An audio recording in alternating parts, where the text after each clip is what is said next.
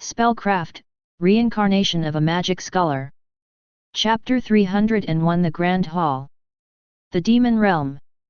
A place only habitable by the denizens of chaos and darkness. The patch of land where they currently dwelled was once a prosperous nation in the northern continent. However, it had become a haven for the malevolent creatures of evil. Miasma wafted through the distorted air, and an atmosphere of tension covered the land. Why? Because the Demon King had been succeeded by his son, Prince Correction, King Abel Lion. And, not long after, he declared war on the other races of the world. Demons were long-lived, so many of them knew the horrors of battle. They had witnessed the events of the previous war, and many of them, while they resented the other races, did not want to go through something like that again. But, as was the law of the demon society, only the strong could determine the outcome of anything, even their very lives. And the strong in the demon realm were the 6 demon lords, and the demon king who presided over them. Over the past few years, the demon lords had been replaced bested in combat by those of the younger generation. Before anyone knew it, or could piece the puzzle together, all 6 leaders were now completely different from the ones that were known for centuries.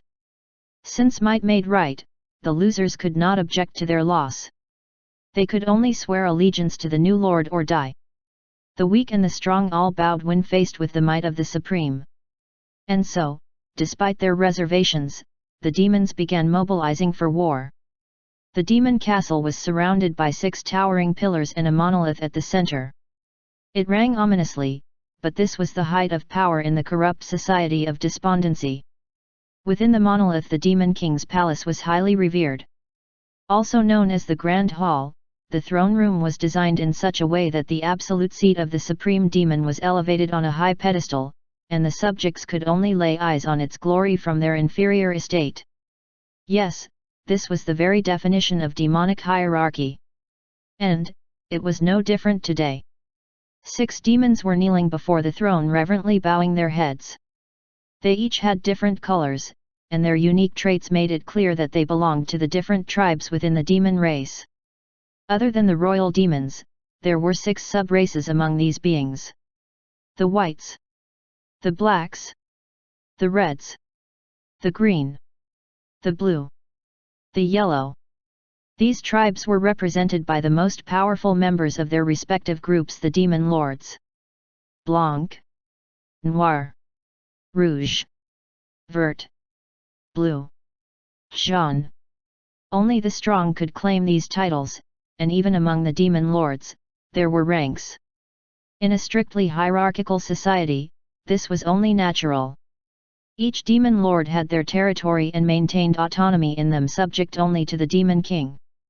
Of course, higher-ranked demon lords could utilize their superiority to influence the weaker ones, but, ultimately, the demon king was the supreme being they all bowed to without question. It wasn't simply because of the title. No, it was due to the fact that royal demons were on another level entirely.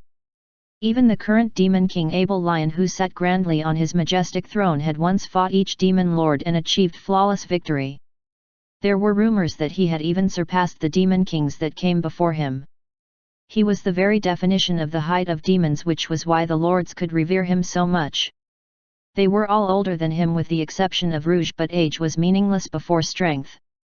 Just as how they were able to defeat their predecessors and usurped their positions despite the age gap, the Demon King did not need such a petty factor to easily beat any opposition.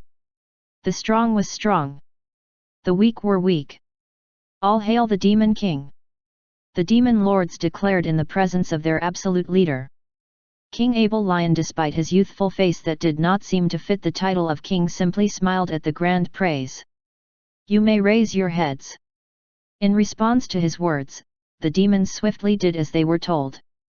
It wasn't that they were impatient or found the act of bowing to be annoying. It was the exact opposite, actually. A delay in obeying the words of their superior was unacceptable. That was why they acted so quickly. This was yet another display of their loyalty. You have done well to gather before me today, Abel Lion began, placing both elbows on the armrest of the throne while interlocking his fingers and resting his chin on them. Silence! They dared not speak unless granted permission to do so. As you are well aware, we've launched our first strike at the eastern and western continents simultaneously. By attacking the two continents at the borders that directly connected them to each other, it prevented any hope of an immediate alliance. At least, that was the primary goal. The southern continent is currently beyond our means, and spreading our military forces too thin will be detrimental in the battle to come. Abel Lion continued. Of course, everyone understood this well, perhaps for a single exception. Maybe the king was stating the obvious, especially because of this individual in their midst. The south houses the Theranthropes and dwarves. They are the most formidable among our enemies, especially the former. Each race had its specialty, and it was known to everyone in the room who had the greatest combat ability and skill. If they were closer, perhaps dealing with them first would have been the wisest choice, but the geographical position of the southern continent made it mandatory that the west and east had to be conquered first. Taking on three of them at once would be difficult, but by focusing their forces on both the east and west, they could secure victory. After absorbing those two, they would gain greater leverage and then launch a three-pronged offensive on the south. Of course, only one problem existed in this plan. The eastern and western kingdoms may decide to seek aid from the south. The human kingdom was closer to the beast folk society, while the western continent, which consisted of both fairies and elves, were closer to the dwarves. This was only a geographical statement, not based on relations. After all, neither of the respective races had much dealings with one another outside their continent. Ultimately, they shall fail in their endeavors, and victory will be ours. Chapter 302. The meeting within the Grand Hall lasted for some time. In that period, no subordinate moved a muscle unless they were told to. This was not seen as a punishment, but a sign of fervent devotion. The Demon King delegated roles to his generals, the Demon Lords, based on their specialty. Zenkiel, you will be the commander-in-chief on the front lines. Any objections? The one addressed, Zenkiel of Vert, bowed even deeper than before. None, my king. He looked like the oldest among the demons, having green scales across his body, though he had a noble's outfit. His body was akin to a dragon, with his horns and the bright green eyes that glimmered in satisfaction. His long tail wagged, though he tried to place it under control. Zenkiel belonged to the greens among the demon race. They took on animalistic features, having enough power to rival even the strongest of beast folk. However, this wasn't the only reason behind his elevated status. Intelligence. In terms of craftiness, Blanc probably had him beat, but no one could manage military affairs as well as he could. After all, his predecessor was the previous commander-in-chief in the last war. By learning at his previous superior's feet, he was able to gain a vast amount of knowledge in military affairs. Zenkiel's heart raced the moment the role was given to him. Joy coursed through his veins as he swore not to let his king down. Lydia, you will be in charge of espionage. I believe nothing more needs to be said on that front. Lydia of Blanc, a being who appeared like a naked mound of the female body, bowed deeply. Her body was plain and white, having no hair, nose, mouth, etc. Not even eyes could be seen. It was just a plain white being with lumps on her chest and a well-curved shape that indicated she was female. You are right, my king, she said in a reverent tone. How she was able to speak or hear was known to everyone present in the room. As an heteromorphic demon belonging to the tribe of whites, a group of shapeshifters, she was designed that way from birth. No, her endowed figure was special among her other brethren. The more powerful members of the whites were, the greater the details they had in their base form. For her to have attained this level of detail, she indeed deserved the title of Demon Lord. Circe and Lubick, you'll handle our main forces. These two, Circe of John and Lubick of Blue, were beings who looked like opposites. For Circe, she was the very definition of a giant. Having a height of at least 12 feet, she looked more like a monster than an actually intelligent being. She had 4 arms, wings, 5 horns, 4 eyes, and her wild fur was colored yellow with black stripes. In contrast, Lubick looked like a typical human. If not for his blue complexion and the single horn on his forehead, he would be indistinguishable from a normal person. He had a nice mustache, and yeah, a tail dangled behind him. His outfit looked the most gentlemanly among the bunch. Thanks to his similar appearance to humans, it was easy to assume he would be the weakest. However, making that assumption would be a fatal error. While Sir C belonged to the grotesque tribe of the demons, Lubick's tribe specialized in the use of magic. They were all extremely formidable. "Your wish is our command, Great Demon King." Bone-chilling reverence filled the atmosphere as both generals shouted with all their might. "Kiran, you will handle the management of the demon beasts. I can leave that in your care, no?" Kiran of Noir was a shadow demon, the newest member of the Demon Lords. He had achieved this rank after betraying and defeating his mentor. He didn't regret his actions though. He had always desired power, and his new master offered him just that. Instead of staying in Khan's shadow, being a member of the highest cadre of demons was a great start for now. After all, within the heart of this wicked creature dwelled an insatiable ambition. "Yes, my king. I will work hard to meet up to your expectations." Now, there was only one demon lord that hadn't been assigned yet. What role would befit someone like him? "Desgarion. You are going to be on standby. You will be our trump card, the secret weapon and hidden hand of our army. Can you do that?" There was a moment of silence, uncomfortable silence. All attention was shifted to the demon who knelt at the center of the row. Desgarion of Rouge, a crimson demon. Of all the 6 tribes, they were known as the most violent. Having volatile tendencies and the insatiable urge for battle, they were the most dissatisfied with the peace that had befallen the world.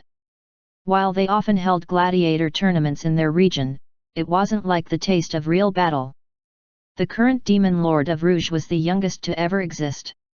He was also the youngest among those who were gathered before Abel Lion. However, that wasn't the most surprising thing about him. He had been a Demon Lord longer than everyone else who knelt. Even before Abel Lion began his subtle takeover, Desgarion unseated the previous Demon Lord in a battle to the death and achieved flawless victory. According to the Crimson One, his predecessor had requested it. Normally, this would have been a great portfolio. Since he had more experience than everyone else, and was probably the strongest, he should have been placed in a more strategic role of responsibility. But Desgarion was too unstable. The stronger a crimson demon was, the harder it was to control their impulses. For someone of Desgarion's age and power, it applied greatly to him. Once he had a taste of battle, he found it difficult if not impossible to stop. In essence, this demon lord had no self-control. In a pure battle, this could have been considered a great virtue. However, in a war where strategy was necessary, unbridled violence would bring a disadvantage to the demon race. Upon hearing Abelion's judgment, the fact that he had been placed on reserve and not on the front line, everyone knew that Desgarion was dissatisfied. However, the unbendable laws of demon society were enough to restrict the impulsive demon. "I understand. After all, the only one Desgarion had ever lost to was Abel Lion himself. My king." Chapter 303. After a few more issues to attend to, the meeting was adjourned and the demon lords were released to begin dispensing their duties. They, with the exception of Desgarion, would all be extremely busy from this point onwards. They bowed and left the grand hall in silence, refusing to defile such a sacred space with so much as a squeak. However, once they exited the hall and were now a good distance from the entrance, the silence was instantly broken. "Haa! His Majesty is as sublime as always." The first to speak was as usual Lydia. Despite her horrifyingly blank and bland face, the bubbly tone she used to speak displayed lots of emotion. "Indeed. He is the epitome of greatness." Lubick spoke next. His blue-like face was displaying a satisfied smile as he twisted his mustache. "I shall not fail to meet up to his expectations of me. Of course, the only one who could sound so serious despite the very casual mood was none other than their commander-in-chief. "Hey, Zenkiel, do you always sound that way?" "What way?" Every statement he made contained a great degree of stress and earnestness. "Pfft! Kikik! Ha ha ha!" This made many of the demon lords laugh at his expense. And the best part was that he had no idea what he did that was so funny. "You're always so nice to talk to, man." Lubik chuckled, tapping the broad and tensed shoulder of his comrade. Zenkiel, who didn't know any better, felt good about the compliment and flashed an earnest smile.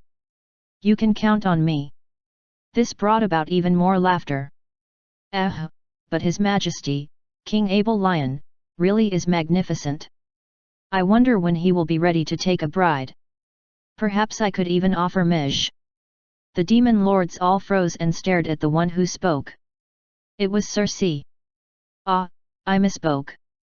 I was being too impatient.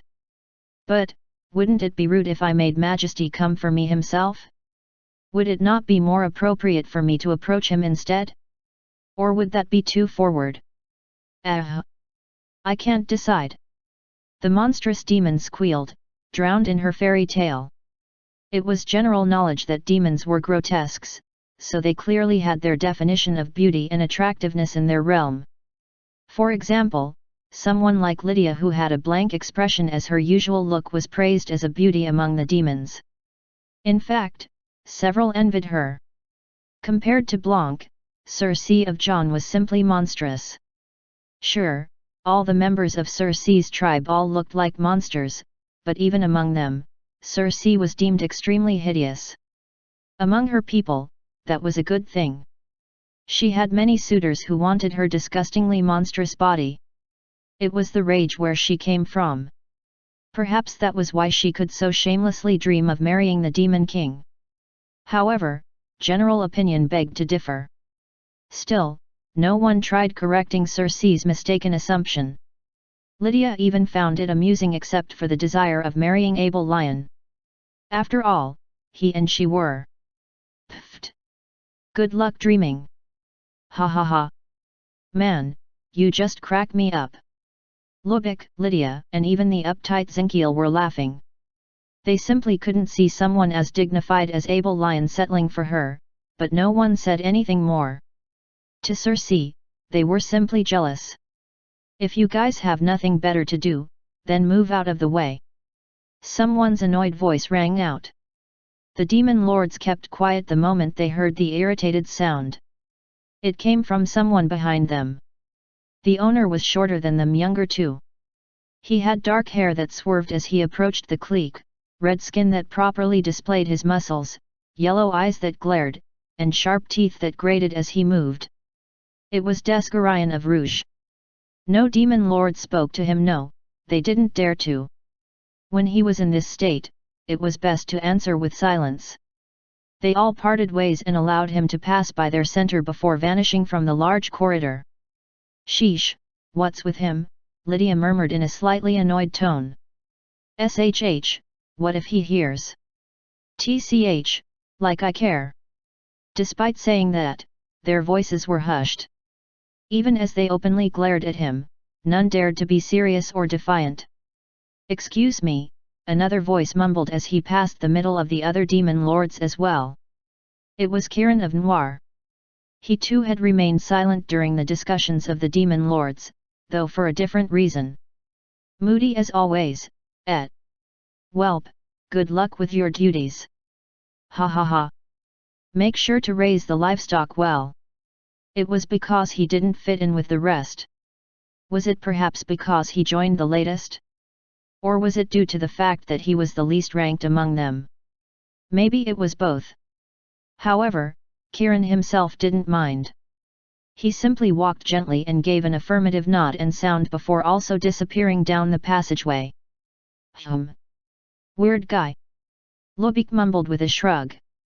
You'd think he was the strongest with the way he always acts so high and mighty. Humph. What a jerk. It wasn't a secret that the whites and blacks had never really gotten along.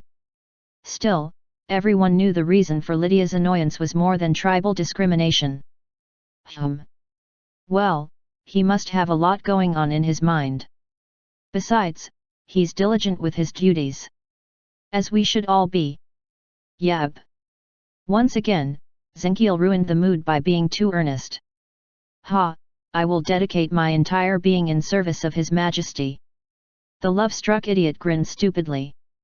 As they kept conversing while walking down the hallway, one would never guess that these were ruthless beings who were heading out for war. They would trample upon their enemies and wreak untold tragedies without batting an eye. Such was the extent of their loyalty. It was all for the demon race, all for the demon king. It seems they're very motivated. A voice appeared, and a man surfaced out of nowhere. Is that not a good thing? So, how did the first strike go? This was the Grand Hall, and Demon King Abel Lion was speaking with his friend, Legris Damien. According to our sources, the elves are struggling with the surprise assault. They've managed to contain the threat, for now. But Abelian's grin widened once he heard the good news. He was expecting even more concerning the other front. As for the humans, the horde was stopped, no, completely obliterated. This wasn't what Abel Lion was expecting to hear. What? Chapter 304. What? Surprised didn't begin to express the emotion welling up within the young Demon King that much so that he lost his composure. How valid is your information? He asked, looking in Legris' direction with a tight scowl. The human he spoke to shrugged casually. So, you're keener on believing what happened to the elves than the situation with the humans? That sounds like bias, doesn't it? True, Abel Lion was acting immature at the moment, refusing to believe one side of the information he was given. However, in the Demon King's defense. But, that's absurd. It hasn't even been a whole day yet since they would have had contact with the humans. Well, I have merely told you the facts. What you choose to do with the information I provide is entirely up to you. After all, this isn't our war. Legris Damien was simply implying that it was the demon race who was engaged in warfare. His organization was simply aiding based on their relationship as partners. According to their deal, they would procure information for the demons. In exchange, the demons had to fulfill their end of the deal. This had always been the nature of their relationship, nothing more, nothing less. Who was it that did it?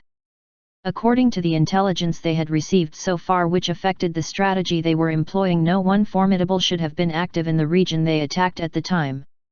The top guns, who were identified as Grand Mages, could most likely pull off killing so many demon beasts within such a limited span of time, but they were nowhere near the scene of the crime. There's also no way information would have gotten to them on time. So, how? Who could it have? I do not know. Legris Damien's answer was flat and a bit sharp. Abel Lion was surprised to hear these words come out of his friend. In the entire time they spent as partners, there had never been a time when Legris Damien uttered those words. Other than his organization's information network, he too employed agents and was a man of means. If he didn't know something like this, then the culprit disguised himself. They probably don't want to be identified. Once Abel Lion heard this, he became even more conflicted. Am a new player? Or was it someone in the kingdom we didn't account for? There were 3 Grand Mages in the Eastern, and they were supposedly the most powerful humans around. There was also a wild card called Naren Khalid, but other than him, were there really other threats? I see, Abel Lion could only respond. The first phase of their plan had already gone awry, which meant there was a risk of the follow-up operation failing. If that happened, then... No. I'm just overthinking things. Even if the humans are saved, the elves are still in trouble. They would be trying their best to recover and regroup to fight his people. There was no way they would concentrate their focus on the continent miles away from their patch of land. It seems you've already decided a way forward, Legris smiled upon seeing a glow in the eyes of the seated one. Somewhat. I would like more information on the border that got saved during the attack. Can you procure them for me? Constant surveillance would be much appreciated, and I'm afraid I cannot do that. Legris interrupted Abelion's request. Once again, the Demon King was stunned beyond words. Why? I don't know how, but our information network has been tampered with in that region. Abelion's eyes bulged wide. Legris' organization utilized clairvoyance to view any part of the world. Nowhere as long as it was known to them was hidden. How, then, was an open coastal region difficult to monitor? Is that even possible? Is he trying to play me? I'm being serious here. As much as we'd like to help you, our clairvoyance is being blocked by some sort of magic jamming barrier around the territory. I assume this is also the work of the mysterious mage that wiped out the horde of demon beasts. Abel Lion clicked his tongue once he heard this. What of your personal connections? You have agents stationed throughout the kingdom, right? Unfortunately, the ones stationed at that region have also been compromised. It was just from one bad news to another. Abel Lion sighed in exasperation as Legris' words sank in. Just who was this mysterious mage? Ever since he appeared, things that had been carefully planned were now going awry. Who the heck was he and why did he just surface now? TCH. I see, was all the Grand King could utter, though. My apologies for not being of any further use. Are you sure this won't affect future plans, though? The Demon King shook his head while still sighing. No. They were merely disposable pawns, after all. Their purpose was simply to test the waters and also block the two continents from any further alliance. The annoying interference was unexpected, but not really fatal. It only meant that Abel Lion and his forces had to take more caution in dealing with the Eastern Kingdom. In that case, it's fine. One final thing, how is the arcana we lent to you? Are you putting it to good use?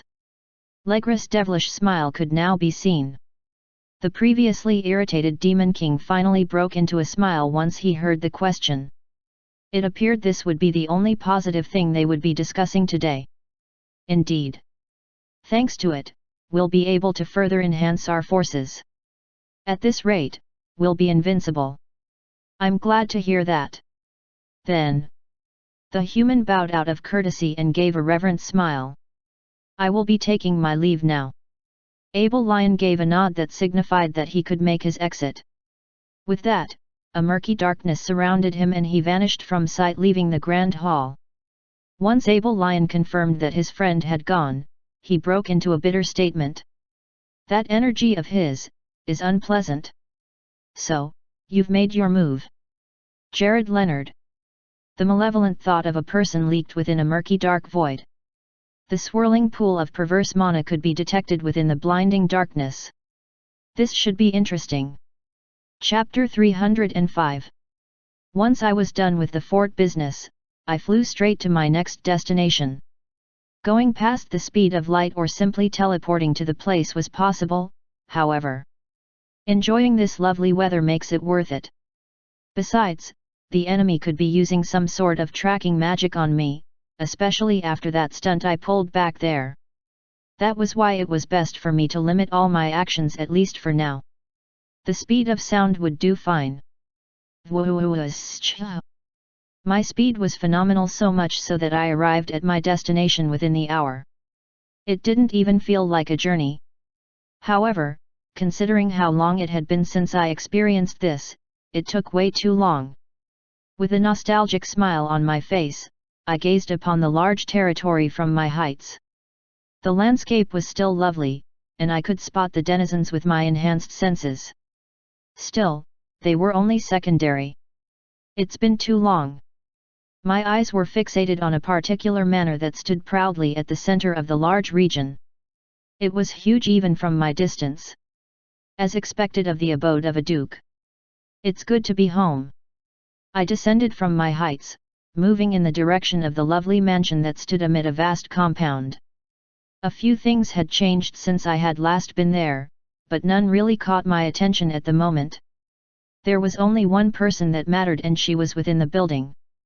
As soon as I reached a certain distance from the house, I felt some sort of distortion. Of course, it didn't affect me, but I knew what it was. A sensory barrier. Looks like it's still working. I wasn't going to leave my family unprotected for a whole 3 years, now would I? Once Naren told me the trick behind how he was able to come to my aid after I destroyed the barrier around the lecturer's hall. It was much easier to create my own version. Fwoosh. I ignored the distortion and swiftly secured my landing upon the lush plains of my family's garden. It was as lovely as ever. Ha, even the air is nice. Perhaps it was just nostalgia that made me have such sentiment. My gaze settled on the large door leading to the mansion, but before I could take a single step forward. Halt! I was surrounded. Perfect. Looks like security is good too. Novel guards who were armed with magic armor and weapons made a barricade instantly shielding the mansion's door in a jiffy.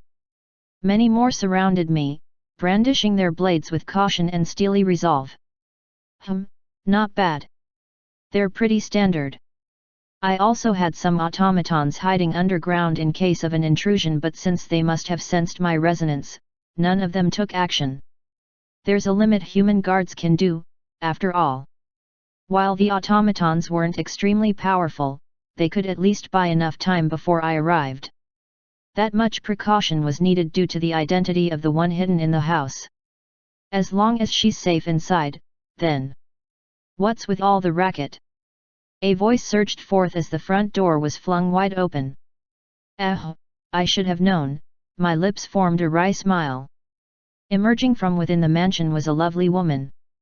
Her blonde hair was swayed back and forth by the rushing wind, and her eyes swallowed me whole.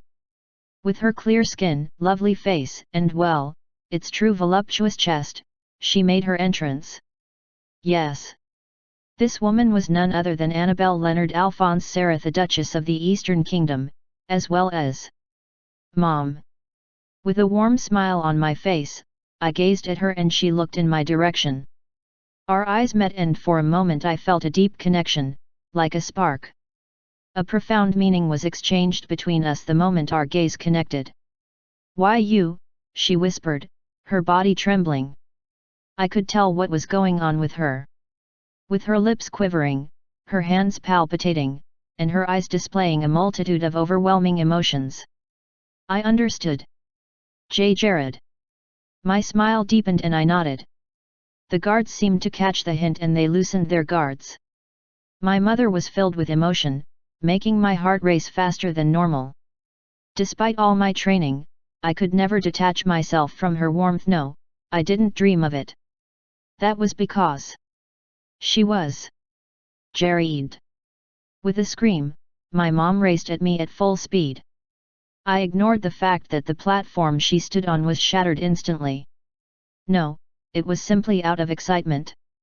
I also ignored the fact that she charged at me with unordinary speed. No, it was because she missed me so much. I understood perfectly. It was the same for me. Never mind the fact that mana was beginning to appear on her body, or the fact that my instincts were already telling me to flee. No, I stood my ground while staring passionately at the woman who birthed me. The woman who imparted in me her mana-compatible genes unlike my useless father. Yes, she was most certainly Jared. In a flash, my one and only mother reached my location. She swiftly drew close to me, sweeping me up with her lovely scent and the warmth of her breath. I felt her arms wrap around me in a tight embrace. It was a bit tighter than I expected, but it simply showed how much she missed me. I nearly leaked out a drop of tear, touched by her affection. Mom.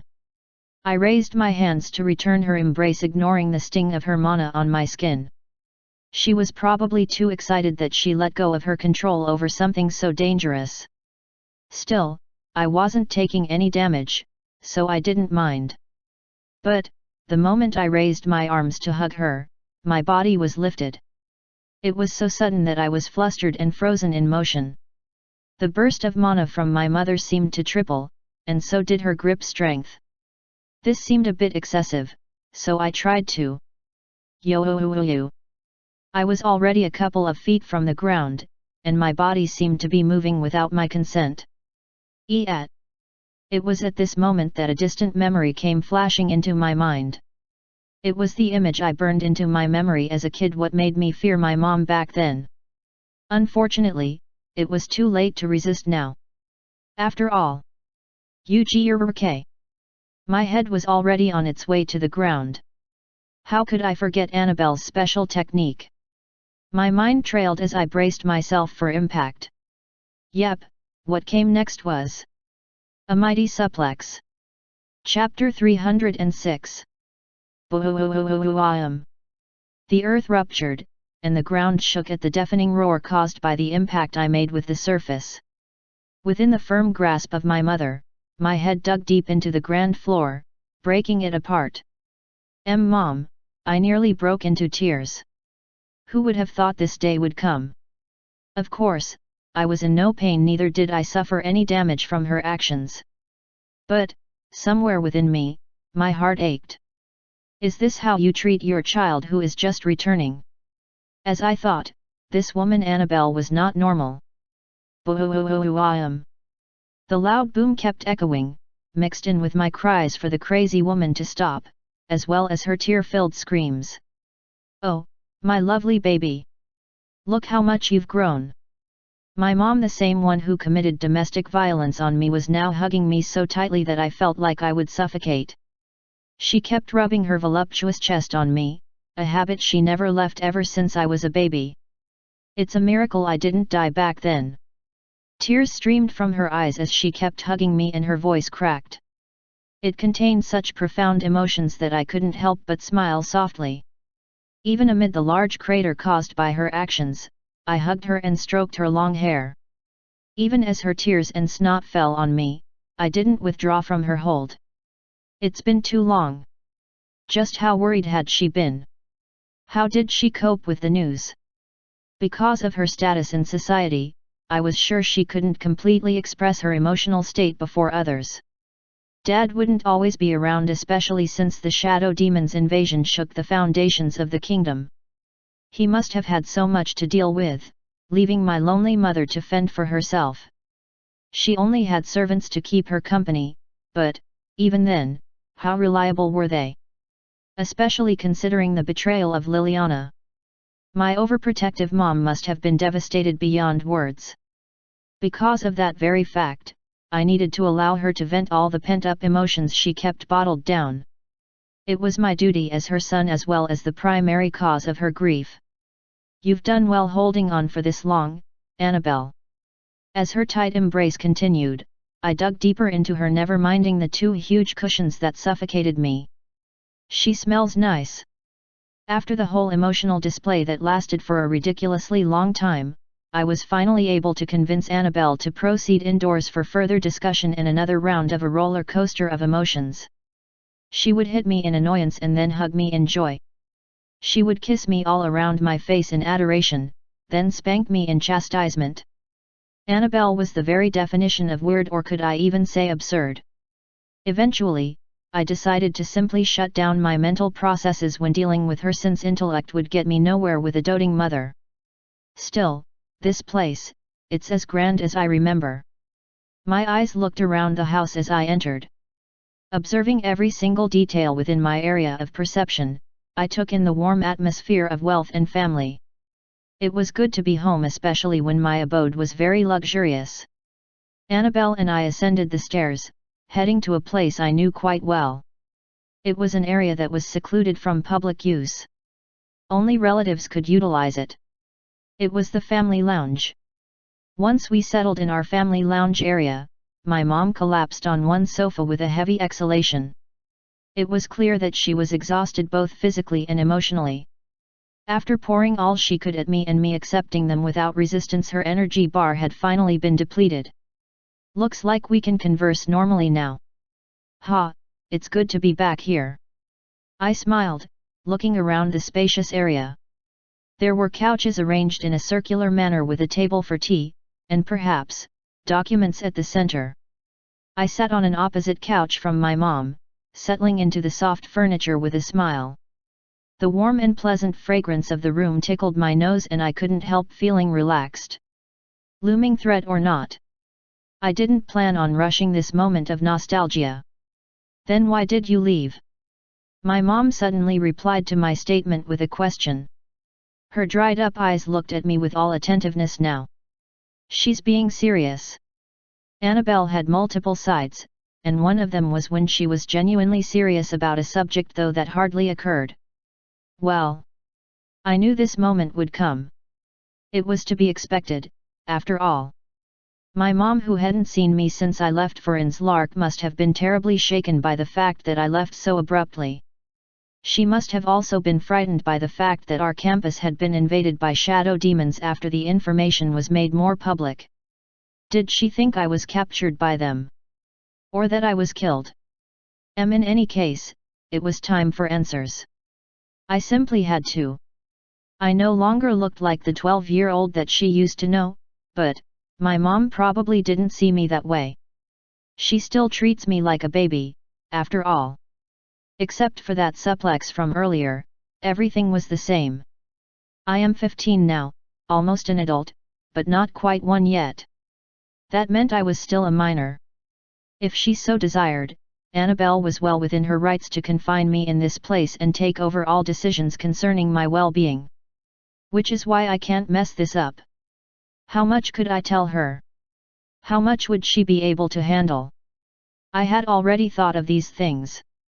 I couldn't trust Inslark, so I left. You must have heard of the demon invasion on our academy. Annabelle nodded. I heard about your efforts and exploits in that place.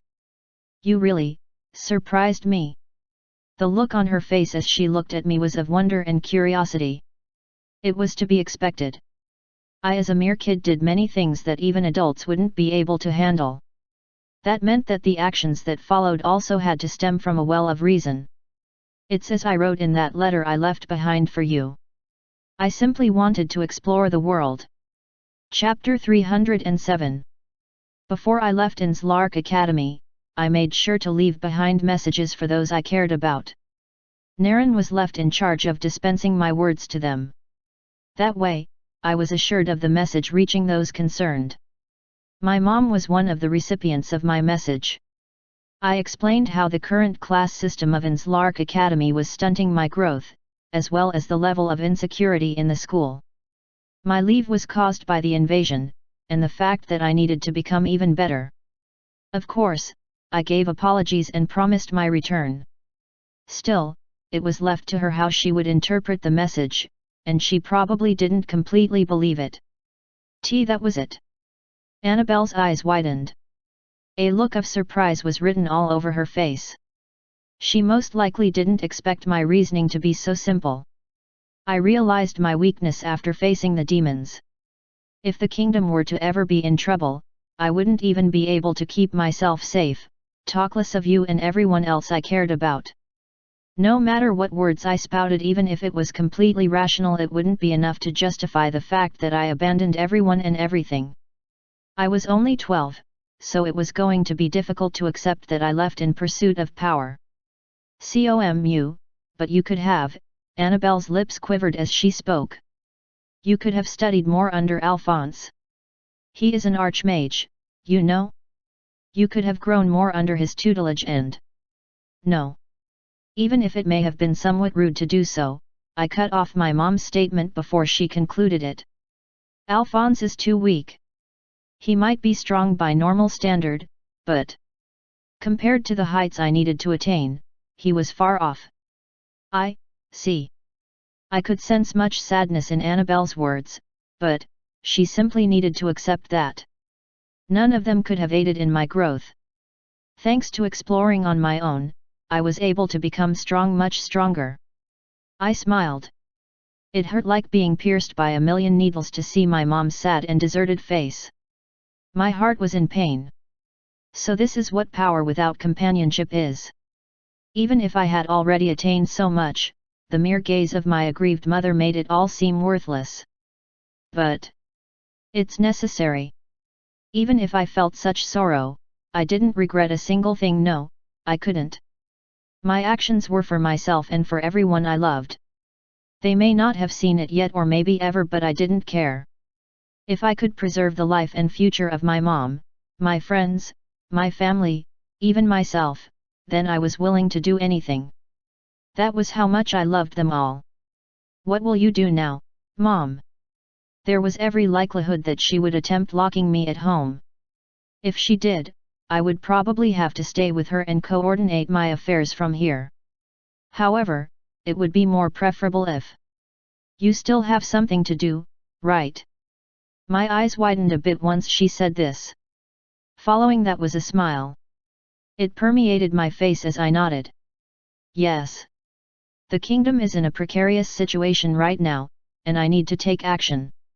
I figured. Annabelle gave a sad smile and nodded. No. No, please. Do what you will. No. I can't, not without. You probably don't need me for anything No. My voice was louder than I intended, but that simply showed the intensity of my emotion. I need you. It was the truth.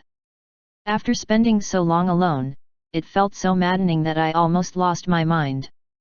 I only had a grasp of my sanity thanks to the people I had waiting for me. How painful it was, the overbearing loneliness. Come to the capital, Mom. Annabelle's face lit up a bit, showing shock and confusion. The capital, why? I'll be going there to take care of business. It would be nice, reassuring if you were there waiting for me. Waiting? Where are you going first? In's Lark Academy. I need to do something there first. There's also someone I need to meet first. Ah, I see, my mom gave a wry smile, as well as an expression I couldn't really decipher. You know, it's really weird how much you've changed. Her tone contained a hint of something that warmed my heart.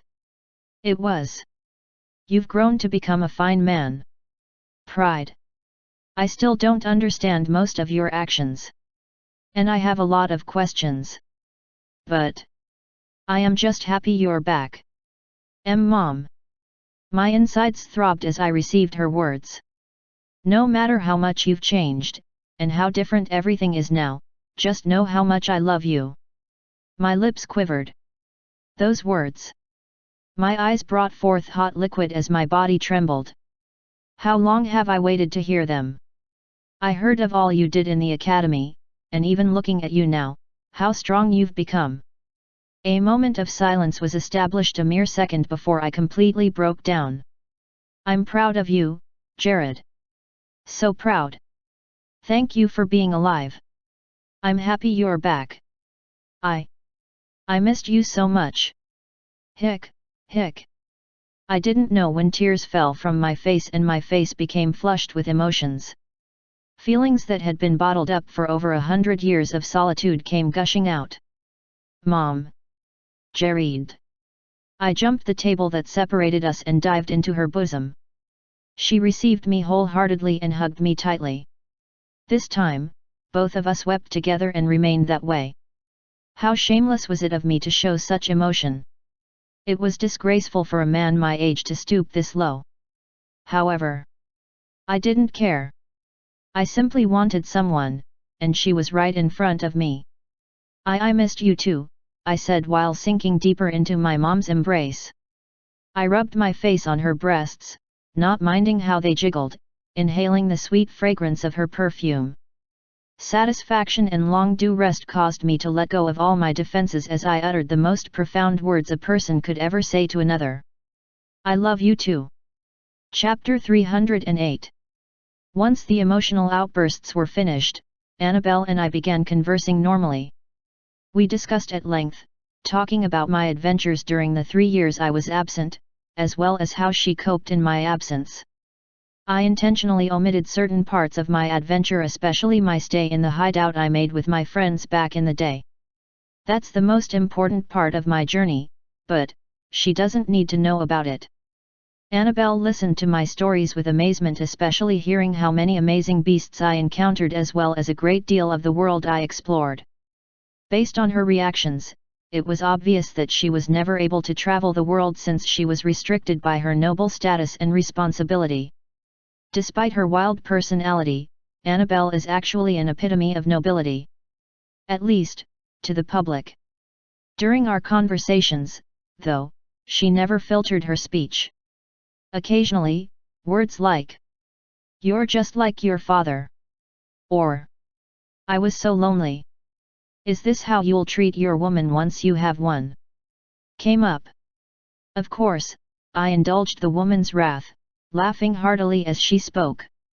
This helped ease the atmosphere, and so, it didn't take us very long to return to our usual flow. Father spent more time in the capital as a result of his serious duties to the kingdom. There were only 4 dukes, after all. That made his role indispensable. Plus, it seemed my intervention in Inslark Academy raised his reputation by a lot, advancing our Leonard household status even further.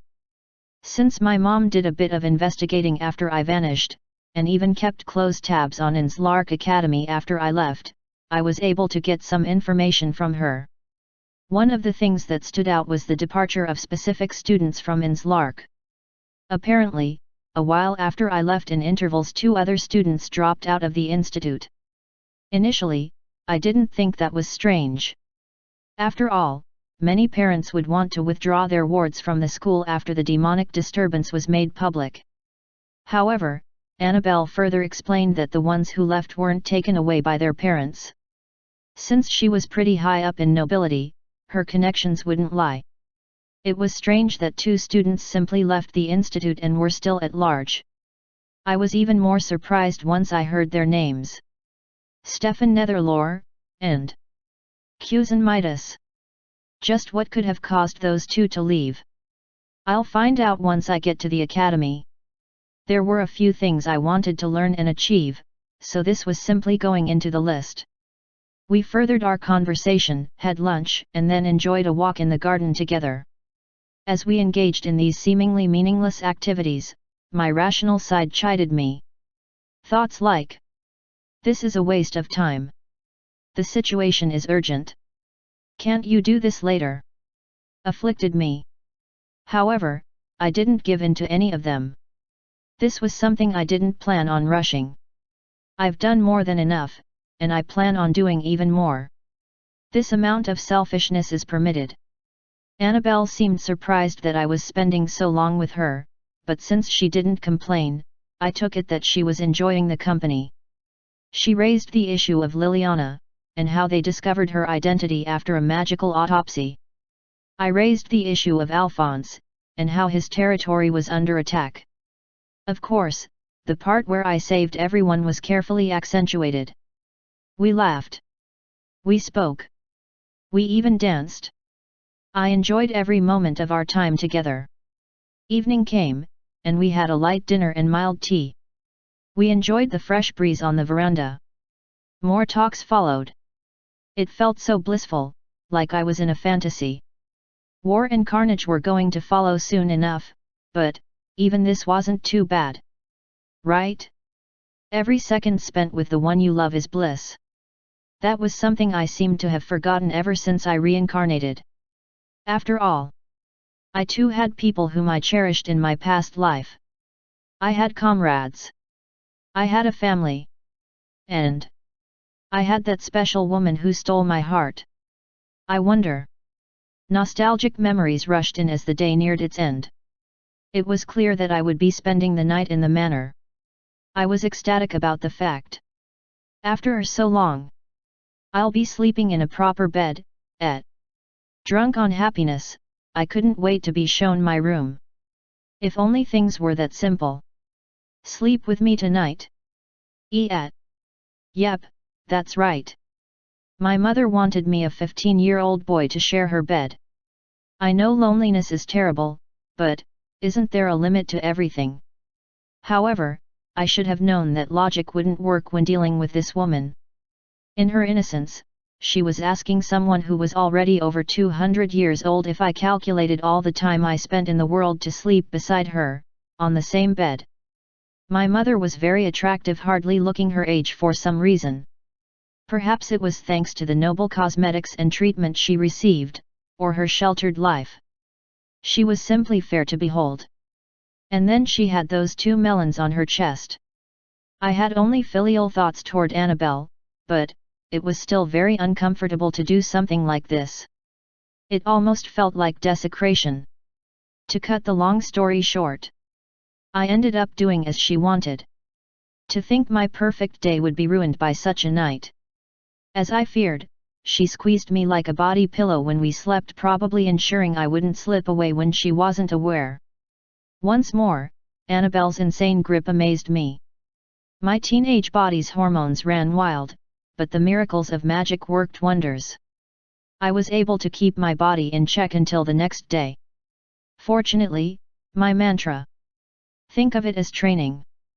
Think of it as training. Think of it as training. Think of it as training," didn't fail me. "I guess I'll see you at the Capitol," my mom mumbled as she pouted. "Why yet?" I gave an awkward smile. We were both standing in the courtyard of the manor.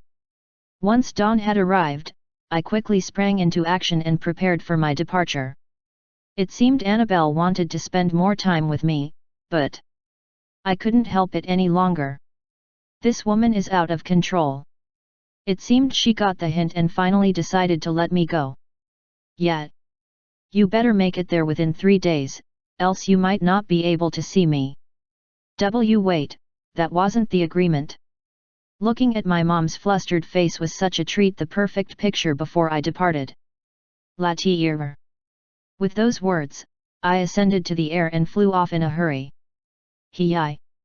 Laughing amusedly and wholeheartedly, I watched her figure and the entire manor shrink in size. The wind brushed my whole body as I moved in the direction I wanted, building up mana to increase my speed. Alright, then, let's get back to business. I vanished into the sky. Chapter 310. The cool breeze hit my face as I flew with deafening speed. My body was augmented to handle the strain, and my attire had been enchanted with the best of materials and magic formula, so nothing I had on was reducing in durability. It normally took about 5 to 7 days to get to Enslark Academy from my household's manor, however, it didn't even take an hour for me to see the Academy city from my heights. Oh! It has changed quite a bit. For one, I saw heightened security stationed to encircle the territory. This didn't come as a surprise to me since I noticed the same thing happening in every territory I hovered above before getting here. It had to be as a result of the looming demonic threat. Since Enslark was one of the 3 major areas of the kingdom which even the nobles revered, the level of security I encountered was warranted. Still, if I use conventional means to enter the city, it'll take too long. Why hadn't I simply requested a letter of introduction from my mother? If I used something like that, my identity would have been certified. Unfortunately, in my rush, I neglected such an essential factor. Well, I needed to get out of there as fast as possible. With that in mind, it was going to be troublesome going through the front gate. I'll just use teleportation, then. With that whisper, I raised my left hand shrouded in a white glove hand, snapped my fingers. Instantly, blue energy shrouded me, and I felt sparks of electrical currents envelop my immediate surrounding. Let's see. I'll go there. My eyes spotted an inconspicuous alley within the city, and I used that as my goal. In an instant, I appeared there. The city was quite lively for a place that was bordered with such thick security.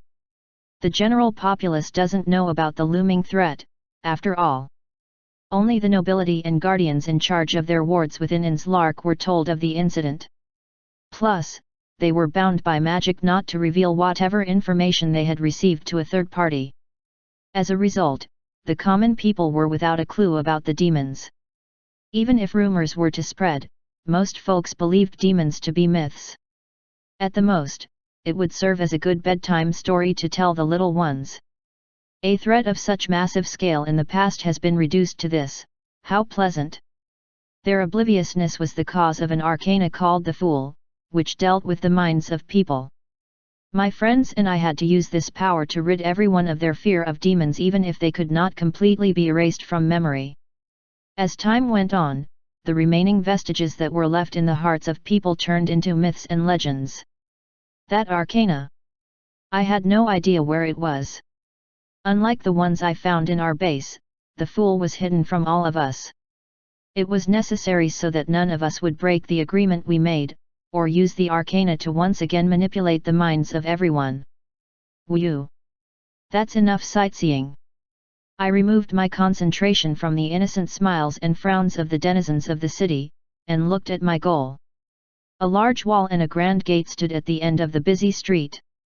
One glance at the luxurious construct even without the aid of my memory told me that it was the entrance to Nslark Academy, at least the preliminary area. Now, then. A smile permeated my face, and I activated the effect of my white coat. In an instant, my body became undetectable. Yes, I had achieved a state akin to invisibility. No, even better. The sounds my feet made as they trod the streets were silenced. My movements made not a single peep, and my stride was smooth. In moments, I passed by the academy's entrance with no resistance. The guards were vigilant, but were no match for me. Even as I passed through the entrance, I felt the presence of a barrier, but the effects of my outfit made it easy to bypass or, rather, simply pass through the defensive layer. In no time at all, I was inside Nslark territory. The defense is better than last time, but when confronting arcanas, or items tailored with them as a base, the academy was practically naked. Given the nature of our enemies, I had to guess that it wouldn't be impossible for them to get rid of the school if they wanted. That is, if they could get rid of one essential factor within it. That's most likely why this place is still standing. Nslark Academy was divided into the outer area, and then the inner grounds. It went without saying that the actual school existed in the inner region, and the only way to get there was through the interspace gateway. The portal, While it was still within this space, the true academy was shrouded in so many barriers that it would prove troublesome to bypass them all. That was why even Legris Damien had to employ the portal to send Khan within the academy. But I don't need to utilize the portal, do I? I clearly remembered the grounds of Nslark Academy, at least the layout and general areas. With that, teleportation would prove to be no problem, but only if I employed the use of an arcana. My normal teleportation magic could still be interfered with, and even detected, if the layers of magic in the surrounding area were dense enough. However, using an arcana which warped the very essence of the world itself, I could easily pull it off without any resistance. Out of the 4 that I have, there was only one fit for the job. The tower. In an instant, a card appeared before me. Of course, it remained undetected in the large compound, and the phenomenal magic it produced remained hidden.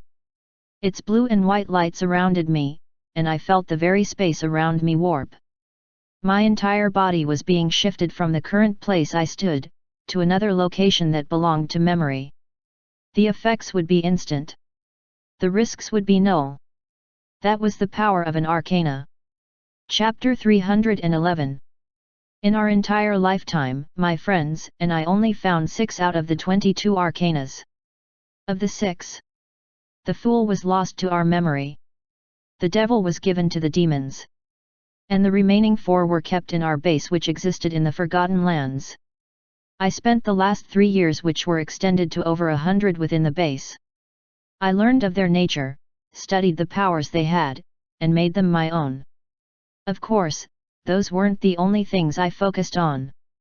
Alchemy, core formation, familiar nurturing, magic expansion, and other phenomenal changes that occurred within those years.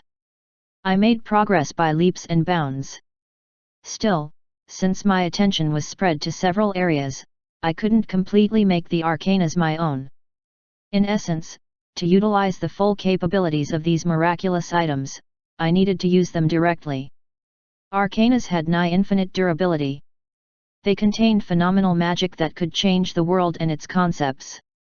They contained a vast stream of energy, and could be simply refilled using the essence of their surrounding, most times, their wielder themselves. The full depth of these items was currently beyond my purview, and so, I had to rely on them on rare occasions. One of those scenarios came up. The tower. Having the ability to warp the very concept of space, the arcana gave me access to any location I wanted to get to so far as I knew its geographical position. Of course, it had several other abilities, but this was plenty enough.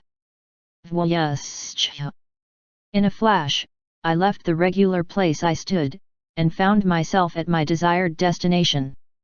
The effects of my coat still made me perfectly undetectable, and the use of the tower gave me a smooth appearance almost as though I had always been there. Finally, I whispered. A smile formed as my lips were curled up. I took in the fresh fragrance of the lush flowers and the serene atmosphere. It had been too long. It's good to be back. The vast landscape of Enslark Academy greeted me with its splendor. The lovely structures, towering buildings, and colorful plants, all welcomed my sight as I witnessed them. I could see students walking along the cleared paths of the academy, most likely heading for class. It's still morning, after all. My smile grew broader as I saw groups of students discussing as they went on to class.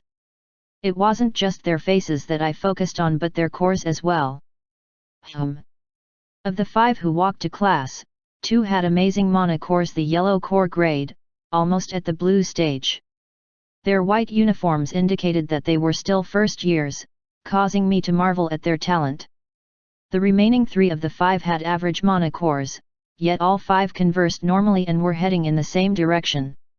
Those 2 would have belonged to the upper class, but since they are all heading toward the same classroom, then Annabelle was right, after all. The class system has been abolished. That brought a smile to my face, allowing me to draw closer to the students. I should ask them. Undoing the unknowable magic function of my coat, I casually approached the 5 of them, making sure I had a genuine smile on my face. Excuse me, students. ARHH. They jointly yelped with the exception of one, who still appeared shaken. He must have good control of his emotions. My voice seemed to have startled them, causing the 5 to sharply turn in my direction with apprehensive expressions. Come in. I tried my best to be natural. They created some distance between me and huddled to form a tight circle. As I awkwardly stood from them, they began speaking in hushed whispers. Who is this guy? We've been training our mana detection ability, how could we not sense him? Is he a powerful senior? No. He's not dressed in the uniform. Then, maybe he's... No. There's no way. He looks too weak and plain. As they kept talking, mixing some clearly offensive words in their statements, I gave a wry smile. I can hear everything, you know. Of course, I wasn't actually offended, but it didn't feel very pleasant for kids to actively ignore me, especially when I approached them for a purpose. Thankfully, before I lost my patience, their circle disbanded and the 5 of them looked at me. Their gazes rang with suspicion and caution.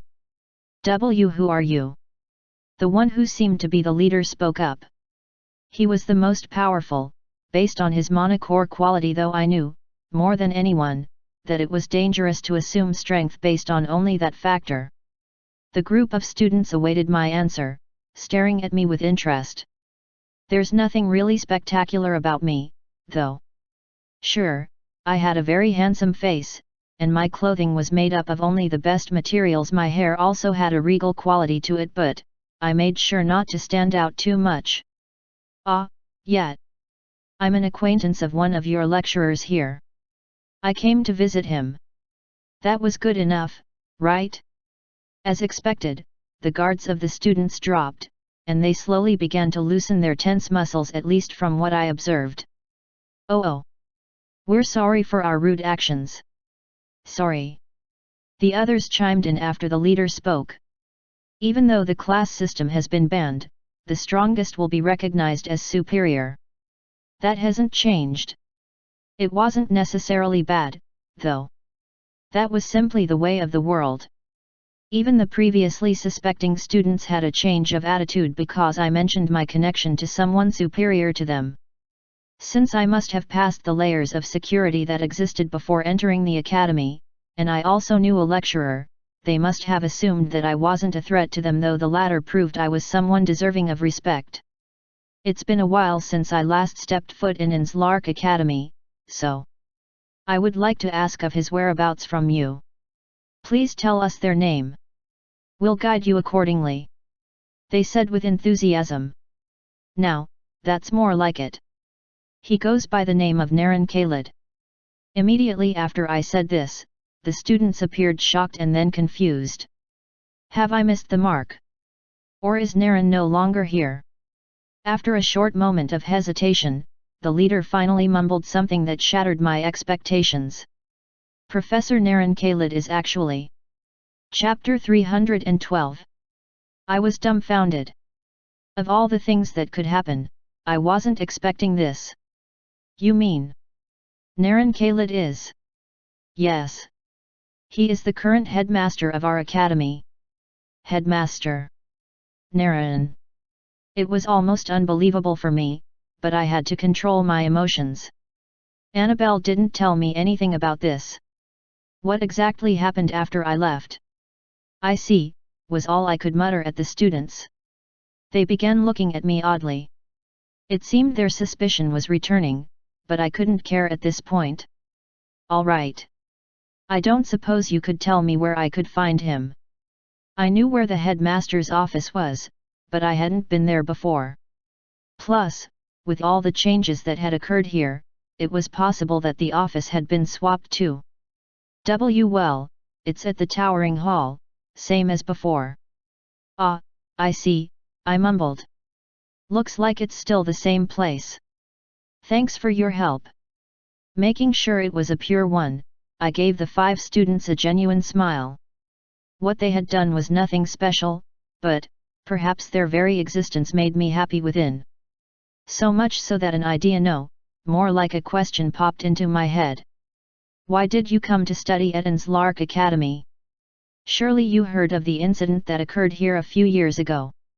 The guardians and students had to have been told of the demonic disturbance as a warning and a form of indoctrination.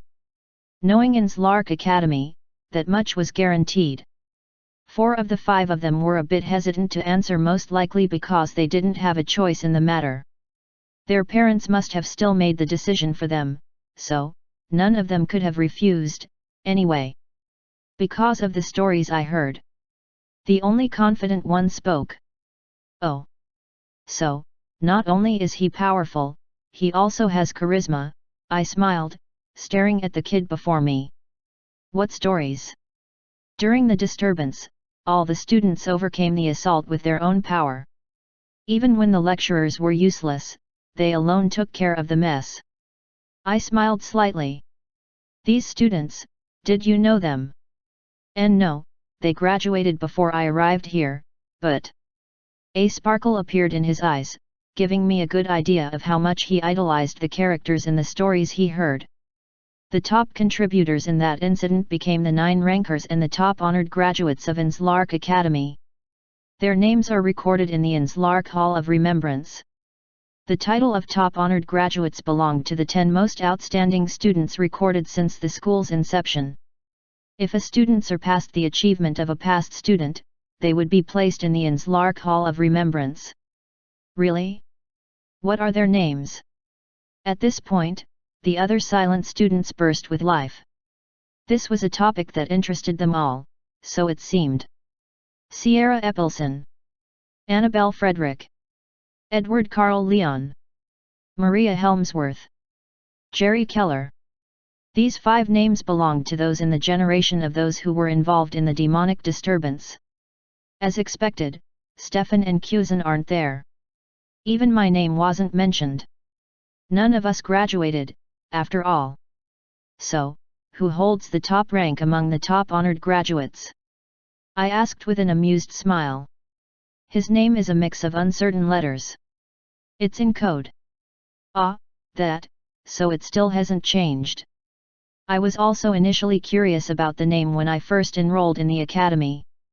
However, I eventually realized it could only have belonged to one person. Naren Khalid himself. What of the second? Ah, that is still Lewis Griffith, the great sage.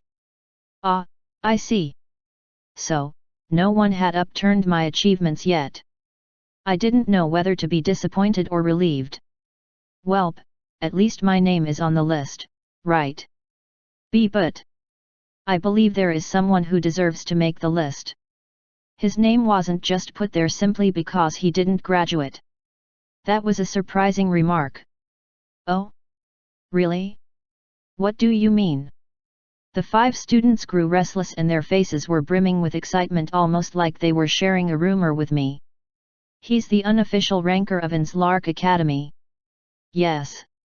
The hero who led the others to victory against the demonic disturbance. A magic user of unparalleled power and wisdom. The academy was too small for him, so he set forth to explore the world. He should be the one taking the top spot among the top honored graduates. The way they introduced this spectacular character almost seemed like a script. Their bodies danced with excitement, and their cheeks blushed fervently. Light of worship glowed in their eyes. His name is... They paused for an effect, and I gave a wry smile. Jared Leonard, the unofficial top ranker. Ah, figures. Why wasn't I surprised? Well, Annabelle had told me about how I was popular among the students of Inslark Academy. To think it was to this degree. Is this a sentiment shared only among the first years? No. I was met with a sharp response from all of them. I heard from the seniors that they knew some of the top honored graduates. And that they would always praise Jared Leonard's efforts. Yet, he is the hero who saved everyone, after all. Miss Alovita even told us in a magic class that Jared Leonard was powerful enough to be a lecturer in his first year. Ah, that woman too. What were those people thinking? A surge of emotion assailed me, and before I could control myself, I found myself bursting out. Pfft! Pyi! Pua ha ha ha ha ha! In an amused eruption of laughter. Once again, the students looked at me oddly. But, at this point, I didn't mind them. Ha ha ha! You guys, thanks for the info. You should get going to class now. I laughed, even more, walking away from the group. Their gazes were still placed on my back, but after a while, they turned and went their way.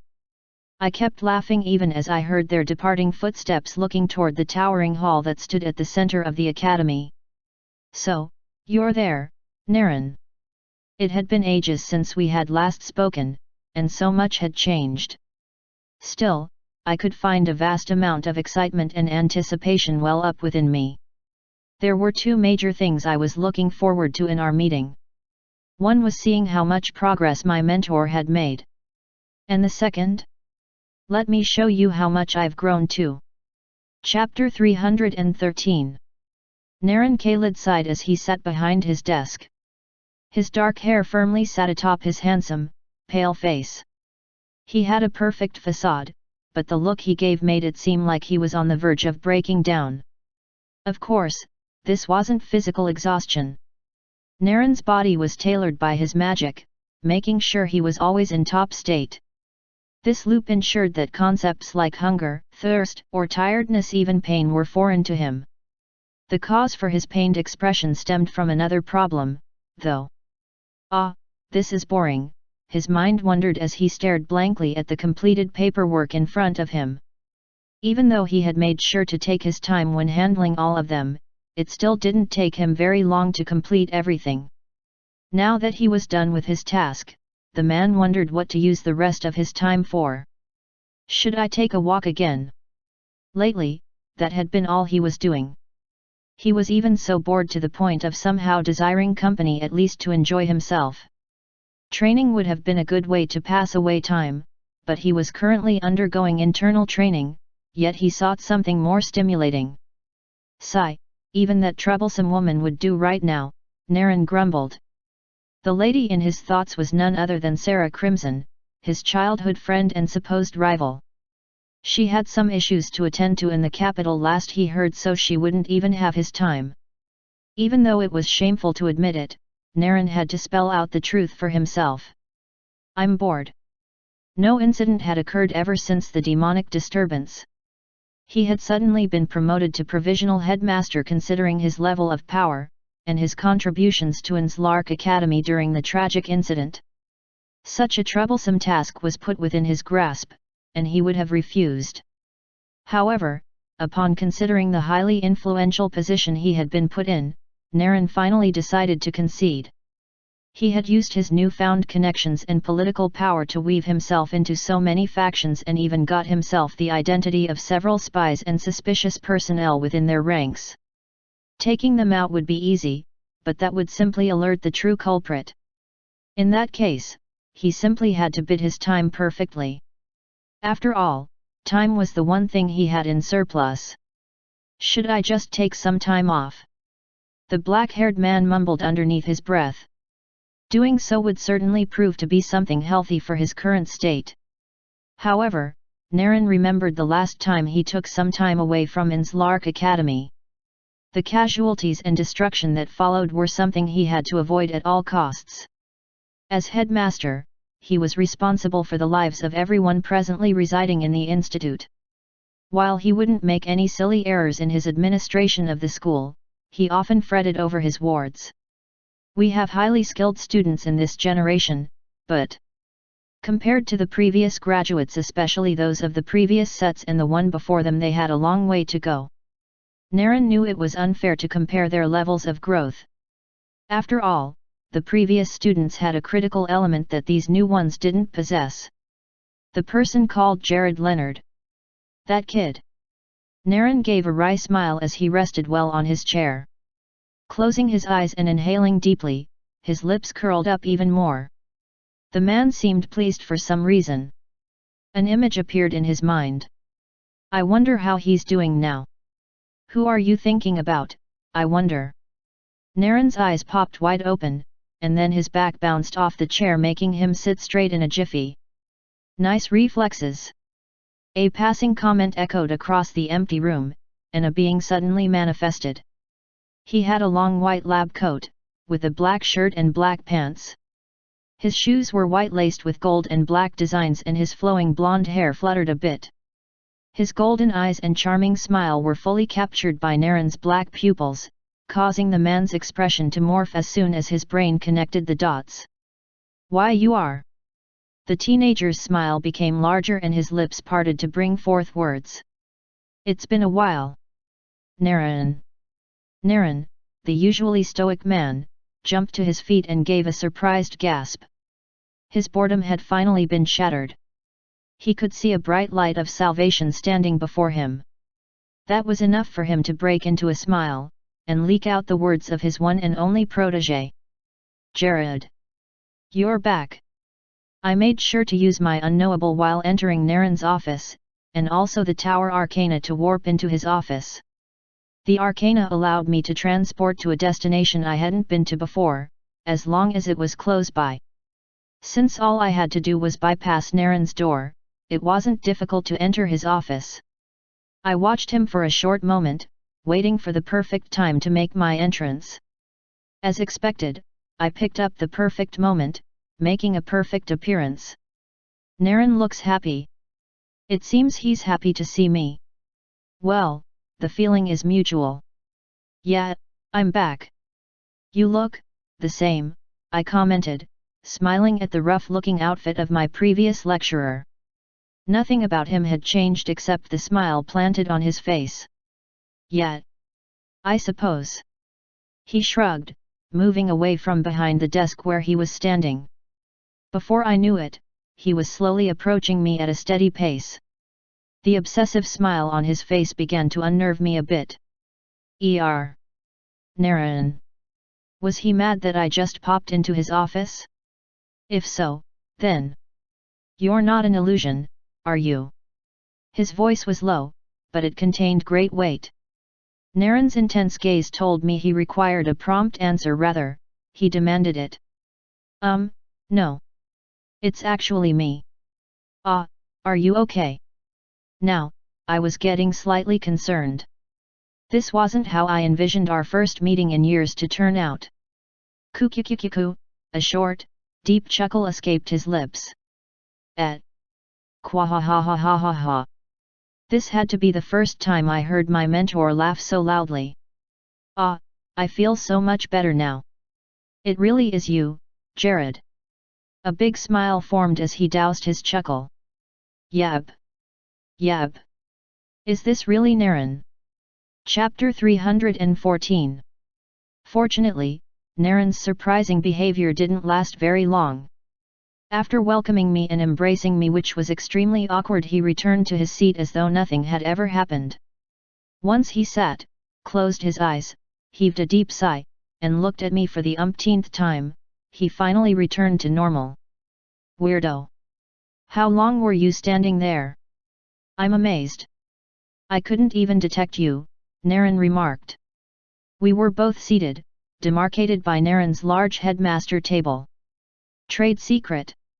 Hee. Besides, it wasn't like you were even trying. I chuckled. Welp, fair point. Knowing his personality, even if I didn't reveal myself, it wasn't like I could harm him. Any amount of carelessness on Naren's part was inconsequential.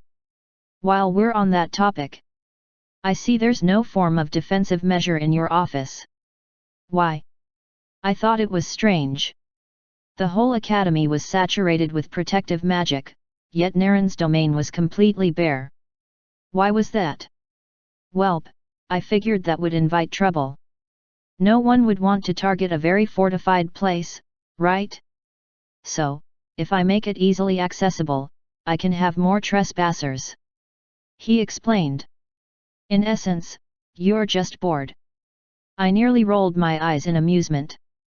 Headmaster, Containing my laughter, I looked around the very spacious office. Several medals and awards littered the place.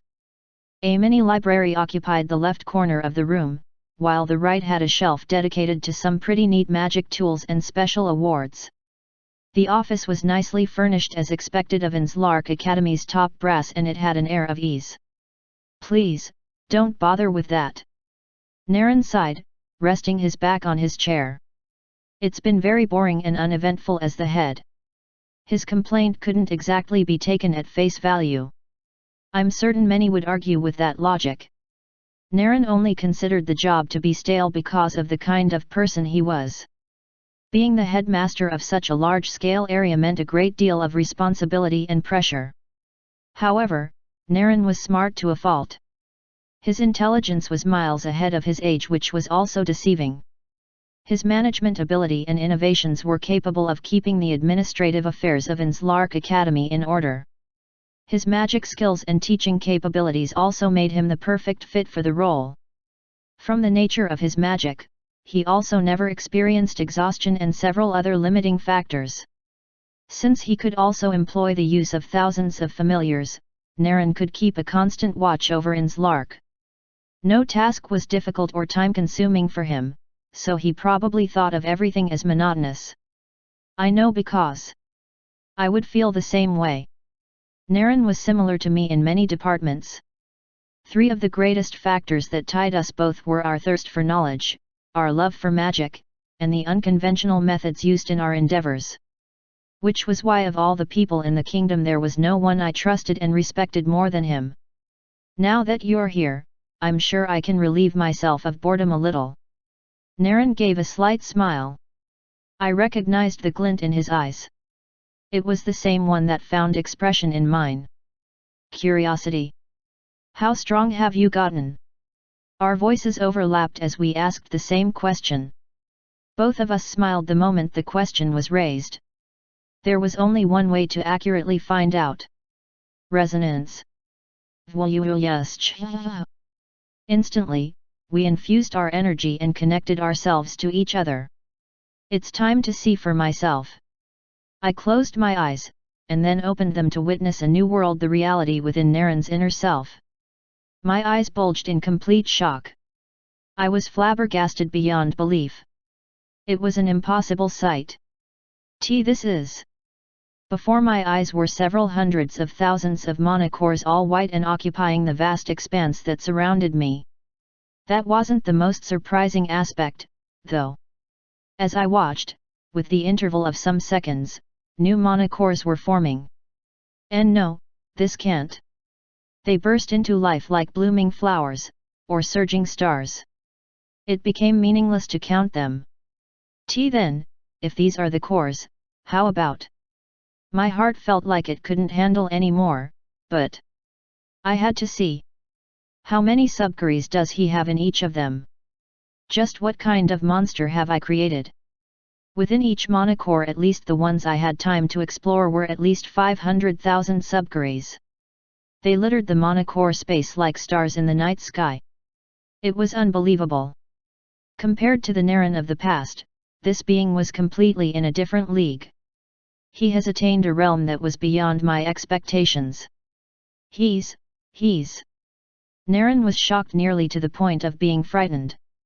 That was the first emotion that found expression within him the moment he laid eyes on Jared's internal space. Impossible. It was something that defied logic. Jared's mana cores, unlike his own, were arranged in constellations. They had patterns, links, and a network that was so organized that it made his own inner domain seem so unkempt. The mana cores were 1,000 in number, however. Naren knew that their quality and efficiency would surpass his own by far. Instead of quantity, Jared went for quality. Every single one of the 1,000 mana cores was white, and Naren had to assume that it was probably the limit of what his body could handle, or at least very close to it. Within each mana core was a number of subcaries that were also arranged in an impeccable fashion. Jared's subcaries were a total of 1,000 as well. 1,000 subcaries within each mana core. The core network was so intricate that Naren knew it must have taken a great deal of time and effort to achieve. It's perfect, flawless. If that was all he had seen, perhaps Naren's heart would have been able to bear it. However, there was one fundamental thing that completely shattered Naren's sense of mana cores and the system in which they operated.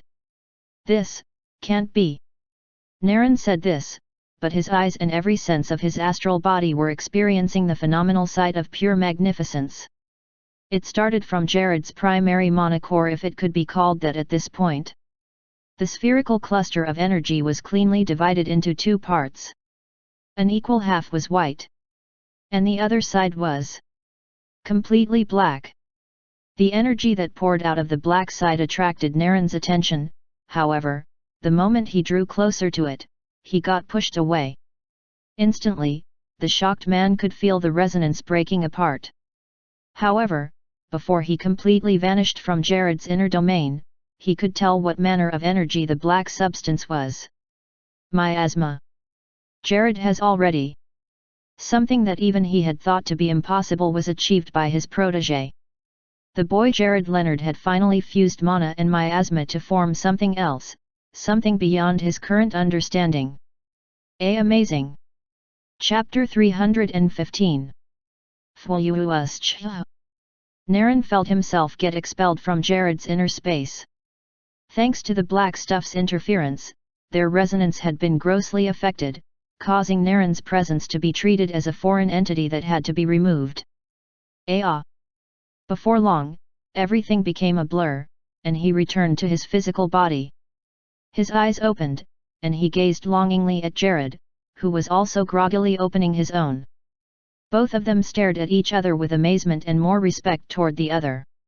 Once again, they were of one heart and soul, minds thinking alike. Opening their energetic mouths, they compressed the emotions and multitude of words into one simple statement. Amazing! I had questions. Of course, I would. Naren had gotten crazily strong in such a short period. How was that possible? Plus, his body was housing way too many mana cores. How did he achieve that? I even had to dedicate 100 years to reach this far. Was this a difference in talent? I was appalled and also very reverent at the achievement of this man. Still, I had to know. My time magic allows me to age my body in real time, or quicken the rate by which I produce mana cores. Since it's an internal process, the process isn't very hard. Plus, I already had an excessive source of mana, so creating more cores wasn't very difficult. That was his answer. As simple as it sounded, it had worked efficiently for Naren, making him unbelievably stronger than the last time we met. I'm honestly grateful to you. I thought I couldn't grow stronger any longer, but now I've far surpassed my past self. Yet, you're a monster among monsters now. What about you, Jared? What was that within you? Did you finally? I smiled upon hearing him bring up the matter. You're talking about my joint core formations, right? He nodded and looked at me with absolute sincerity. I finally found a way to balance the existence of miasma and mana. By transforming half of my primary mana core into a miasma core, I was also able to make more miasma cores, connecting them in a circuit just like I did for my mana cores. Hold on, you have pure miasma cores in you. Yet, you couldn't see them because I limited my resonance with you. If I had used complete resonance, maybe you could have seen them as well. Why didn't you? Because they're formed of miasma. They would interfere with your mana. Since you do not have miasma, you can't resonate with my cores. Naren's eyes widened a bit upon receiving this revelation. Ah! No wonder I was immediately disconnected once I came into contact with the miasma part of your primary mana core, or should I even call it that?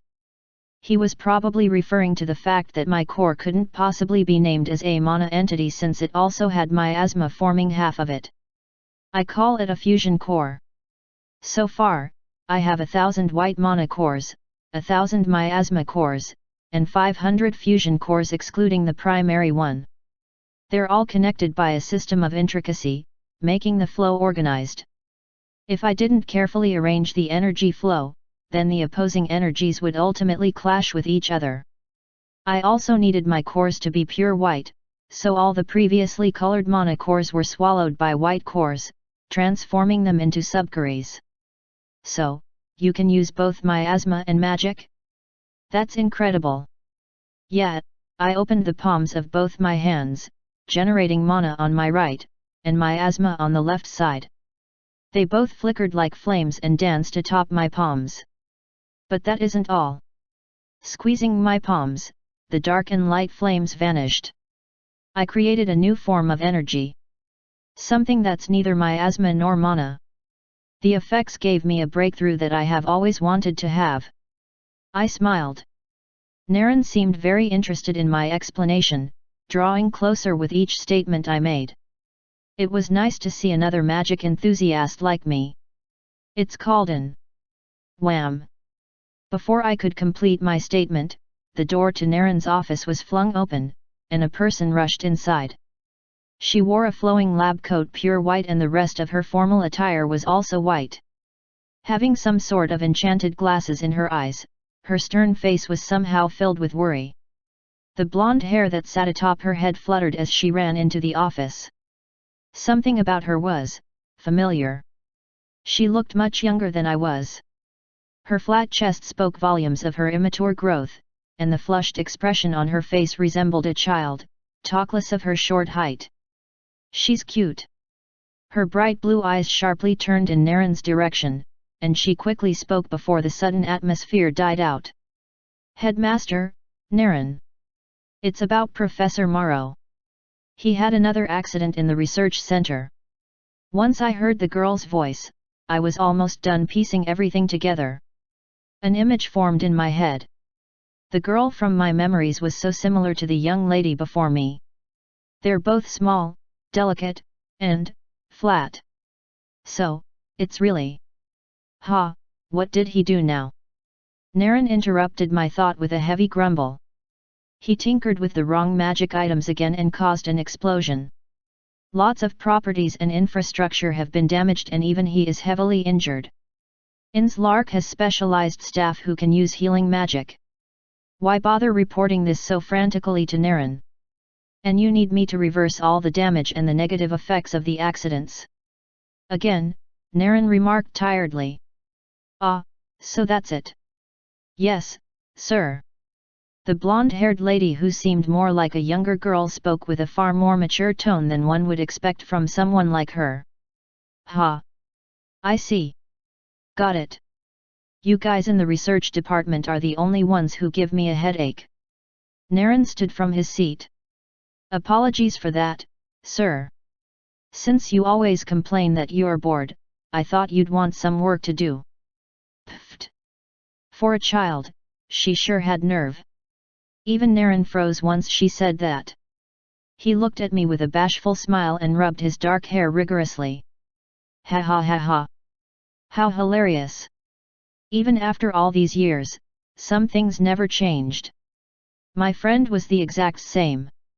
Chapter 316. By the way, sir, who is that? The child stared at me with eyes of curiosity. Since I was backing her view, she couldn't completely see my face. Ah, right. I totally forgot about that. Naren said with a small laugh. Forgot, my foot. Were you just waiting for her to ask? If that's the case, I can't miss my cue. He's an old acquaintance of yours, after all. My lips curled up into a smile, and I prepared myself. After leaving for so long, he finally returns. Not yet, not yet. Holding in my laughter, I began to slowly move. Won't you say hello to your old friend? It's now. Rising from where I sat, I slowly turned to make eye contact with the girl, keeping my face low considering her height, and smiled. The moment she saw my face, her expression melted, and her widened eyes greeted me. Why, you're Jared. My smile grew even larger, and I was grateful to Naren for the dramatic introduction. This is fun. It's been a while. Silence, tension, and nostalgia filled the room as I gently stared at the blonde loli in front of me. Anna. As we stared at each other, silence enveloped the room. I initially thought it was dramatic that way, but, after a while, the silence didn't disappear. That was when things got awkward. My eyes turned in Naren's direction, pleading for some assistance in driving a conversation. He started this, after all. I'm off to resolve the issue. Since the both of you have some catching up to do, I'll be taking my leave. Unbelievable. This guy actually. Naren glided out of his office and whistled down the hall. The sound echoed until it became fainter and fainter, then it completely vanished. Even after all that, there was still silence in the office. With no one willing to help out, I had no choice. Fine.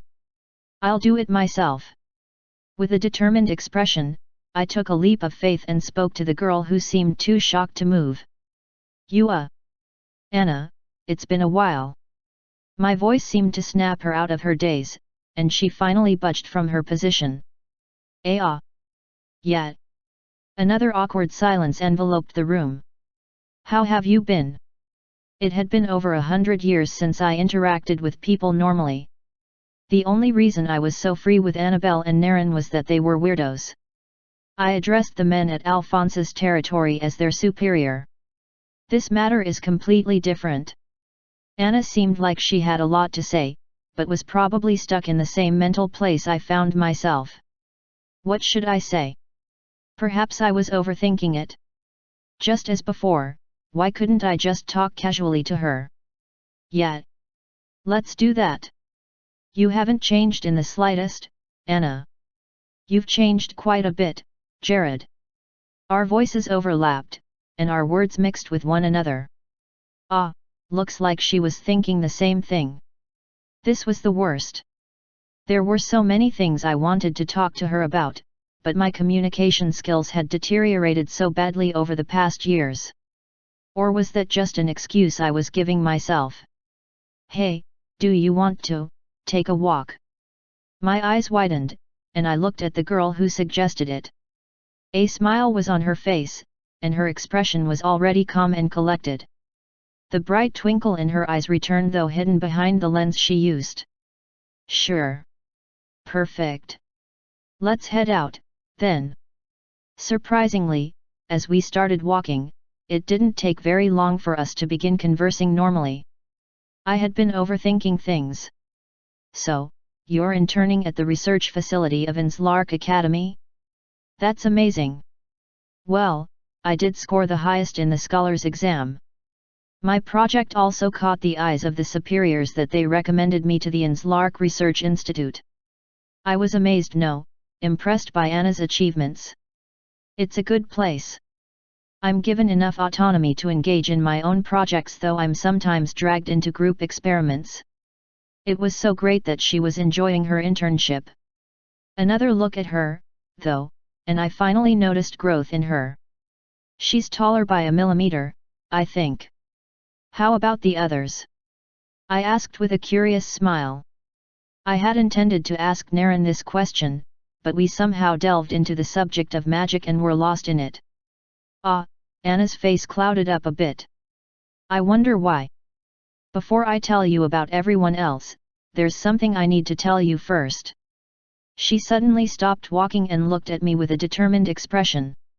I made sure to halt in my tracks as well, and returned her stare. Jared, I had feelings for you a while back. What the heck? Did you know that? Her eyes narrowed as she stared at me. There was no use in lying to her, so I had to simply come clean. Yet, I did. But why are you bringing that up now? And what's with the had feelings? I see, she mumbled. Did I say something wrong? I couldn't tell at this point, so I just went with the flow. Well, when you disappeared, a lot changed. Of course, my feelings didn't vanish immediately, but... Why does it seem like she's trying to tell me a dirty secret of hers? Kuzan and I. What? What is Kuzan doing in the picture? I was just a bit curious before, but now I was certainly interested. What happened between her and that guy? Did he do something? Kuzan's smug and easygoing expression appeared in my mind, and a shiver went down my spine. He was someone unpredictable. I didn't realize it back when I was in Enslark, but I finally remembered, the Midas race. He was someone I considered a friend, but, things weren't so simple now that I knew his identity. What did he do to Anna? We kissed. The blonde lowly finally confessed. My mental faculties took some time to process what I had just heard. Anna was blushing as I stared at her, most likely recounting the experience she had with the guy. My heart felt a huge burn, but I controlled myself. So, they've already... Why? Why are you quiet, Jared? Why did it have to be? Say something. Why? You're scaring me. Just say something.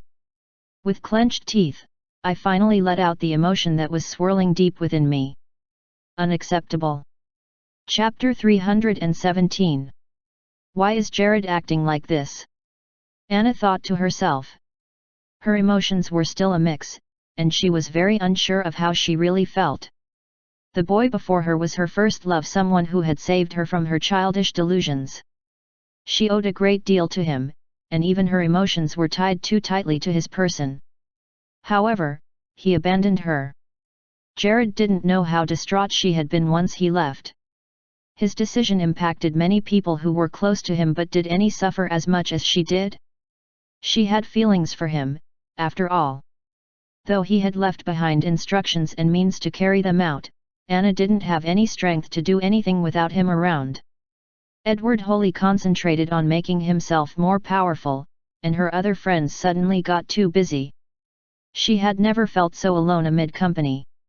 However, there was one person who was always there for her. Kuzan. Kuzan didn't train all day. He was actually always free. And before she knew it, Annabelle began to converse more and more with him. They shared fun moments together, and the hurt emotions she had for Jared slowly transformed into something beautiful toward Kuzan. And then, on the final day of their first year in Enslark Academy, the both of them kissed. He kissed me first. Feelings of guilt had rushed into Anna's heart, especially since she still had vestiges of feelings for Jared. However, she couldn't deny the warmth within her once their lips connected. That was how they had parted ways as first years. Throughout the break, Anna kept thinking of him. Even as she practiced and studied, she never stopped. The thought of seeing Kuzan again brought her great joy. She worked extra hard on her magic, and focused on all that Kuzan had taught her during their time together. Mixing both his and Jared's teachings, she was able to make phenomenal progress. And so, by the time she resumed as a second year, Annabelle's growth could not be compared to the past. Unfortunately, the one she wanted to see the most, was nowhere to be found. Kuzan dropped out. The heartbreak she received from that was so devastating that even now, she had the habit of rubbing her lips anytime her heart skipped a bit or simply freeze completely. To prevent any further distractions, Annabelle closed her heart and just focused on her research and growth as a scholar mage. She refused to lose sight of her goal to surpass Lewis Griffith. She was able to come so far because of that single goal pushing her. Loneliness crept in at times, but Anna remained strong. Unfortunately, once again, her defenses were shattered when Jared appeared once again. He had grown so much since she last saw him. He was much more handsome, taller, and charming. The intense shock made her freeze up, and her heart beat at a terribly fast rate. She didn't know what to say or do. It was at this point that memories of Kuzan also appeared in her head. She felt guilty for having feelings for both of them, not certain why. Even as they conversed, Anna couldn't completely shake off her guilt and complicated emotions. Finally, after an internal debate, Anna decided to tell Jared about what she had been keeping from him. The kiss. His reaction was more than she had bargained for. Unacceptable, was what he said. Does that mean he is jealous?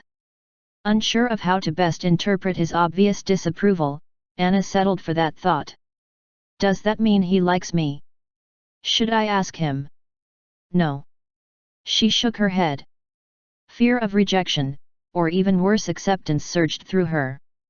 If he turned out not to be interested, her heart would once again be broken, most likely beyond recovery. However, if he actually felt the same as her, then, what of Kuzan? She had already kissed him and sealed their promise, right? Could she really betray him? What if Kuzan returns someday, just like Jared? Would she be able to live with herself if he met her in a relationship with someone else? Arg! This is too confusing. Her bright blue eyes stared at Jared, who was gritting his teeth in obvious frustration. She also felt bad for him, and her feelings couldn't bear to see him so hurt. Then, maybe, if Jared was to prove himself to be more dependable than he was in the past, if he finally took an active position and chased her, then, she could consider being with him. Yes. I'll give him another chance. If Kuzan appeared too, she would use the same criteria. Whoever was able to win in this game of love would have her heart. A smile appeared on her face and her confusion dissipated. Suddenly, Anna felt better than she had in years. I can't wait to see how this ends. She adored the blonde boy's face one more time, waiting for his answer. What's your next move now, Jared?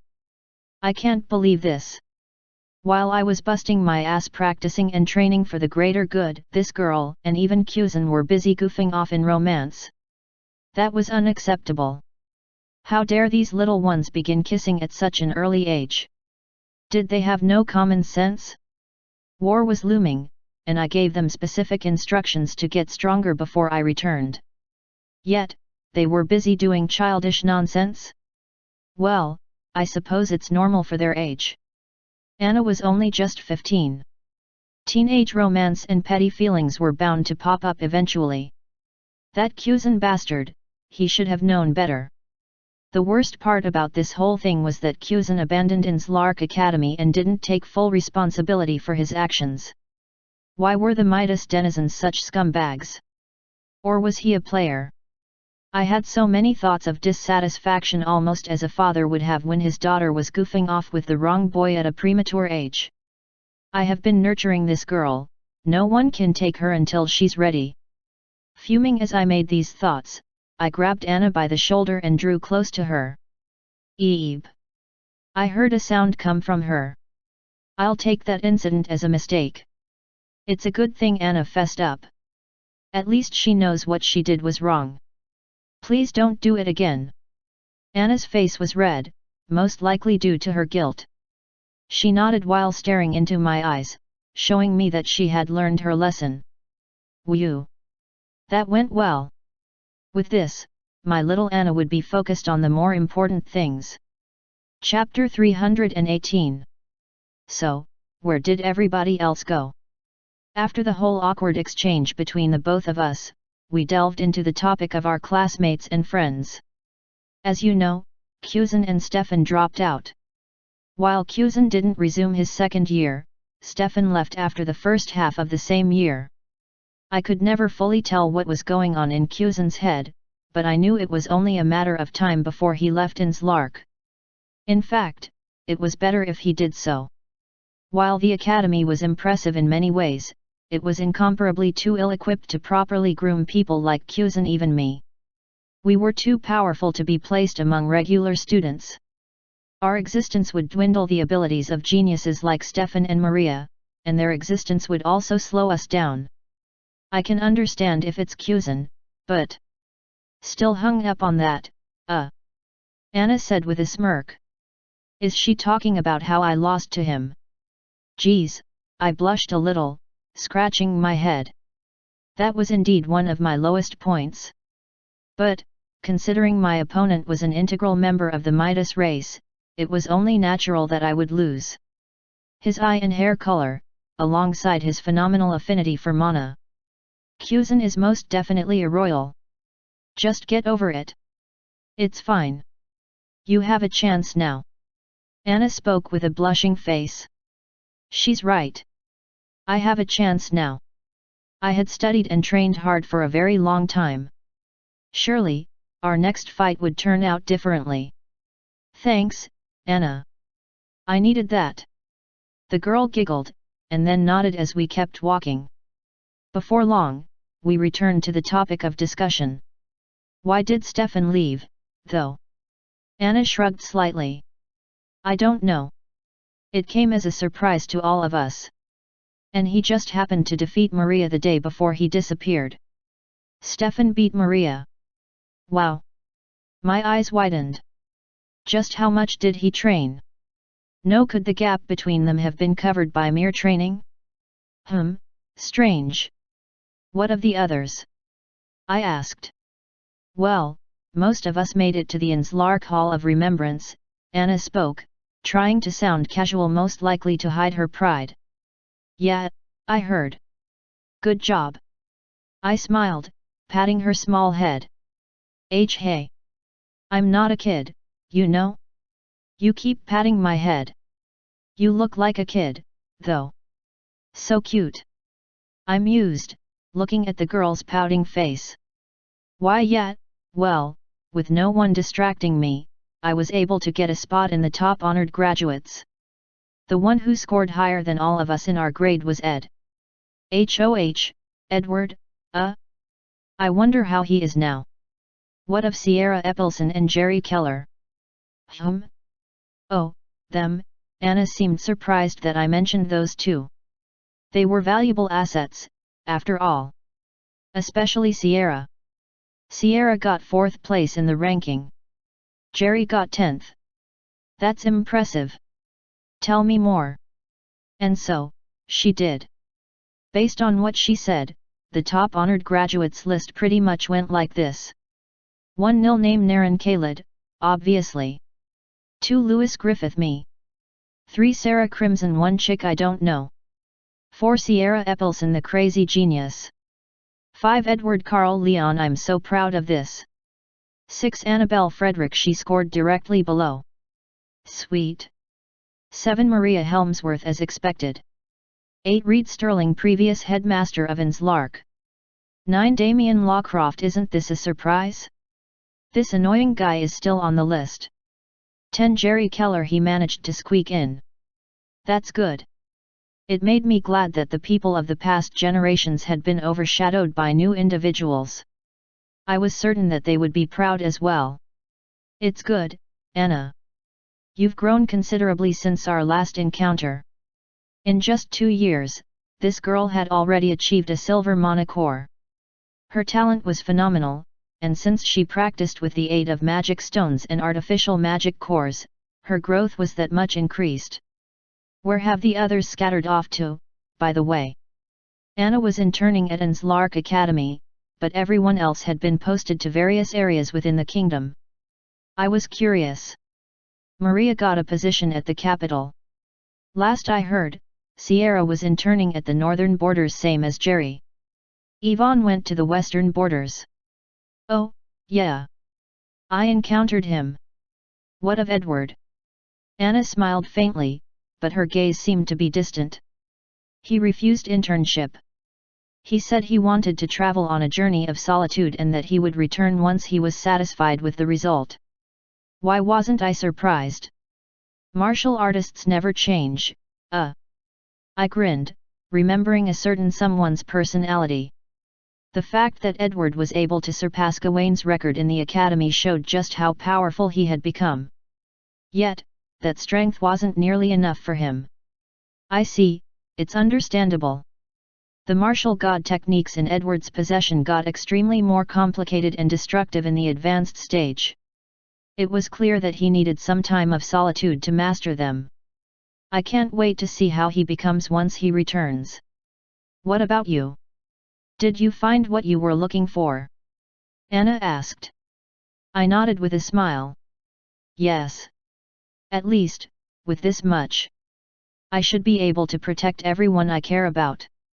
My eyes met hers, and our gazes connected for a few moments. Ah, that reminds me. I still need to see Naren on that matter. See, Anna whispered with a soft voice. We should meet up with Naren. He must have resolved the issue. The girl snapped back to reality once again, seeming to realize that we had taken a lot of time discussing. Why yeah, you're right. Let's keep talking as we walk toward the facility. That sounds fair. All right, let's. And so, Anna and I kept conversing as we walked side by side moving toward our destination. I had to admit, it was fun. The land was covered in blood and smoke. Monsters that had surged from the vast ocean brought chaos to the immediate surrounding. The surviving denizens had been evacuated and those who remained on the wasteland were warriors. A lady stood from atop a cliff and watched the monsters run rampant across the vast area they had already taken over. The giant demon beasts breathed purple flames and shrouded the area in dense miasma, a substance that was poisonous to her race. Her pointed ears stood out, and the white hair she had danced with the wind. With her green eyes, she could only witness carnage, feeling anger and helplessness swirl within her. When will reinforcements arrive? Watching and biding her time was all she could do. Miasma was lethal to her people, and the best her regiment could do was create an encirclement to restrict the demon beast. However, even that wasn't going to last very long. They needed assistance desperately. Before it's too late, please come and save us. Chapter 319. Anna and I continued conversing until we reached the research facility in question. Before we got there, I got the gist of what was happening, and who the guilty professor was. His name was Morrow, and he was a bit enthusiastic about his work.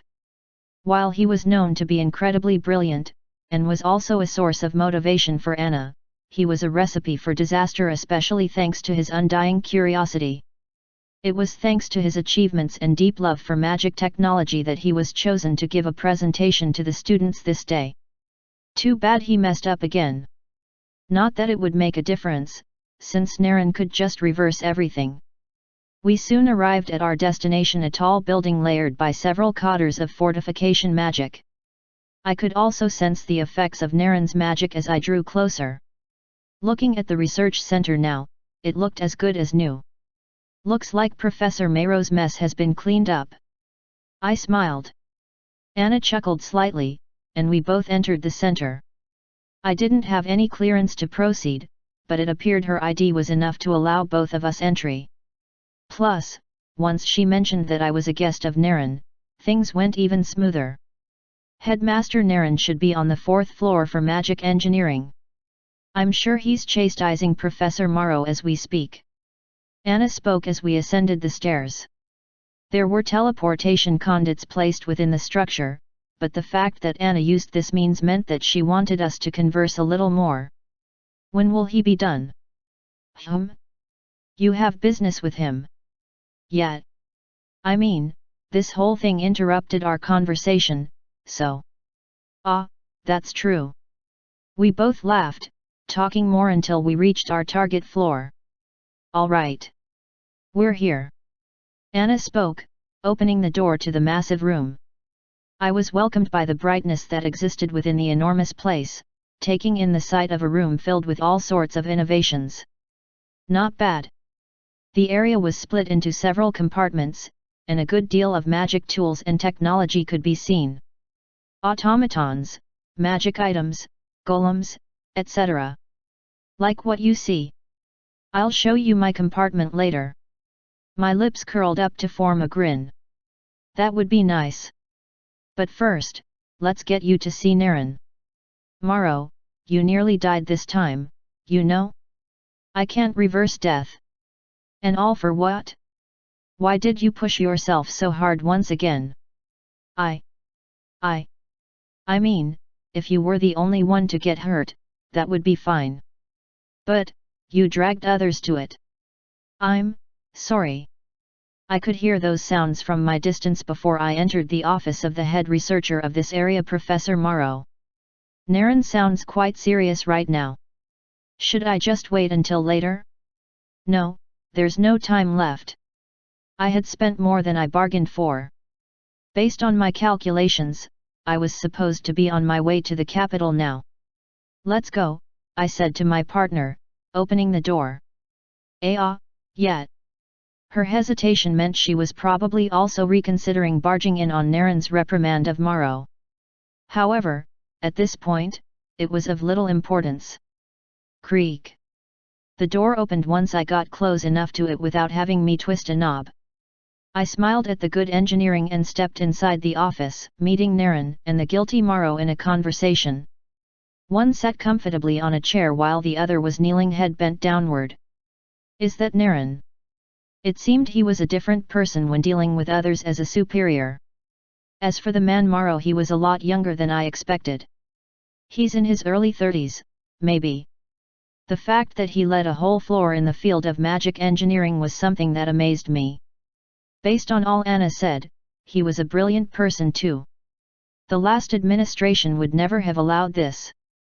Does that mean Naren changed the system for Inslark's staff as well? I smiled and drew closer.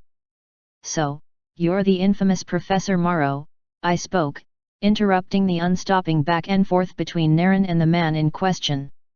I was certain they had sensed me entering, but neither even looked in my direction.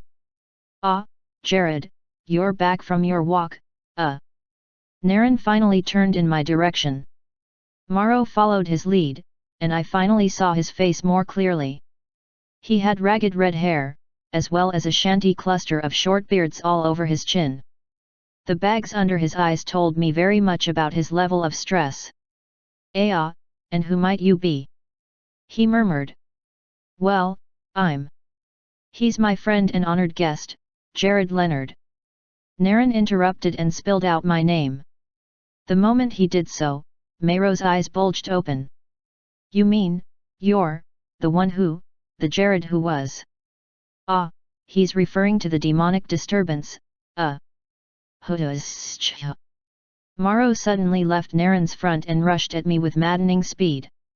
If I didn't know he was harmless, I would have probably retaliated in some way. Thank you very much. The man bowed as he rendered gratitude to me. What the? Why was he thanking me? I didn't remember seeing him during my stay at Inslark. Or, did I rescue someone of importance to him?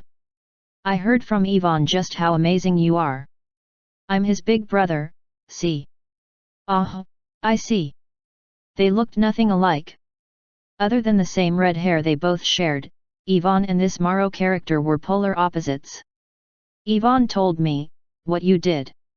If it wasn't for you, he would most likely be dead. He can be an annoying brother, but I'm happy he survived. Hold on, does he mean? I spoke to him through our sibling communication line, and he told me about what you did at the western border. Ah, so that's what he meant. It's fine. What happened at the western border? Anna was looking confused as she finally interjected. My gaze went to Naren, and seeing no change in his expression, I decided to use my discretion. She'll find out sooner or later.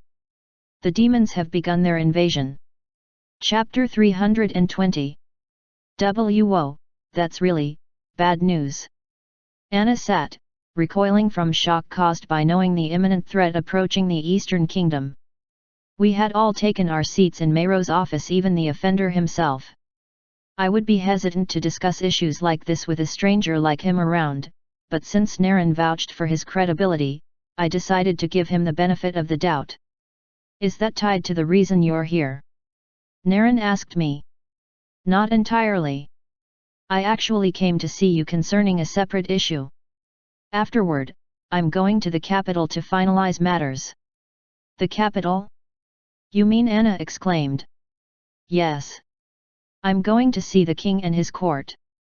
Arrangements have already been made, so I should be granted audience tomorrow at the latest. Anna and Maro especially looked surprised. The whole purpose of giving instructions to the people at the Western Fort was so they could deliver my message on time. I even lent them automatons so they could be quick. I selected a few that could move quickly, based on what their human bodies could handle. That way, they could transport the corpses of the demon beasts I captured, and also deliver my message. Let's hope the king and his council members aren't idiots. I see, Naren mumbled, looking at me with his usual stoic expression. So, when are you leaving? I shrugged a little. As soon as I conclude my business with you. It has to be private, though. Well, do you have an hour to spare before then? There's a little favor I'd like to ask from you. Naren, really? After telling you how dire the situation is. I nearly heaved in exasperation. What is it? There's supposed to be a special event today in Inslark Academy. An exhibition, to be exact. Maro here was supposed to prepare the tools he would use to educate the general student body on magic and its evolution, but... Headmaster Naren, what are you trying to do? Naren ignored Mayro's question and kept addressing me. As punishment for his reckless behavior, I want to replace his performance with something else. Ah, I see what he's driving at. Naren, you. But, wait, it hasn't come to that yet. Maro once again offered weak resistance. Zip it. You messed up. Admit it. I admit it, but isn't this going too far? Too far? You nearly killed yourself, and others. Well, it won't happen again. I assure you.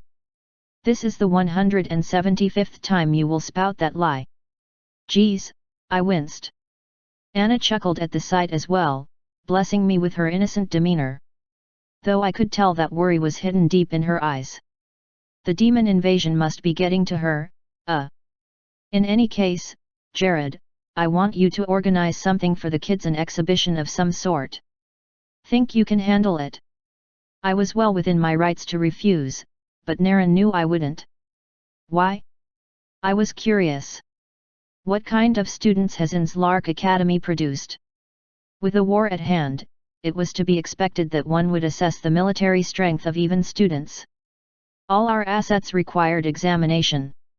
When does it start? I smiled.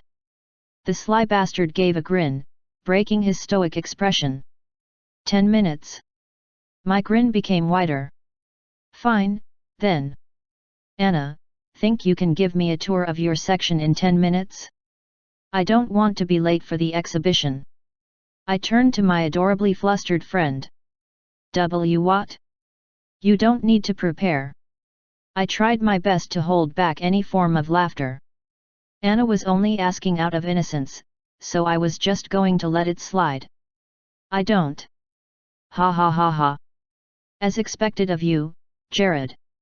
Well, don't let me stop you. Naren laughed. I stood up with Annabelle and began leaving the office. Before I exited, I asked a question still facing the door. Is it that same hall? For a brief moment, there was silence, and then, of course. Very well. See you then. As soon as Jared exited the office, Morrow sighed and began grumbling. Are you still angry? The calm man asked. Nah. Just frustrated. I wanted to lead the exhibition, the professor murmured. Naren shrugged upon hearing the words of his friend. As unexpected as it would seem, Naren was actually a long-time acquaintance of Morrow. In fact, they attended Inslark together, in the past. Morrow was Naren's junior, though. I have my reasons, you know? I'm sure Jared realizes that as well. Morrow couldn't argue with the words of his senior and superior. Everything Naren did had a purpose even back when they were still students in Inslark Academy. So, what's the reason? Naren's cool expression remained unchanged. Our quality of students significantly reduced in recent years. Since a good number of nobles now prefer to give their children sheltered and private education, thanks to the demonic disturbance, we had to give out scholarships and reach out to more desperate families and even made some slots available to common folks. That wasn't the end of it, though. We had to lower our standards to allow more students to enroll here. It's affecting the quality of magic users, scholars, and martial artists that we are producing. Sure, Naren had reformed the system within Inslark, and the educational methods had been greatly improved. However, what good would that be if the students were not talented or motivated enough? Jared started out with having a mere white monocore grade even when he enrolled in the academy. Why yeah, I heard that. It's unbelievable that he has grown to such an extent. Yeah. Exactly. He had no real talent or affinity for mana. His current state is the result of tireless practice and innovative thoughts. That was why. The students of Inslark Academy revere his existence as that of a powerful hero. His existence is highly influential for them. However, many forget the fact that he was once a powerless student like them. That's why. I want him to show them. It was a role only someone like Jared could achieve. For their growth, it's imperative we show them just what the right application of knowledge, determination, and skill can do. Chapter 321. The general auditorium was packed. Students were spread across the nearly circular array of seats. There was no bias as to where anyone could sit, except for the year to which one belonged to. The excited students were impatiently waiting for the beginning of the event that was promised to them. In Inslark, there existed quite a few extracurricular activities and general participatory events that spurred its denizens. Ever since the inter-class exchange was scrapped 3 years ago, other interesting programs began popping up. One of them was the general exhibition event. Simply put, all the students of Inslark Academy would gather in the hall, and a highly ranked member of the staff would share some innovations with them. These innovations included technologies that were still in the beta phase, new martial techniques being developed, or even phenomenal spells that were still in the development phase. It involved the dispensation of knowledge through practical displays, rather than the simple method of classroom teaching. Thanks to the general exhibition event, students would get more motivated and strive to achieve higher scores in their fields. That way, they too could achieve great results. Unfortunately, the opposite was what happened. Students began to view the event as a simple means of entertainment. Since they had worse talent than those of the previous generation, they subconsciously believed they couldn't achieve as much as their predecessors could.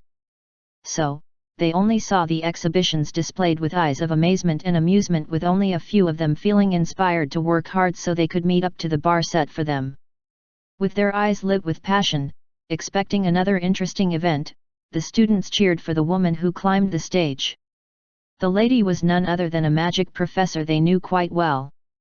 She had only just started teaching magic, but her exceptional talent in light magic, her phenomenal knowledge, and excellent application in the art, made her very popular, especially among the magic users.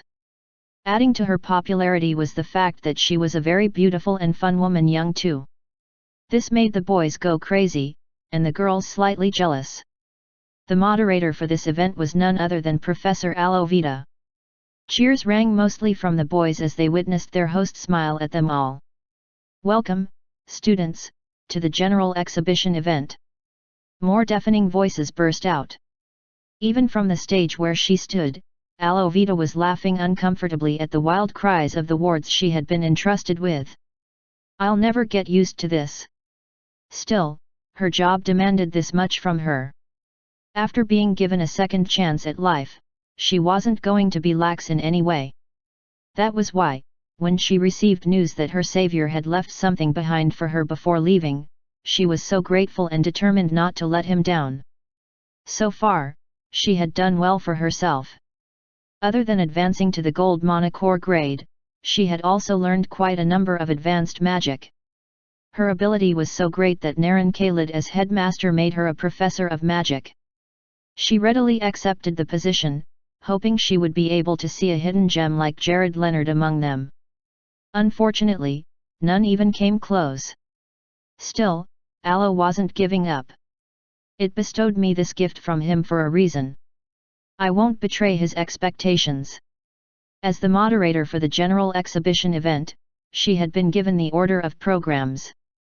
With the prelude taken care of, she would be introducing the one who would be leading the day's exhibition. "It's Professor Morrow this time, Hopefully, he motivates the students well," she smiled.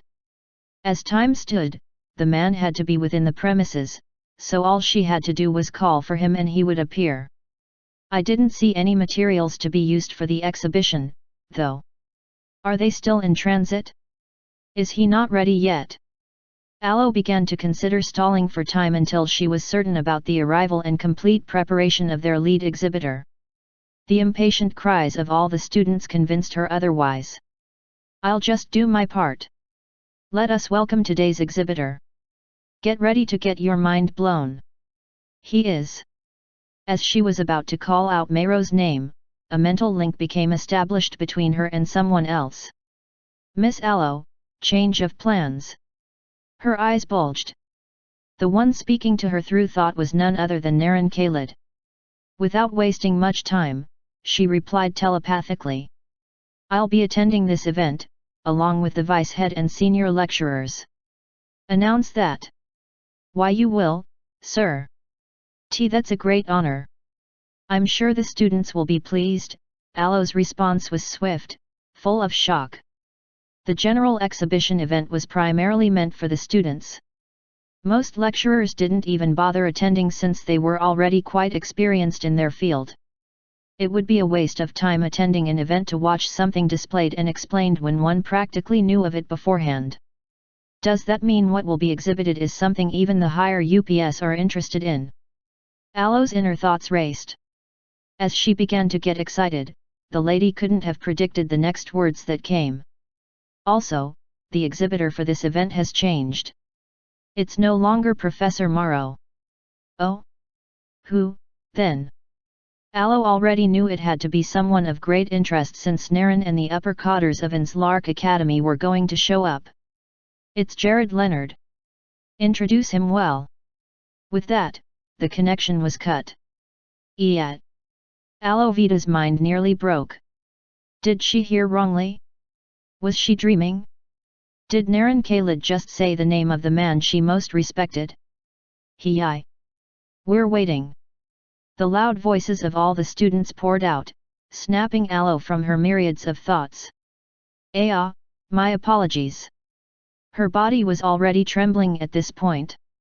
No longer did she feel like the confident and powerful professor, but her current state was no different from the students' no, even greater. "He's back." She was beyond excited. "He's coming." With eyes glimmering with unrivaled anticipation, Alo proceeded to resume her duties. Chapter 322. Ho ho ho ho. Loud cheers and applause emanated from the students as the honored guests arrived. By honored guests, they were the headmaster, vice head, and 3 senior lecturers. They appeared on the elevated platform that hovered above the stage, similar to the position that judges had during tournaments. Taking their positions, 5 seats on a floating surface. The guests of honor smiled at the students. Aloe was excited, seeing how the presence of so many dignitaries increased the morale of everyone in the hall. But that wasn't all. Suddenly, the hall became saturated with lecturers. Usually, only a handful would be present to make sure the students behaved themselves within the hall. However, Aloe could see about 90% of the teaching staff as well as several non-academic personnel, scattered across the hall. More were still coming in too. They're all here to see Jared. Kai. I can't wait. Aloe Vita squealed internally. The students whispered among themselves, also shocked by the presence of so many grown ups. They didn't need a special announcement to know that this general exhibition event would be different from others. Prepare yourselves, everyone. Aloe could no longer refer to the audience as students. Among those who looked at her were seniors and superiors. As the moderator, she had to read the room very well. Our exhibitor today is someone who is known well among all the lecturers of Inslark Academy. Even you students know his name very well. Everyone was quiet almost religiously as they anticipated Aloe's announcement. He is a man who has achieved the impossible. He possesses an all-encompassing ability in magic, martial arts, and even scholarship. He is the epitome of perfection, someone who is worth admiration and emulation, as well as the one whom I owe my very life to. It would seem the moderator was forgetting herself a bit, displaying her personal bias toward the one who was being introduced. He is known as the hero of Inslark, the unofficial ranker, the best of the preceding generation. The students could already guess whom Aloe was referring to at this point, and they burst out in murmurs of disbelief, shock, and great anticipation. No way! Really? Could it be? Many voices leaked out, but Aloe's was louder. Yes. Please let us welcome Jared Leonard. As the audience was about to obey their moderator's admonishment, a most astounding sight unraveled before them. A blue warp in space began forming beside Aloe Vita, and then someone proceeded from it. He had blonde hair, handsome features, and a bright smile on his face. A mere glance at his person stole the hearts of the girls, while the boys were amazed by his incredible charisma and grand entrance. His lips parted as he turned his attention to the moderator who stood, frozen in her tracks. Miss Vita, it's been a while. Jared. It's so good to finally see you. She exclaimed, nearly bowing her head in his presence. The sight of an older lady being so flustered and undignified before the newcomer made all the students realize just how much value he had. He was the great Jared Leonard, after all. Oh, that's fine. I'm happy to see you're doing well, and how much you've grown. She nodded and bowed once again. This much is nothing. If not for... Ahem. Someone cleared his throat. The sound came from above from Naren. Both moderator and exhibitor smiled sheepishly once Naren gave another cough, showing that his message had been passed conveyed perfectly. We'll talk later. Upon hearing this, her heart fluttered. Why yes. I will be waiting. I should take my leave now. Cool. Jared Leonard nodded at her, smiling reassuringly. Aloe walked off the stage, unable to contain the smile of glee that appeared on her face as she disappeared from sight. Stealing one last look at him, the woman's heart raced. What will he show us? What will he tell me? I can't wait. Running off, Aloe decided to quickly get a seat for herself among the audience so she could get a decent view of her savior in action. This is quite interesting. My eyes scanned the room, and I observed the mana cores and power levels of everyone around me. It was surprising. I mean, I was also surprised when I saw Aloe had already reached the gold stage, but that was in a good way. This was quite bad. They're all too weak. At this rate, even with a good educational system, the graduates produced would not be the best. Just look at their faces. They all had excited gleams in their eyes. The kind one would have when they saw some fantastic display of fireworks or maybe some rare creature. Only a few students had the thirst for knowledge and power displayed in their expressions. We'll have to change that. It would be easy to conjure up some neat spells or show some of the magic tools I had been developing. But, if they simply enjoyed the show and returned to their weak ways after, there would be no point. To ensure real change, I needed participation. Greetings, everyone. My name is Jared Leonard, and I will be your exhibitor for today. This sure brings back memories. I taught several lectures and seminars in my past life. While I didn't know half as much as now, nor did I have true power or confidence in my personal ability, I still managed to pull off decent lectures. Compared to then, this should be a cinch. For my exhibition, I will need volunteers. If you're interested, raise your hands. As expected, quite a number of students did. My lips formed a wide smile as I stared at the eager audience. I have to warn you, though, it will be quite dangerous. Once I said this, a good number of hands dropped. Some were immediate, while others drooped slowly. Eventually, only a small fraction of determined students remained. Among them was one of the students I encountered this morning. Perfect. Are you certain? It's not too late to back out now. None of them dropped their hands. Let's see, 10, 15, 25, 31. 31, that's fair enough. Now, then, everyone who has chosen to volunteer should prepare themselves. I could sense some fear and anticipation mixed in their reactions. You'll all be fighting me. Chapter 323. In an academy brimming with over 500 students, only 31 students were willing to participate in my little game. Very well. With the snap of my fingers, all the kids who raised their hands were teleported to the stage. Many voices of disbelief sprang from the audience. Their reactions were expected. Teleportation/transportation magic had not been perfected in the world of magic yet. Only short distances could be traveled, and it took a great deal of mana. It was very rare for a person to teleport one individual somewhere, as well as downright impossible to do the same for 31 people. Well, using the Arcana's help makes this sort of like cheating. It was worth the use, though.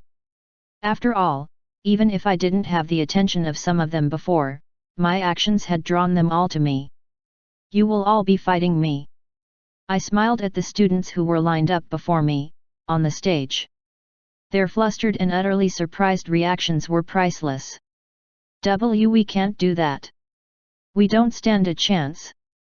Is this really an exhibition? And here I thought they were brave ones for choosing to raise their hands. Disappointing. I'll do it. One person finally blurted out. It was the kid I saw just this morning. A smile appeared on my face the moment I saw his determined expression. Now that's the spirit. Me too. I'll fight too. Let's do this. I nodded, satisfied that they were finally gaining morale. All right, then. Let us begin. The students rushed at me from all directions, coordinating themselves perfectly. I had given them 10 minutes to prep themselves, and in that time they had devised something beautiful. With fluid teamwork, 30 students encircled me, covering both flanks and my rear. Of course, a few bombarded me in my front to serve as a distraction. A frontal assault was going to be evaded or blocked, but that was most likely what they were going for. Their tactics and impeccable use of teamwork are good. Innslark taught them well. The problem was power. Before the spells fire, earth, water, wind, etc. hit me, they dissipated into nothing. Their output is too weak. No matter how hard they tried, none of them could beat me, but I already knew that. Reducing the level of my barrier to only stop low-level attacks was my handicap to them, but it seemed like that was too much. Is this the best that Innslark students have to offer? I heard some tongues click in annoyance. It seemed my words got to them. Suddenly, a large magic circle appeared underneath me. It was crimson, and based on the properties I sensed, the spell that was going to be used belonged to a lower class advanced level. So they were merely stalling for this. The students on my flanks and rear were now at a standstill, all infusing their mana to charge the circle that was forming underneath me. The spell was going to erupt at any moment, and since my barrier was not built to handle it, the damage was going to reach me. Or not. Alright, I've seen what I wanted to. Let's stop now. A burst of energy surged from my body, encompassing the whole stage. Instantly, the magic circle dissipated, and all the mana of the students suddenly vanished. Yet, they all sank to their knees instantly, shocked and completely beaten.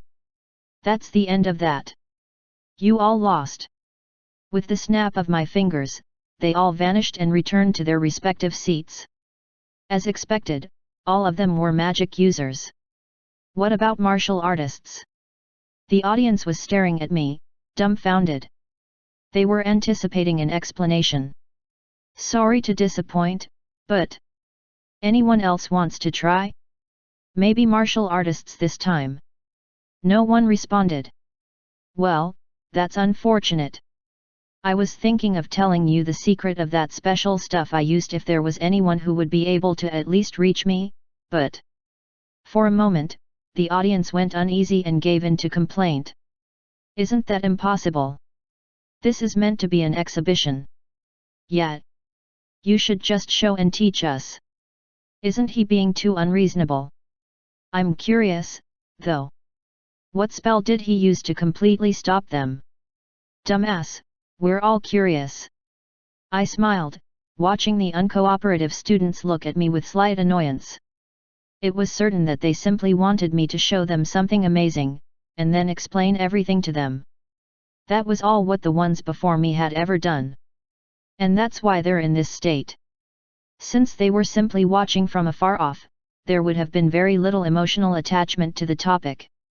However, for those who had fought me, I was certain that none of them would be the same after this exchange. I'm not looking to change everyone. Only those who will take the first step. Magic wasn't for everyone. The same applied to other arts. Even in the world of magic, not everyone was interested in fighting. There were so many diverse fields of magic. However, these were dangerous times. The strong would devour the weak. Perhaps it was time that these students realized that. And what's with saying it's impossible? They just don't want to think. Even though I was a kid, didn't I fight with a demon lord? Compared to that, wasn't this something very trivial? There was no risk or harm. It was an opportunity to learn, yet many shied away from it.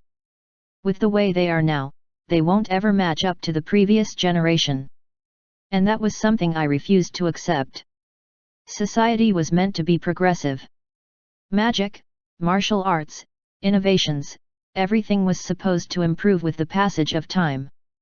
I see, how disappointing, I said, shaking my head as I watched the confused students. Since there are no volunteers, there was one last thing I could try out. I'll be taking my leave now. Consider the earlier match your exhibition. Chapter 324. Wait. A deafening roar of dissatisfaction surged forth. My poker face told the audience that I wasn't the least bit fazed by their noise. You all wanted an exhibition, right? I just gave you one. Isn't that enough? They wanted to sit back, relax, and enjoy the wonders of magic and whatnot, rather than actively learn. That wasn't the path I would encourage. But you didn't even explain anything. How are we supposed to understand anything from that? This isn't how it's supposed to go. Their voices climaxed, making me sigh in slight annoyance. I told you already, if you want answers, come and get them. I wasn't going to tell them something so easy. If I did that, they wouldn't know its value. Do you know the purpose of this exhibition? Avon's Lark Academy. Suddenly, there was silence. My sharp voice snapped at them all, causing the immature individuals who remained glued to their seats to grow docile. You are meant to learn, yes. However, it doesn't stop there. This was something fundamental, an element one could only learn on their own. It was usually brought about by inspiration. However, if that factor didn't work, there were two other critical elements that could do the same: failure, and despair. You are meant to desire change, progression, and ultimately, surpass what has been shown. The purpose of showing you something isn't for admiration, but to spark a hunger in you. However, I do not sense any of that among you people. It was harsh and condescending, I knew. You are all weak. That's fine. I was once like you, however. I didn't know anything about these students. I didn't remain weak. It doesn't matter how small your talent is, or how minute your skill is. I simply refused to believe that certain humans were exempt from success. The Hall of Remembrance shows us the list of Inslark's top honored graduates. Did these students even notice, or were they too caught up with useless rumors about me? Of all the people who were written there, one is a person called Lewis Griffith. I am certain you all know his story quite well. He was inept, someone with no hope for the future. Yet, such an individual without a precedent was able to revolutionize magic. Yet, these sheltered ones were complaining? If that isn't enough for you all, then you should look at yet another name on the list. His name is Jerry Keller. That boy was someone who worked tirelessly to achieve his objectives. He was weaker than those whom he desired to stand with, but he desired progress. He acted upon that desire, and he was able to stand among the immortalized ones within Inslark. Rather than getting caught up with the unofficial rancor business, why don't you look up to someone like that as your role model? But you won't do that.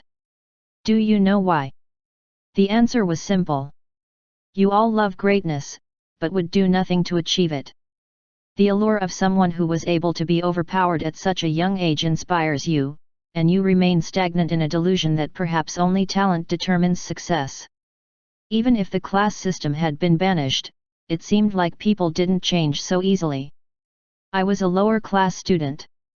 I had a white monocore.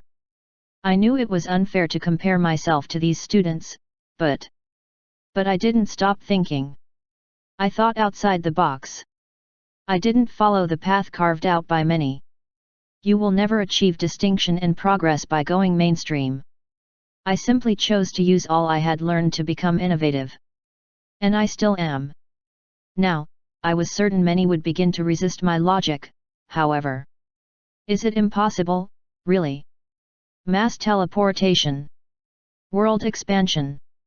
Reality alteration. Absolute resurrection. Immortality. Anti-magic. These were all things deemed to be impossible, based on the current point of society.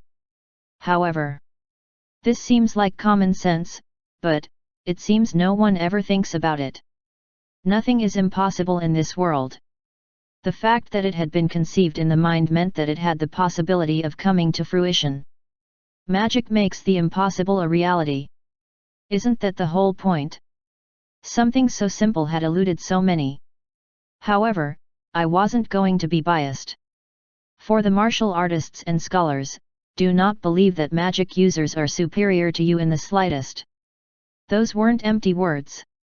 Their eyes tell me they want proof. Why don't I show you something interesting? I could see their faces brimming with anticipation. I will ask again, does anyone want to volunteer? Words have power. Children were blank canvases, so easy to dye in any color. After my speech, over half of the students raised their hands. Of course, the stage was enough to accommodate all of them, so I teleported all to my presence. This time, martial artists wanted to take the lead. I'll fight with martial arts this time. Using my spatial magic, I brought out a sword from a storage space that existed in another dimension I created. It was this very ability that allowed me to transport so many demon beasts after I killed them. I also had several tools and treasures within. There are limitations, but it's quite useful. I had to thank the Tower Arcana for this innovation. Now, then, with my blade still in its sheath, I stared at the determined students. Come. The results were the same. Every single one of my attackers ended in crushing defeat, all in a single strike. Even as they shot spells, or used various techniques of theirs, I cut through them all in a single slash and blew them all away. It was an undisputed, one-sided victory. Once I was done with them, I teleported all the students to their seats. Next. Scholars. This was a tricky part. The path of scholarship wasn't something that could be easily taught or tested. So, to pass my message across. Did you know? I resorted to one of the innovative theories I came up with. Anti-magic. Chapter 325. And no way.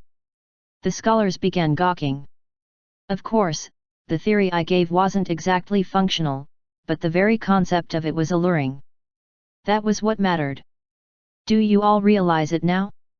It's not strength that makes you qualified for progress. It's conscious efforts at progress that make you strong. I was sure they were all curious about how I became this way. I am only 15, you know? Yet. I doubt anyone here could beat me, that includes your lecturers. Do you know why? It's because I reincarnated. There was no way I would say that, though. Sometimes it was necessary to lie in order to spur the right kind of emotion from kids. It's because I thought of things differently. In essence, I was nothing like you. The same applies to everyone whose name was written in the Hall of Remembrance. You'd do well never to forget that. While it was true that the right choice of words could transform a child, there was a limit to its power. That was why I had to show them with action. Still, even that wasn't enough. I needed something to create a lasting impression in their hearts. Now, then, let's spur them a little. Con, I whispered. Suddenly, a chill began to form in the air. Before anyone could react, the aura emanating from me permeated the entire hall. Everyone erupted in deep fear and absolute terror. The darkness that squirmed about caused some students to pass out, while others gave maddening screams. Some couldn't even speak. They simply shuddered violently. I heard chattering sounds of teeth, I smelled a faint whiff of ammonia. The hall had suddenly been transformed into a place of utter despondency. Aura of Despair, Stage 5. There were 9 stages. Using only the middle area was enough to drive everyone, both lecturers and students alike, into a useless state. That's enough, Con. With that, the hellish atmosphere ceased, and sanity returned to the hall. Do you understand now? This is the world that awaits you. The illusion that these students had, it was time to shatter it. Do not believe for a second that you have a choice. It's either you improve, or you die. That's the nature of this world. Surely, they knew about the demonic disturbance. Soon, the looming war would be revealed to them as well. There was no room for weakness. This world does not require more useless lumps of meat. You were privileged to attend this academy. It's an opportunity many people will never have till they die. They needed to understand one fundamental truth. To someone whom much is given, much is also expected. Do not imagine, for one second, that you have a choice. You do not. Their entitled mindset had to be shattered. You must all become strong. You will rise above your predecessors and attain far greater heights than they ever could. That was the true goal of civilization. Is that possible? Someone could ask that question. However, I am living proof of my words. After all, in all the history of this kingdom, no one was as strong as me when they were my age. Reincarnation or not, it remained the truth. That feeling you just had, was the same that your predecessors had when they faced the shadow demons during that incident. 17 perished in that struggle. It was a hellish night. Yet, these little ones spoke of the whole incident with sparks in their eyes, thinking of a hero who rescued the academy from destruction.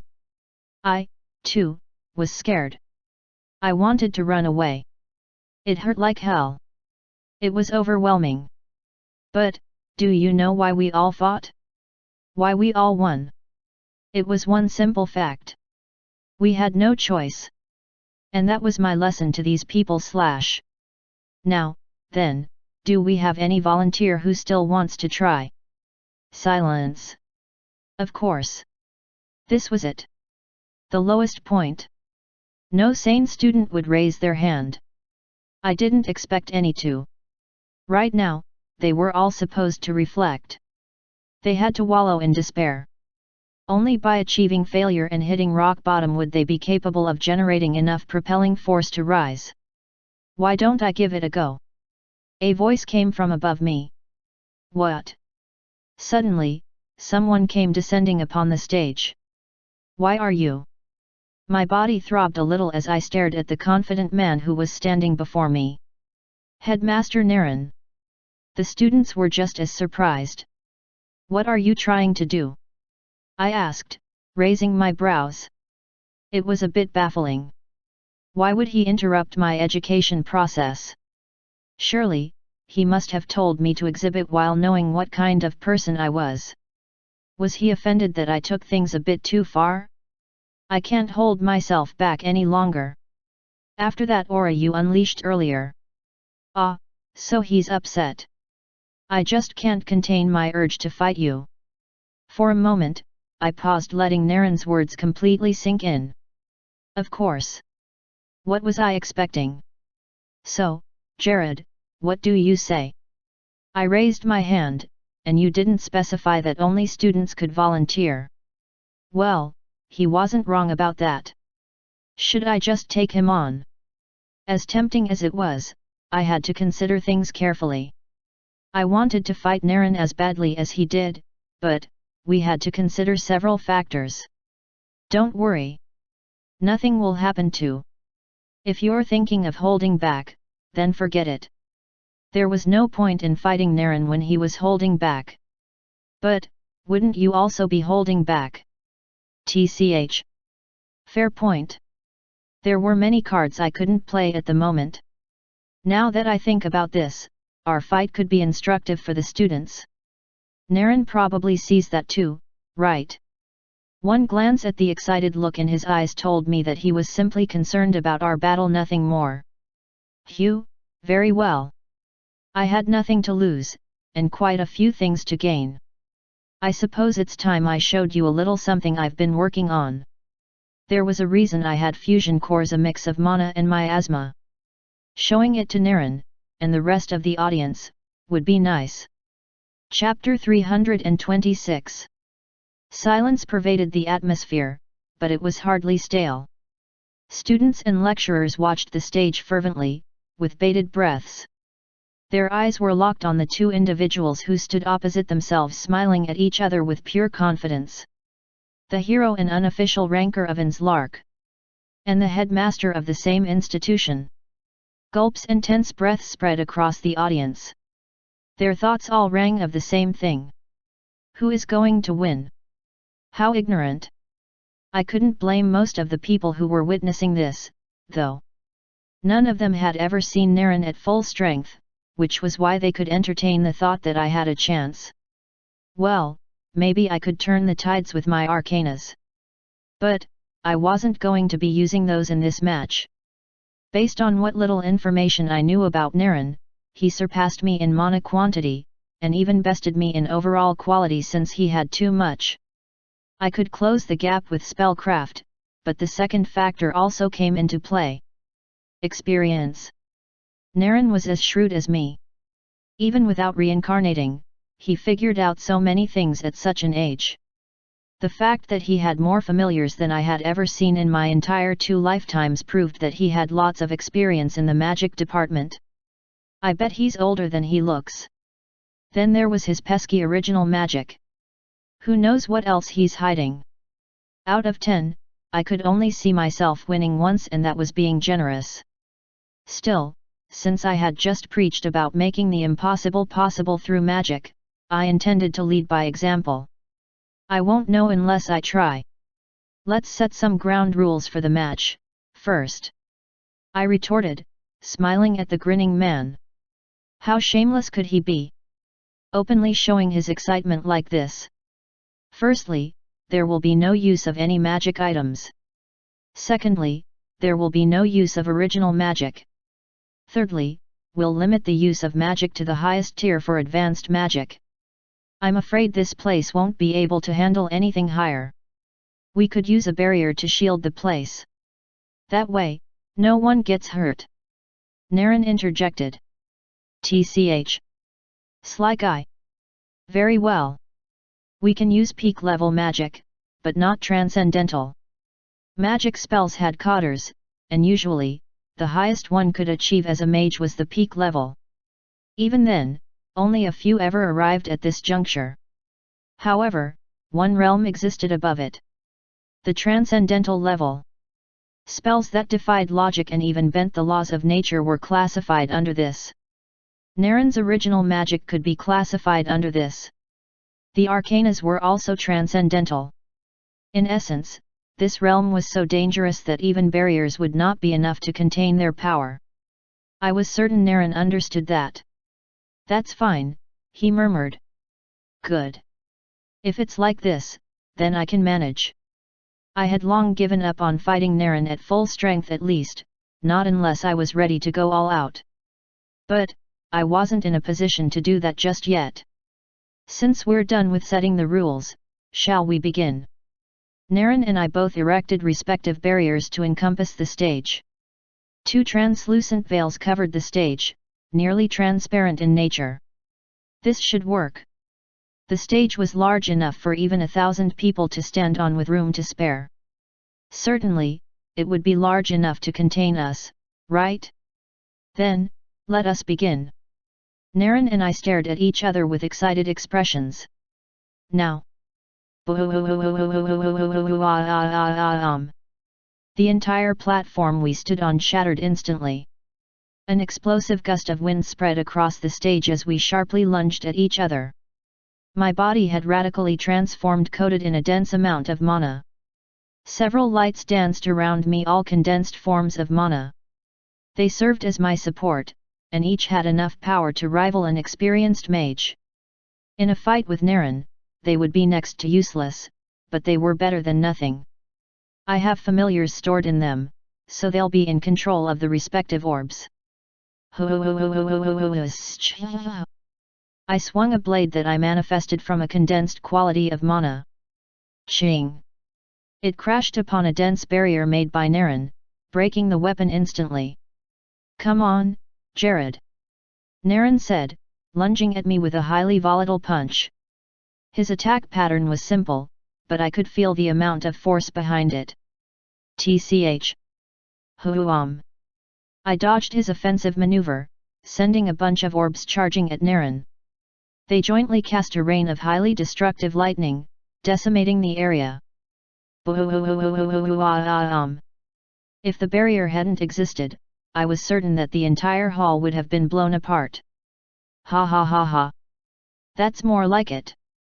Naren yelled, swiftly emerging from the thick smoke and dust.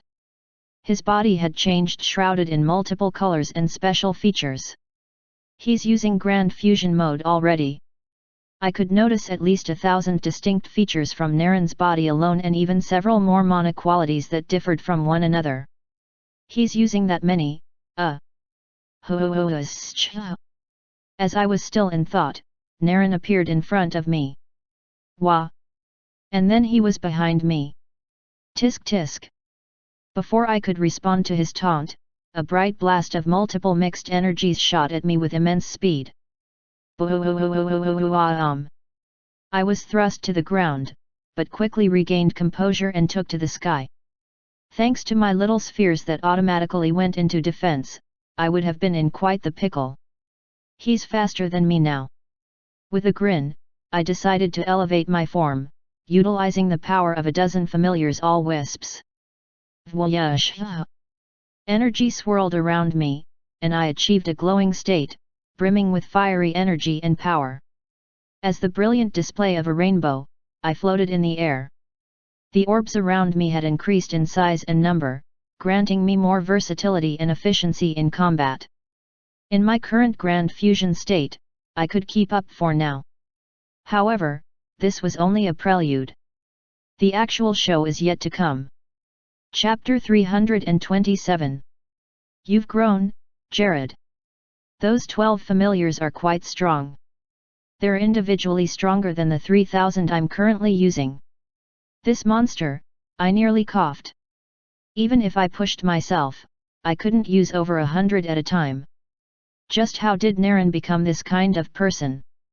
Was he naturally inclined to magic, or? Here I come.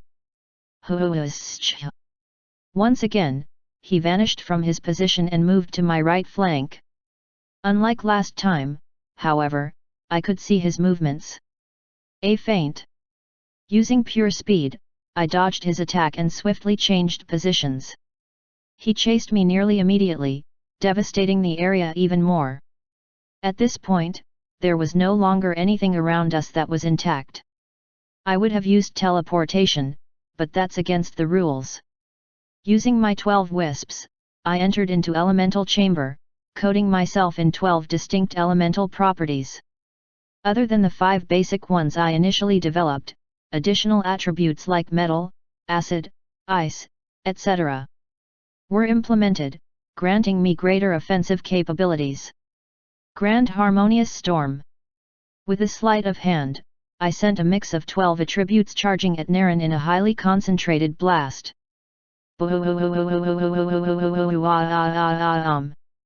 Once again, the entire area shook. Now, I'm beginning to feel confined. Naren easily passed through the attack as his barrier was strong enough to protect him. I kept sending blasts at him, and he returned the favor, placing us at a stalemate. Ha, alright, this should be enough. Naren seemed to share my thoughts, as he stopped his flurry of attacks and created some distance between us. Now a couple of meters from each other, we both smiled. Neither of us was spent. I've exhausted myself a bit, but this guy doesn't even seem tired at all. His body fundamentally functioned in a way that placed it in a loop, allowing him to escape negative status conditions. However, since we agreed to discard the use of his original magic, that was probably not in effect. His current state could only be attributed to the fact that he was simply that strong. Battles of this level were not enough to tire him out. Looks like you're ready to begin for real? I want to see that new power that you have, Jared. Naren retorted. Oh? Why are you in a rush? I smiled ruefully. Well, I'm getting bored.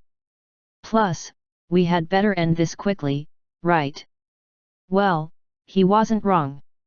There were more important matters to address, after all. You're right.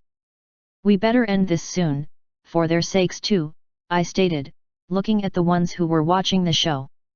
One glance at the audience was enough to tell me that they were completely mesmerized and utterly broken by the brief exchange between my mentor and me.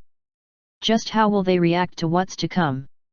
I'll be getting a bit more serious now, so, let's see what you're going to do. Naren's tone was enough of a warning. He wasn't joking at all. Don't tell me.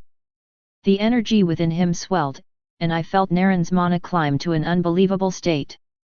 I gulped unconsciously, feeling my body shiver.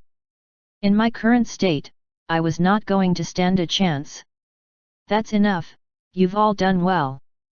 Instantly, all my familiars retracted their abilities, leaving me bare. With my flapping white cloak and my enchanted attire, I felt insurmountable pressure from my opponent. It was a familiar experience. His hair turned white, and lightning-like energy danced around him. In addition to his grand fusion, he was adding something equally dangerous. Just how unreasonable could he be? Grand fusion mage mode. Something so absurd was manifesting before me. Why don't we end it with one final move?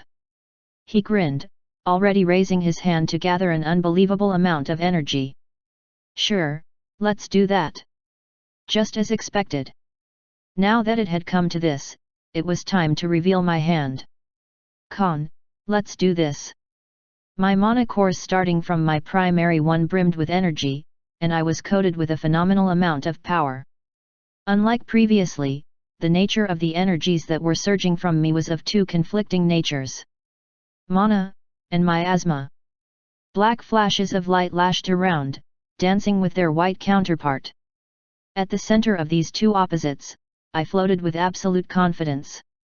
Con pumped out the miasma locked within me, and I controlled the supply of my mana, generating absolute equilibrium. I'm not waiting for you.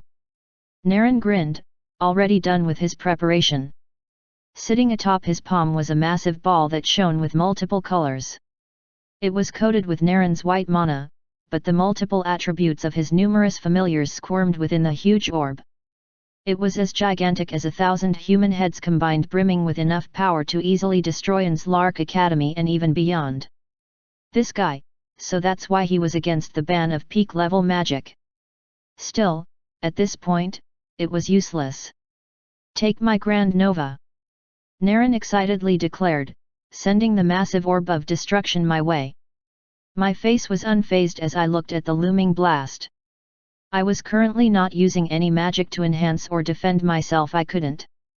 While utilizing spellcraft, mana, and miasma, to form something unique, I couldn't activate any magic myself, at least not at the moment. Why? Won't you defend yourself? Naren asked with a bright grin. I was certain that this spell of his would consume any barrier I wanted to throw at this juncture. Which was why I wasn't even interested in defense. Naren, you're curious about my newfound ability, right?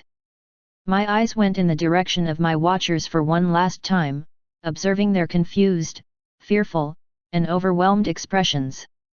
I'm sure they're all interested too. Well, everyone had better keep their eyes peeled. After all, this was another example of how nothing was impossible. If magic made anything possible, then anything that would be considered impossible was probably in a realm against magic.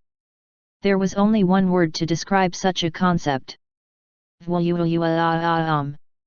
Instantly, the Grand Nova disappeared, turning into tiny particles of light, before completely vanishing. That wasn't all that happened. Naren's mage mode evaporated, and his grand fusion form was completely deactivated. All the magic in the area, including the barrier that covered the ruined stage, shattered and was rendered null. This was something that could only be achieved by something of equal opposition to magic.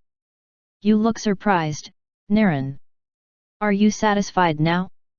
Did my show intrigue you? I grinned, watching Naren's eyes bulge in surprise. It would be my first time seeing him so surprised, as well as intrigued.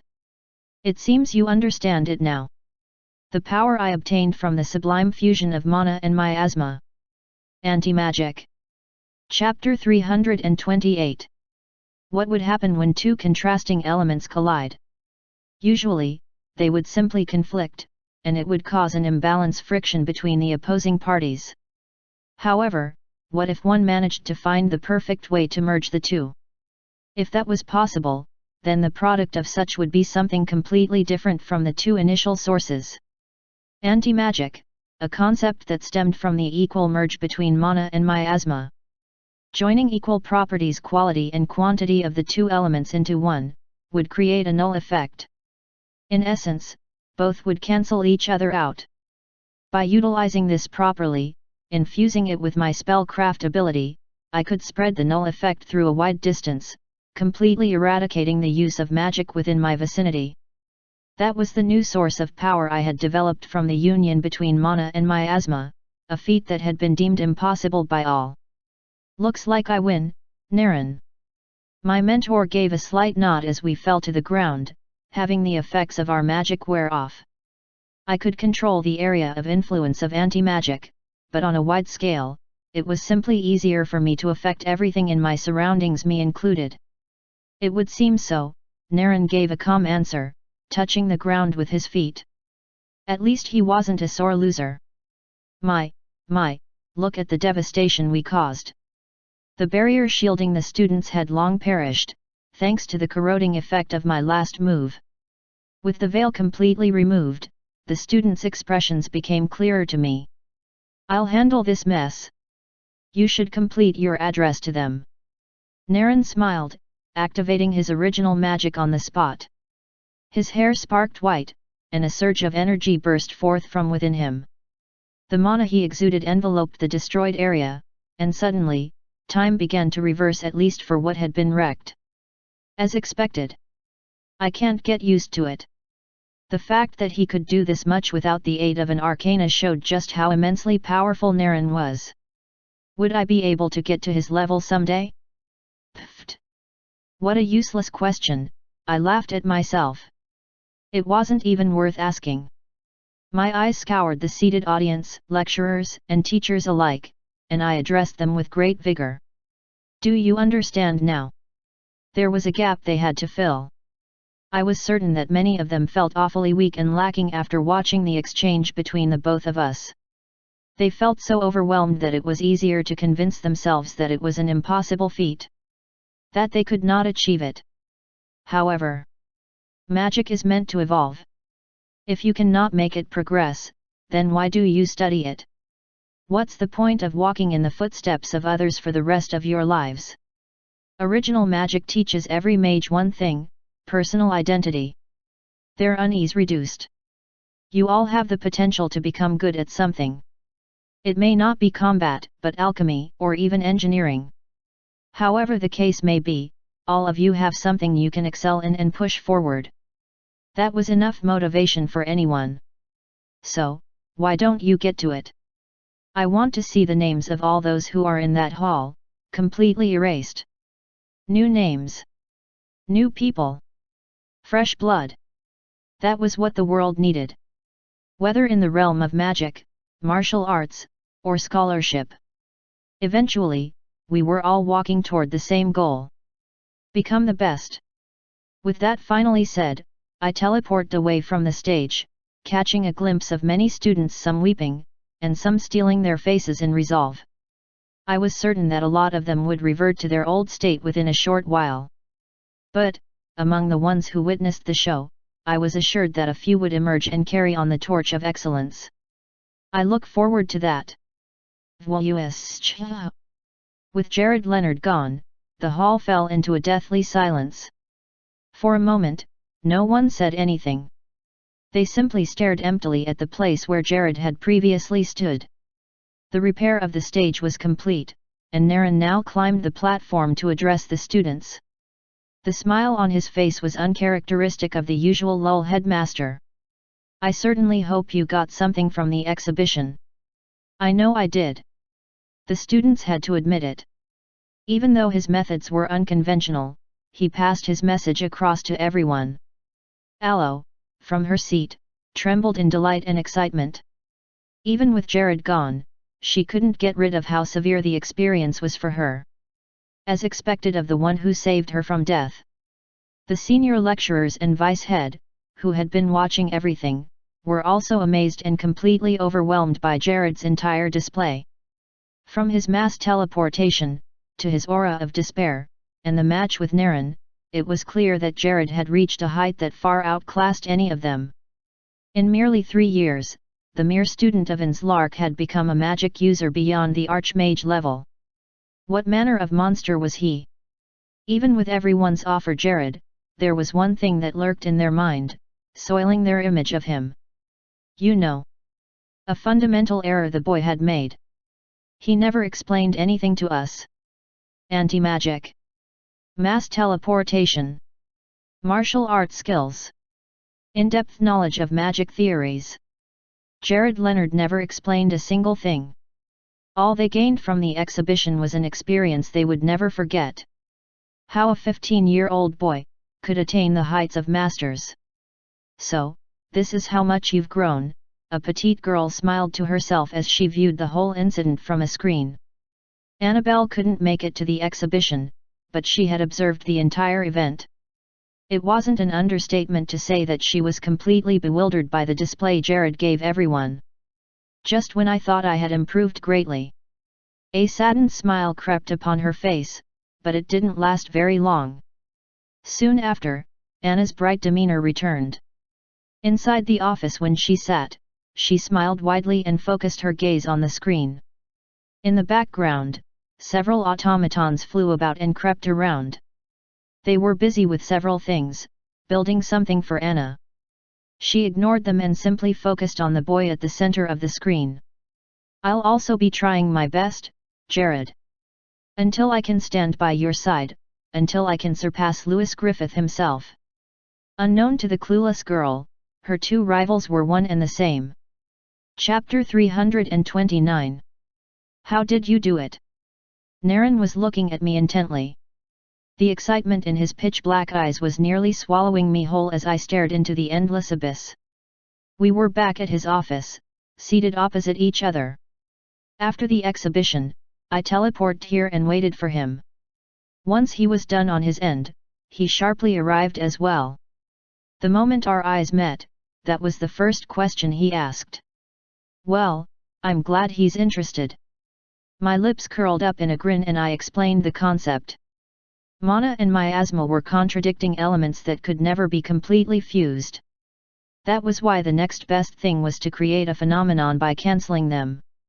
By harnessing the reactions they gave off, I could control the outcome to my advantage. By the time I was done with my explanation, Naren was dazed. Amazing, you keep amazing me, Jared. For Naren, who was probably the most ingenious person around excluding me, since I reincarnated, he must have been completely flabbergasted by how I came up with the concept. To be honest, I owe you greatly for it, I told him with a smile. Me? What are you talking about? I nodded. It was true that without Naren, I would probably not have taken this path. If he hadn't given me that gift of his. I'll show you. Khan. The moment I said this, a swirling pool of miasma emanated from my body, and something began manifesting. You mean? Yes. In a moment, the looming figure completely formed, revealing a being shrouded in darkness. It has been a while, Naren Khalid. You are, that shadow demon. I watched the exchange between the two of them with an amused smile. It wasn't the reunion I was looking forward to, but... Oh, well. Thanks to Khan, I was able to cultivate miasma alongside mana. I made the guy my familiar and corrupted a portion of my mana core to make a home for him. Naren's face turned to me with an astonished look. But, wasn't that risky? It was. If Khan had completely taken over my mana core, I wouldn't be able to utilize mana as a source of energy. The best scenario would be me having to practice magic with miasma instead. Since my body was more attuned to mana, and I was a human, proactively using miasma as a source of power would damage me. Worst case scenario would mean death or losing control. If Khan succeeded in possessing me, or I lost my sense of reason, it would be terrible. Dying was also something I didn't desire. Which is why I was careful, I replied with a smile. I made sure not to try the whole thing out without precautions. Fortunately, everything worked out well. But, how much does he remember? From the way he spoke, he recollects our encounter, Naren asked with concern. I remember everything, Khan replied this time. His dark presence seemed to swell with pride the moment he made this comment. I merely smiled once he made this display. He does? But, how did you? I intentionally returned those memories to him. Naren recoiled with shock once I gave my answer. His eyes showed that he needed more answers. Since I was planning on telling him, I went straight to the point. Familiars are simply the essence of those who have died. Their leftover will a fraction of their souls. That means they won't have the total abilities they had in their prime. I couldn't have that. Khan was a demon lord when he was alive. It would have been a waste to keep his weakened soul as a familiar. I made sure to repair his damaged soul as I absorbed his miasma. Even a soul fragment has the entire memories and potential ability of that being. By culturing it properly, I returned him to full strength. His memories were also restored as a result. Ah, I see. Naren must have understood this already. He probably did the same for his familiars. I know you're concerned that he could betray me now that his memories have returned, but I would never do that. Khan made an emotional outburst. Naren and I looked in the floating being's direction. You are my master now. I owe everything to you. I nodded and flashed him an understanding smile. That's right. Khan is extremely loyal. He won't betray me. Is that so? Then, does that mean he would attack his fellows for you? Is he on the side of humanity? For a moment, an uncomfortable silence spread throughout the room. Naren and Khan were eyeing themselves, obviously displaying their dissatisfaction with each other. He's not on humanity's side. Naren's brow furrowed once I said this. But, he's also not on the side of the demons. He's simply on my side. That's all there is to it. Surely, my mentor had to understand this much. His familiars were the same way, after all. I get it. Since you say so, I'll trust your words. Naren shrugged slightly. But, the victims of that incident, and also the ones connected to the students who died, they may not be so understanding. That too, was something I had foreseen. Khan had claimed many lives during his raid. While I couldn't completely fault his actions now that I knew what happened, not many could handle the truth. I would have revealed the same to Naren, but we were short on time. There was something more important to discuss. In the fullness of time, these things will be revealed naturally. So, what was it that you wanted to see me for? Naren took the hint and ended the conversation about Naren. I smiled and commanded Khan to return. In a swift motion, the demon lord familiar returned to his home, leaving only me and the man I respected and feared most alone. It's about this, I whispered, digging my hand into thin air. Space parted, and I began poking my hand into another dimension, my special storage space.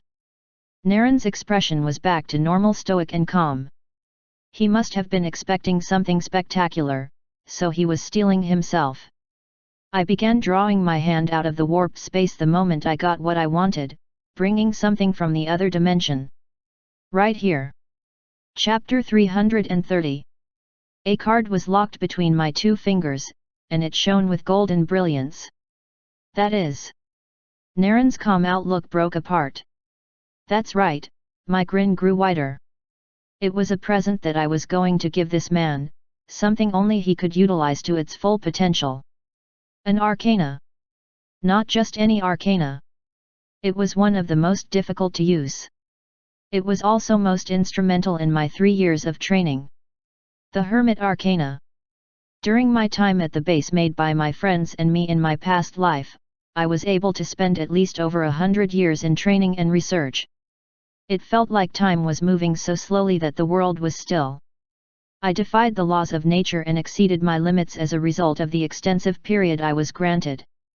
But, that couldn't last forever. All arcanas with certain exceptions were not self-sufficient. They required some sort of energy for them to activate.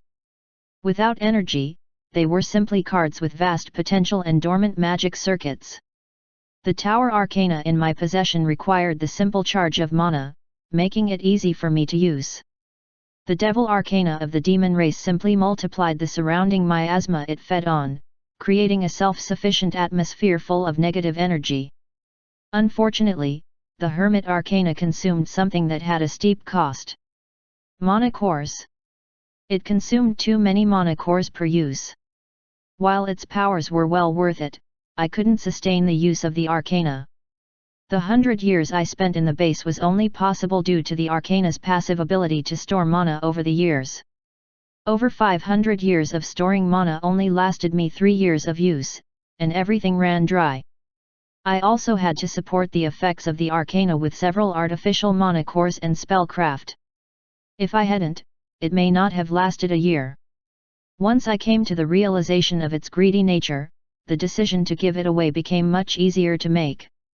In my 2 lifetimes, there was only one person I knew who possessed enough fee to sustain the Hermit Arcana. Naren Khalid was his name. Here. I said, throwing the card at the surprised man. He caught it thanks to reflex, but Naren's eyes never left me. However, after a few seconds of holding the card, I could see his expression change. It resonates with my original magic. Of course. That was the second reason I wanted Naren to have this arcana.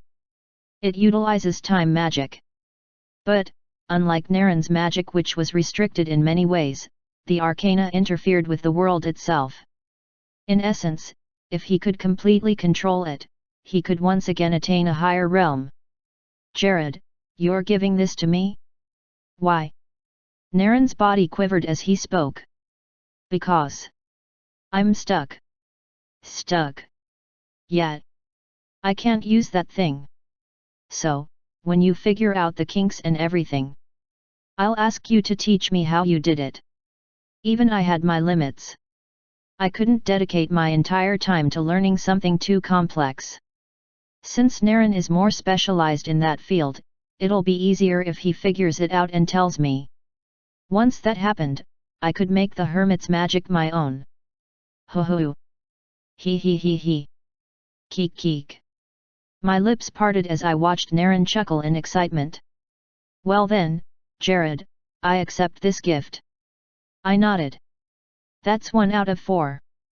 Only 3 arcanas were left in my possession. The Tower, the Sun, and the Hanged Man. Well, the latter was currently at work, so. As for the Sun, I had plans for that. Now, I won't be bored for some time. To think you'd have arcanas. At least he was aware of their existence. As expected of someone as brilliant as Naren. I found them by chance, among other things. Naren's face brightened up once I mentioned yet another interesting subject. He probably wanted me to speak some more, but that was about everything I would be giving him, at least alone. Knock knock knock. The sudden sound of knocking caused both of us to turn to the entrance of Naren's office. Both of us knew who was standing at the other end of the door. They're finally here. Come in. I called out before Naren could even say anything. I gave him a knowing look, revealing that their presence was required. Creak. The door opened slowly, welcoming 3 people to the office. They were individuals that we're both acquainted with, and their assistance would be indispensable in my grand objective. Naren and I welcomed them with warm smiles as they drew closer. They must have been curious and surprised when they received my message.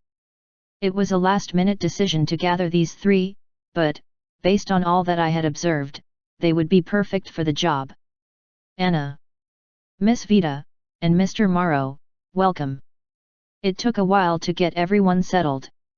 There was a lounge in Naren's office, so we all moved there in order to accommodate everyone. Once everyone was seated, their eyes were on me. I had invited each of them because of particular skills I required. There's a particular project I need your assistance with. Their eyes widened with both curiosity and surprise. It was difficult to imagine that I would be challenged with an issue that they could solve. However, the most important factor in everything was time. I didn't have enough time to do everything on my own. As a result, I needed to rely on humans during a moment like this. There's a device that I need your help to build. It would be instrumental in ending the conflict that was about to unfold. Before the enemy could become an even bigger threat, I had to lay out all the groundwork.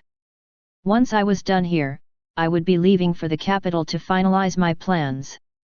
This was currently the most important aspect of the plan, especially the endgame.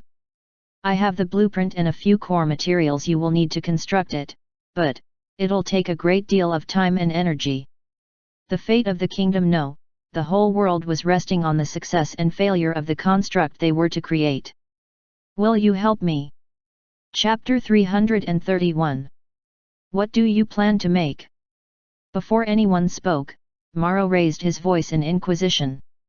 His eyes were brimming with excitement. He must have really loved innovations to that point.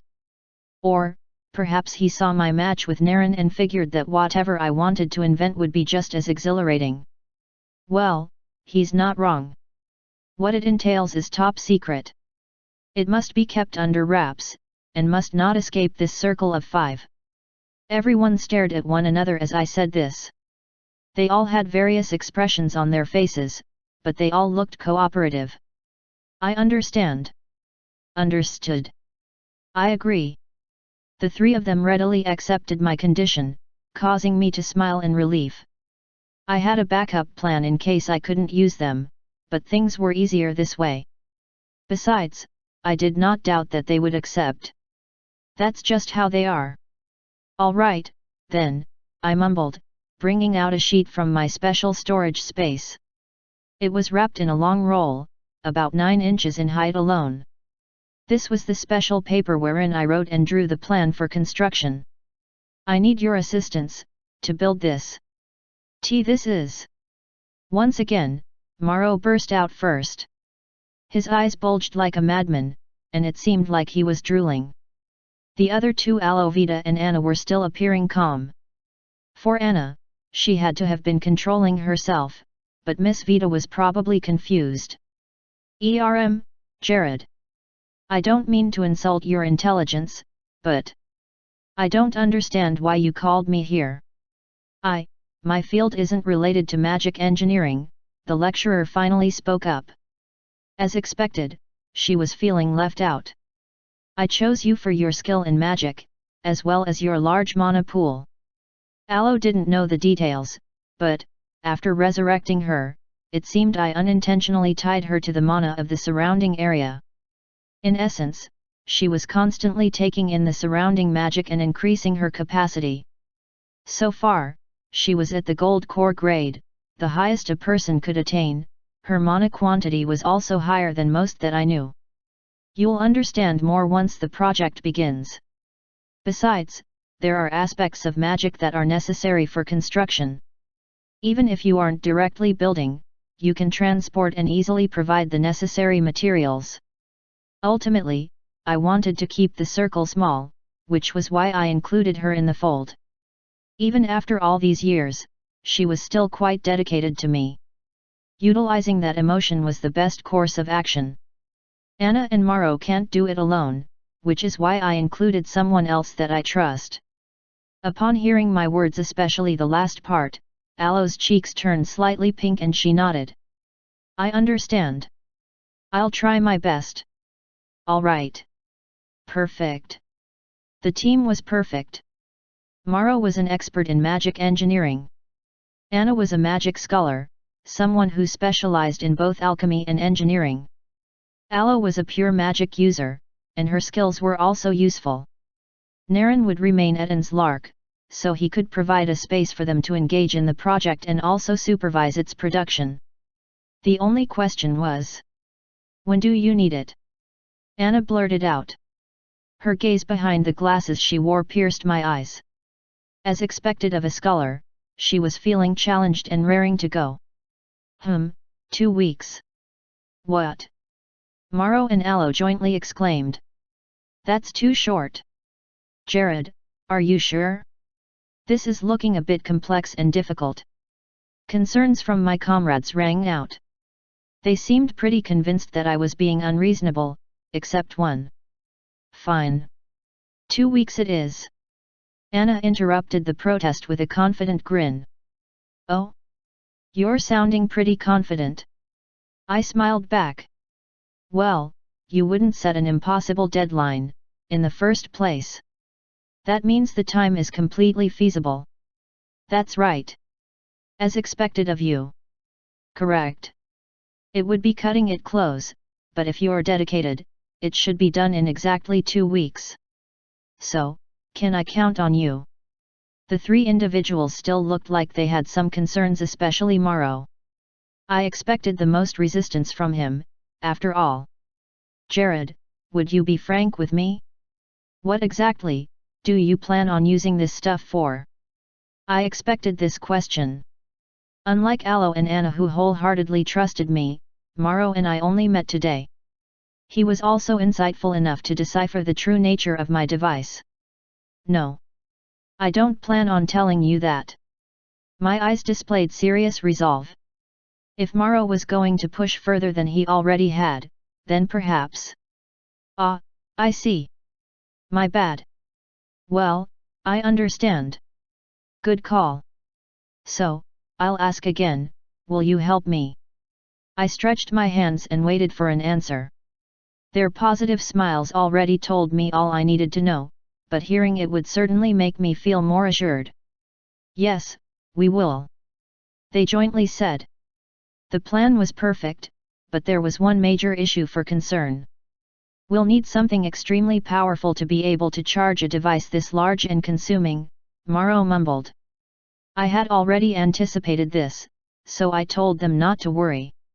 When the time comes, I'll give you the core component. For now, simply make it according to my specifications. I gave Morrow the blueprint, and also transported a couple of ores to his office for safekeeping. Once that phase was completed, I sent all three of them on their way. Of course, I told my dear friend that I would be seeing her one last time before leaving. Once I concluded my talk with Naren, that is. As soon as they left, Naren stood from his couch in the lounge, and then looked at me with a casual smile. Let's take a walk. I had an inkling of what he wanted to say, so I agreed. We left his office and made our way to the school grounds. The academy was quiet. Most of the students were either in their hostels or in training, causing decorum to permeate the entire area. Jared, you've really come a long way, Naren finally broke the silence between us. His calm demeanor remained unfazed as he stared at the distance. I just consider myself fortunate, was all I could mutter. I see. Somehow that statement doesn't feel false. You must really feel that way. Of course, I did. This second chance at life, it was something that was miraculously granted to me. Many troubles had found me, but, so far I was very lucky. My dying wish came to pass, after all. You should know what I want to say, so I'll just cut through the chase. Here it comes. Jared, what do you plan to do with the demons? Chapter 332. Jared, what do you plan to do with the demons? Once Naren asked the question, I remained silent for some time. My brain was probably searching for the best way to convey my answer and the reason supporting it. But, no matter what I said, could that really justify anything? Naren wanted me to be real with him, so I intended to do just that. I saw the blueprints.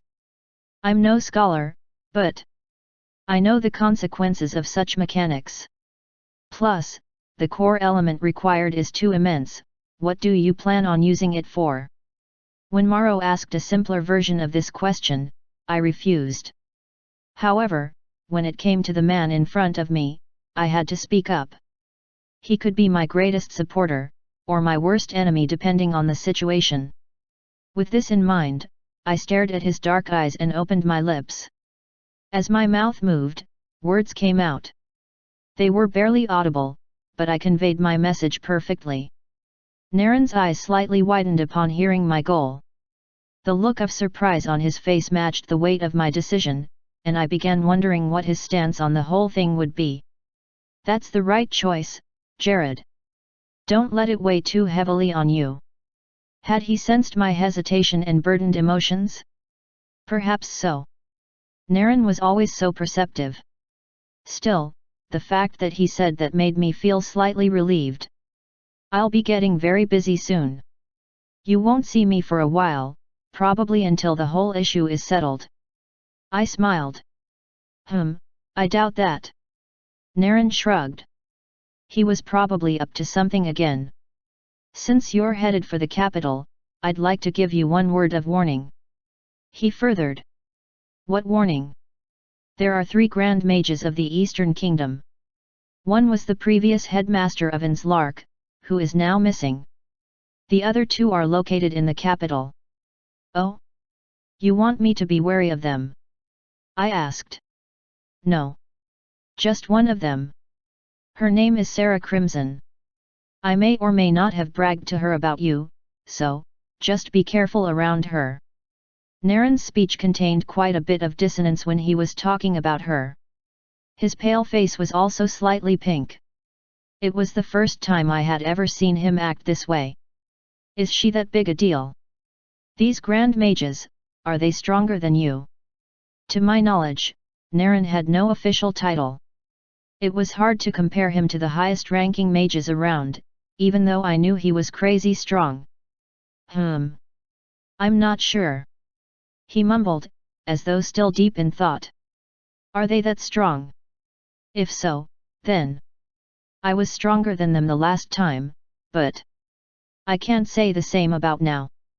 My calculations froze once I heard this. The previous Naren was nowhere as powerful as currently. There was no way anyone who was weaker than him then could measure up to his current estate. In essence, he's trying to be modest. I nearly burst out laughing, but controlled my emotions well. There is an exception, though. Naren's voice sounded a bit chilly and stern. You mean the woman you warned me about? Sarah Crimson. Now that I thought about it, there was a name like that in Inslark's Hall of Remembrance. She was third in ranking, directly beneath my name. She's as strong as you? I asked, curious about the identity of a monster beyond Naren's limits. Was he simply joking? That could certainly be possible. Besides, he probably just wanted me to be wary of her and she is. My eyes bulged the moment I heard that. Such a thing was possible? At least when it comes to combat. She's highly volatile and destructive in magic, and her use of mana is far more efficient than mine. This was the first time I would hear Naren speak so highly of a person. We haven't met in a while, so I don't know how she's faring, but just be careful. Naren looked a little worried as he spoke. This woman Sarah Crimson was simply that dangerous. In that case, compare her to me. How much stronger is she? Naren paused and took a second to think. I watched him closely, a little nervous. The major reason for my confidence was because of the fact that I had gotten much stronger compared to the past. Alongside strength came weight. My words carried power, and I could prove myself to be capable enough to handle the important affairs of the looming war. But, with what Naren was inferring, was I simply a small fish in an ocean full of much wilder creatures? Based on what I've seen so far, and from my estimate, I'd say she's at least 10 times stronger than you. Coke. My heart hit a pause. That's strong. Yet, that woman is also very deceptive. I just hope you never run into her, she's a monster. He said with a wry smile. Was Naren trying to scare me, or was he being dead serious? If by rotten luck, you do encounter her, do not believe any word she says. Trust in the words of your mentor. Since he had gone out of his way to warn me about the biggest threat to my plan, I had to take it with all seriousness. Understood. Whew. All right then. I wish you good luck. Is there any other thing you need to take care of before leaving? Naren asked with a knowing smile. He must have had a faint idea. Yes. I should see Anna about a promise we made in the past. That girl has feelings for you, you know that, right? Naren raised his brow playfully. I loosened my lips and sighed at his statement. It was obvious, wasn't it? I know, but now wasn't the time to bother about such trivialities. Not yet. The man beside me simply gave a light smile as he shrugged. Then when? I didn't have an answer to his question. Before I could even articulate another excuse, he was already on his way forward, quickening his pace. Figuring that was the end of our conversation, I hurried my steps as well. Feelings, was the problem really with Anna, or me? Asterisk. Asterisk. Asterisk. Asterisk. Asterisk. A/N. I need more reviews and interaction for this story. It's to encourage me and also get your suggestions. So, please, I would like to appeal to the readers to give their reviews, and also comment more. Thanks for reading. Chapter 333. Anna opened the door to her room in an exhausted manner. She immediately made for her bedroom and fell upon her spacious bed. It wasn't as though the furniture was extraordinarily large, but Anna's tiny frame made it appear so. As she sighed and contemplated the events of the day, the young girl couldn't help but feel tired. I never expected so much to happen. She had a lot to think about, and, starting from tomorrow, she would be busy with Jared's project. It was a chance to show him just how much she had grown. Still, at this rate, will I ever surpass him? Fwush! As she was having this thought, a gust of wind appeared in her room, and a flash of blue light swirled. Space warped, and someone made an entrance. Anna, who was already on her guard, sharply made to prepare a spell to protect herself and destroy her enemy. The automatons and golems all around the room were also on standby. Whoever the intruder was, they made a fatal error in coming to her sanctuary. Anna, relax. Geez, it's me. A familiar voice rang out from the looming ball of blue energy. The childlike girl instantly halted her actions and gave a surprised yelp at the person who appeared. Jared. The boy smiled and gave a light, awkward wave. Hi. I wanted to see you. Before he could complete his statement, Jared's eyes traveled across the room, spotting the bed, the wardrobe, spare underwear, towel, and many other things one could only find in a particular area. His voice quivered the moment he realized what he had done. Anna, who was also gaining awareness of the whole situation, began to blush violently. While she was still in her regular attire, thanks to how tired she was, it was still very embarrassing and uncomfortable to have a man suddenly barge into her room. Even if the man was Jared. No. It was precisely because it was this boy that she felt even more flustered. What are you doing here? I just came to say a few things and... In my room.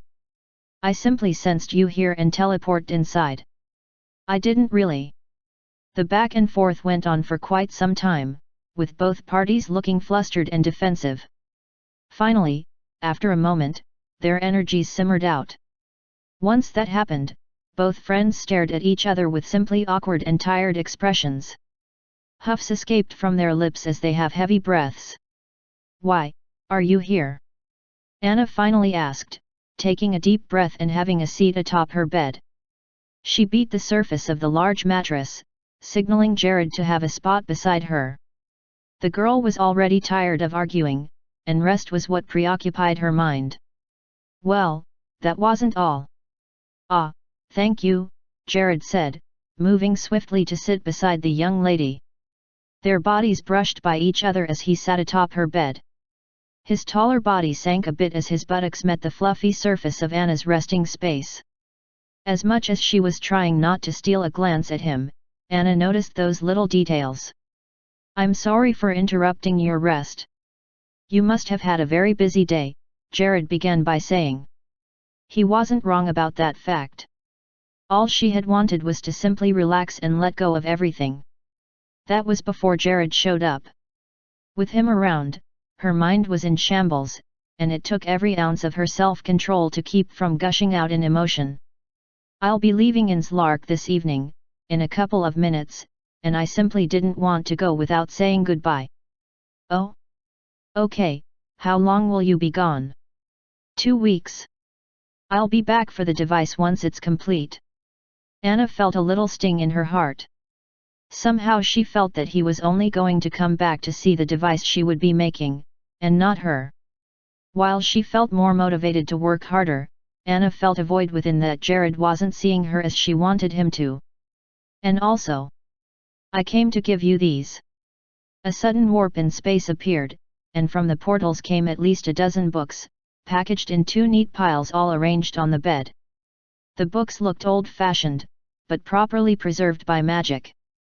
At first, Anna was puzzled by Jared's motive and intentions for bringing such old books to her. Did he want her to study? Despite how busy she was going to be, did he still plan on giving her more work?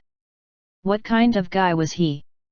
I can guess what you're thinking, but why don't you open one and check it out? Anna eyed Jared as he smiled after saying this. Deciding to give him the benefit of the doubt, she chose one of the books at the top of the pile. I swear if this is just. Before she could complete her statement, her eyes bulged and she nearly guffawed. What her sights were feasting on, were words she had never expected to see. Lewis Griffith's Hidden Treatise. Volume 1. L. Lewis Griffiths. I haven't seen this one before. She began flipping the pages, desperately scouring her attention and checking out the details of the book's contents. This is. It was at this point that all the exhaustion of Anna vanished.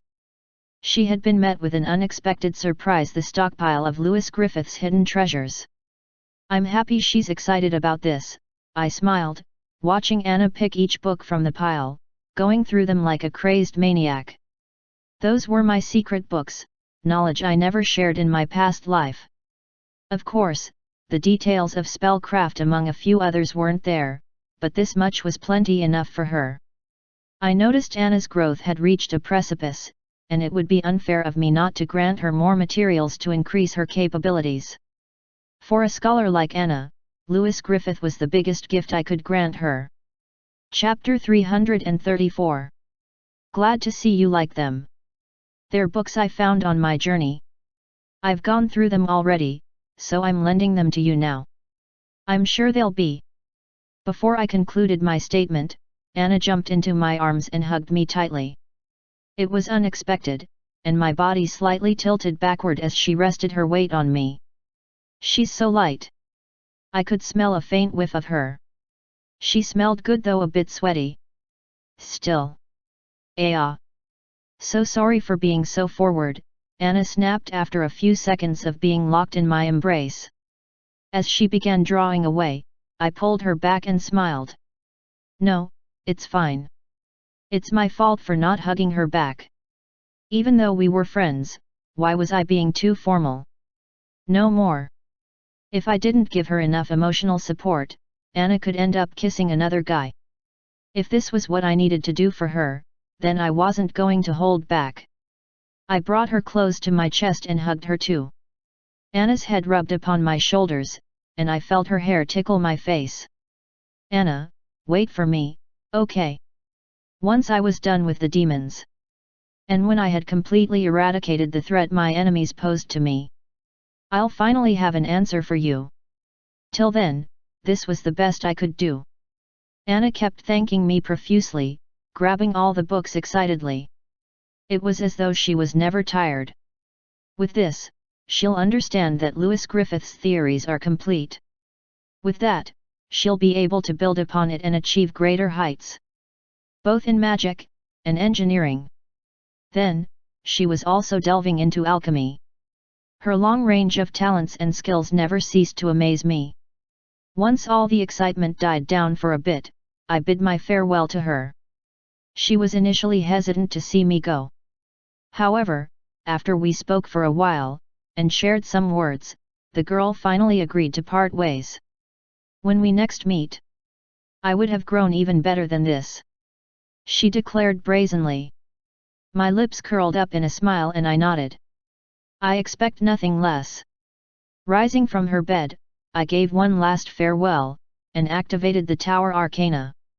With sparks of blue energy, and the warping of space, my body vanished from Anna's room, and I departed for my journey.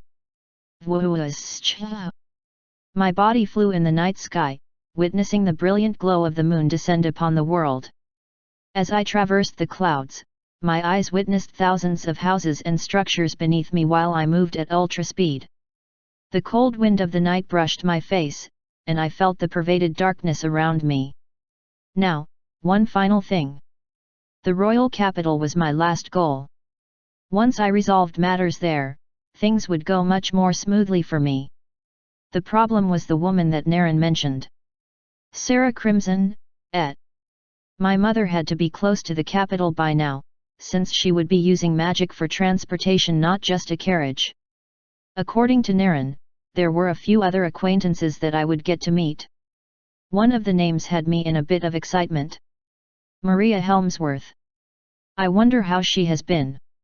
Of all the friends I made at Ans Lark, she was the one I was least interactive with. Yet, the girl's talent and unique disposition had me drawn to her. Hopefully, she had also grown immensely. As I made these thoughts, an energy swirled within me. I sensed the disturbance and knew what it was. Now that I was flying, all alone, he had finally manifested. Fsuyuyuyuyu. A deep, dark energy emanated from me. Like a shadowy fog, it hovered beside me. This was the partial manifestation of one of my familiars. Khan, what is it? I smiled. The dark fog kept silent for a bit, and then it spoke. My lord, about your earlier conversation with Naren Khalid. As expected. He was most likely referring to my private conversation with Naren while we were on a walk. The discussion of my plans for the demons. I meant every single word. My words were blunt. Understand, master? But Khan was a loyal being who acted according to my whims. Even though it felt a bit weird, since I was well acquainted with him in the past, I made sure to properly establish our master-slash-servant relationship. Still, it didn't mean that he would feel comfortable with every decision I made. Do not worry, Khan. I haven't forgotten my promise to you. I gave a slight smile. Even though he had caused such a great tragedy at Anslark, I knew Khan was a being of principle. It was due to this knowledge that I was extremely confused by his actions. They weren't ordinary. Keeping this in mind, I decided to investigate. It wasn't until after assimilating Khan properly, and restoring him to full strength, that I realized the ugly truth. He had been manipulated. Even he wasn't quite sure as to how and why he decided to lay waste to the human settlement. Also, according to the information he gave me concerning the current state of the demon realm, I could surmise that the Demon King did not betray the pact. This was most likely a rebellion and uprising. The demon society operated in a strict hierarchy, and it was nigh impossible to break out of it. That was why a rebellion was highly improbable, unless they had help. Does this have to do with the organization Legris mentioned? I wonder. If that was the case, then I had a good idea of what they were after. In any case, I needed to be more careful and take many things into consideration. I understand. Thank you, Master. Khan's voice interrupted my thoughts. As soon as he spoke in relief, the black fog dissipated, and he returned to his abode within me. I smiled and stared far into the horizon. With my current speed, I would arrive at the capital in a few minutes. As much as I'd like to see the authorities now, courtesy demands that I wait till morning. Unless... A mischievous smile appeared on my face and an idea presented itself in my head. That will work. After all, time was of the essence. Chapter 335. About a dozen guards were stationed around the main gate of the royal capital. They often took rotations and patrols in order to avoid focusing their attention solely on one spot. This way, efficiency and security were guaranteed. Even though it was inconceivable that anyone would launch an assault on the portion of the Eastern Kingdom where power was centralized, this level of security was trite. 2 of the kingdom's 3 grand mages were currently residing in the capital, and this place had the second highest concentration of powerful magic users and martial artists, the first being Anslark.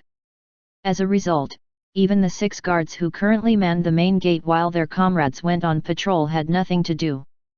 They yawned while staring into the night sky. The gates were well fortified with luminous lamps, causing the entire area to shine with brightness. All they could see before then was an empty road, no danger whatsoever. This was a most boring job, filled with nothing but standing and yawning until one's round was over. The guards were not complaining, though. Their fat salaries and heavy paychecks made them more than happy to keep working in such a drab place. This was the royal capital, after all. No risk. Lots of rewards. Man, when will the first patrol squad be back? I want to take a walk too. They usually rotated the patrol among themselves. That way, none of them would die of boredom. I have no idea. I just wish we had chairs we could use to wait. Just punishing my legs for nothing, tch. As they complained about absolutely mundane things, the guards were unprepared for the surprise the night brought. Like lightning descending from the heavens, a flash of bursting energy came upon the earth. The earth quaked and the guards all lost their footing. In an instant, their easygoing expressions vanished, and they all laid eyes on what had appeared before them. Standing a few meters from the capital's walls, just a small distance from the soldiers, was a terrifying being that defied all logic. It had a hulking stature of at least 15 feet, having a monstrous body and burning skin. It looked like a living personification of an erupting volcano. However, another distinct energy shrouded it, something that mere guards had no words to describe. Miasma. This was definitely negative energy. Kuruhuhuhu, the lava monster growled, shining with pure ember as it moved. The ground it trod on became a sea of flames and molten magma. Even the guards, in their expensive armor, felt the extreme heat that the monster exuded. No prophet was needed to tell them that the being before them was a monster of absolute destruction. Only one thing rang in their human mind. Run! They had to flee. This being was something beyond their capabilities. The royal capital had a special barrier reinforcing it. In the likelihood that it was sieged, the field would activate and lock all the threats out. Then, without wasting much time, the mages would be dispatched to handle the incursion. The guards were, at most, just decorative fodder that could simply be used to buy time. However, these men were not willing to die a vain death. Even if they had received huge sums of money for doing nothing. Even though they had spent so many years lazing around and proudly calling it their profession. When the time for action arrived, the guards were now petrified with fear. This isn't what we signed up for. Flee. I need to flee. Monster. Surely, they had heard of the looming demon threat, but who would have expected one to come knocking on their front doors? While this creature resembled a magic beast more than the demons described in reports, the bone-chilling and sickening aura of miasma was something they could only attribute to creatures of darkness. They stood no chance. Hopefully, the quake had gathered the attention of the mages within the capital. They were meant to buy time, but no sane man would risk their life for nothing. Ruhuyun. The guards screamed as the flaming monster approached in its terrifying form. The men began retreating within the capital walls. They knew that their jobs were officially over. Even if they managed to survive this onslaught, they would forever lose their positions in society. They would be remembered as the failed guards who refused to man the gates. No one would be willing to aid anyone who would jeopardize the safety of the citizenry. Perhaps they would even have to move out of the royal capital and find another life for themselves. But, anything was better than dying. Death, was it as simple as just escaping this danger? Would their lives truly be spared if they could avoid the monster? A thought rang in the minds of all the guards who were about to hide like cowards. Treason. If they fled now, if they abandoned their duties, they would be charged with the severe crime of treason. Death awaited them either way. Once these men realized this, they were left with two options. Die now, in the blazes of honor and glory being remembered as the heroes who fought for the kingdom. Or a public execution as dogs who were more concerned about their lives than the welfare of the kingdom. Their families would be ostracized, and no one would remember them for good. Either way, they would die, but any sensible person knew the right choice to make. Damn it! I should have never taken this job. Damn it! Damn it! Shit! The guards who had been relishing their privilege, were now filled with resentment and regret. It was too late, though. That was why they all turned back to face the monster. The 6 soldiers unsheathed their blades and brandished them with all diligence. They would rather go down in the blazes of glory even if the heat looked painfully scorching. Kuruhuhu, the monster heaved a heavy fog of hot steam, nearing them rapidly. They all gulped and infused their mana, activating the effects of the magic armor and weapon they had on. As guards of the royal capital, their equipment was by no means shabby. With their abilities boosted by their armaments, all 6 put on false brave looks and readied their frightened bodies. Shit! Take formation! We're attacking! Chapter 336. Hi-ya-ya-ya-ya-ya. The guards all yelled, activating their respective martial arts. With a choreographed performance, the 6 created a large wave of blue energy. It was a horizontal strike, curving beautifully to form an arc. Swish! The energy-infused attack neared the monster at a seemingly intense speed. Boom! The destructive capability of a joint martial arts move was by no means little, especially since veteran guards were the ones who activated them. With proud looks of slight relief, the guards silently rejoiced, and prayed that this was enough to slow their opponent down even a tiny bit. Unfortunately, they were wrong. Guru! Their combined moves hadn't as much as scratched the creature. Eek! Their skins jumped, watching the monster near them even more. Sweat dripped from their faces as they gulped in fright. Even if they had made up their minds to sacrifice themselves rather than be punished as traitors, it wasn't as though they wanted that outcome. Still, they had to keep going. They infused their mana once again and launched yet another attack. Null!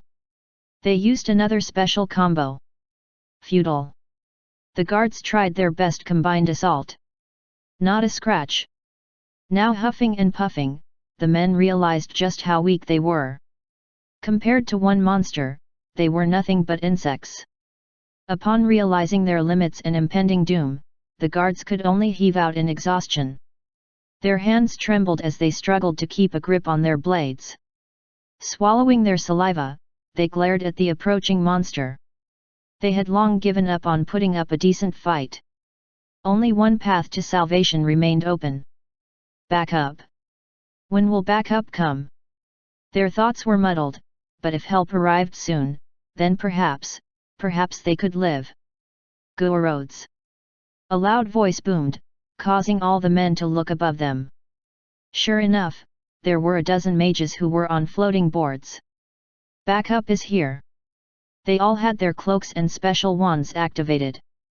Each mage also had hats and special outfits that complemented them perfectly. They were the Guard Mage Division, the first line of defense against any assault on the capital. The reason they were late was most likely because of the time it took them to equip their gear before charging into battle. Since it was a bother to always water magic tools, even these mages slacked off in their guard duties and usually left them hanging around. Upon seeing the threat from afar, they frantically put on their outfits and charged to the gate. Fortunately, nothing major had occurred, yet. This is an unidentified magical beast. We'll take it from you. The mages told the guards. Their tone sounded awfully condescending for latecomers, but the soldiers could not complain. In fact, they were relieved. It was no secret that martial artists were the lowest on the food chain, and they were considered inferior to magic users.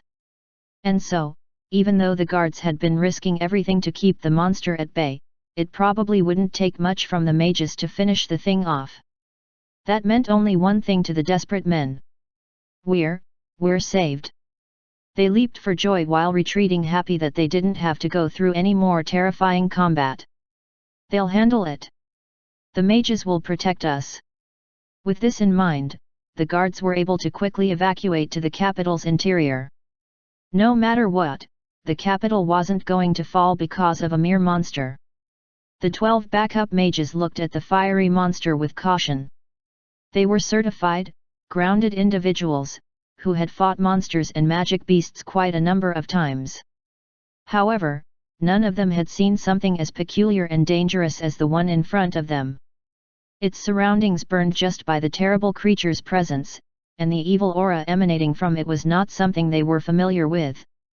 We'll hit it with combined advanced magic.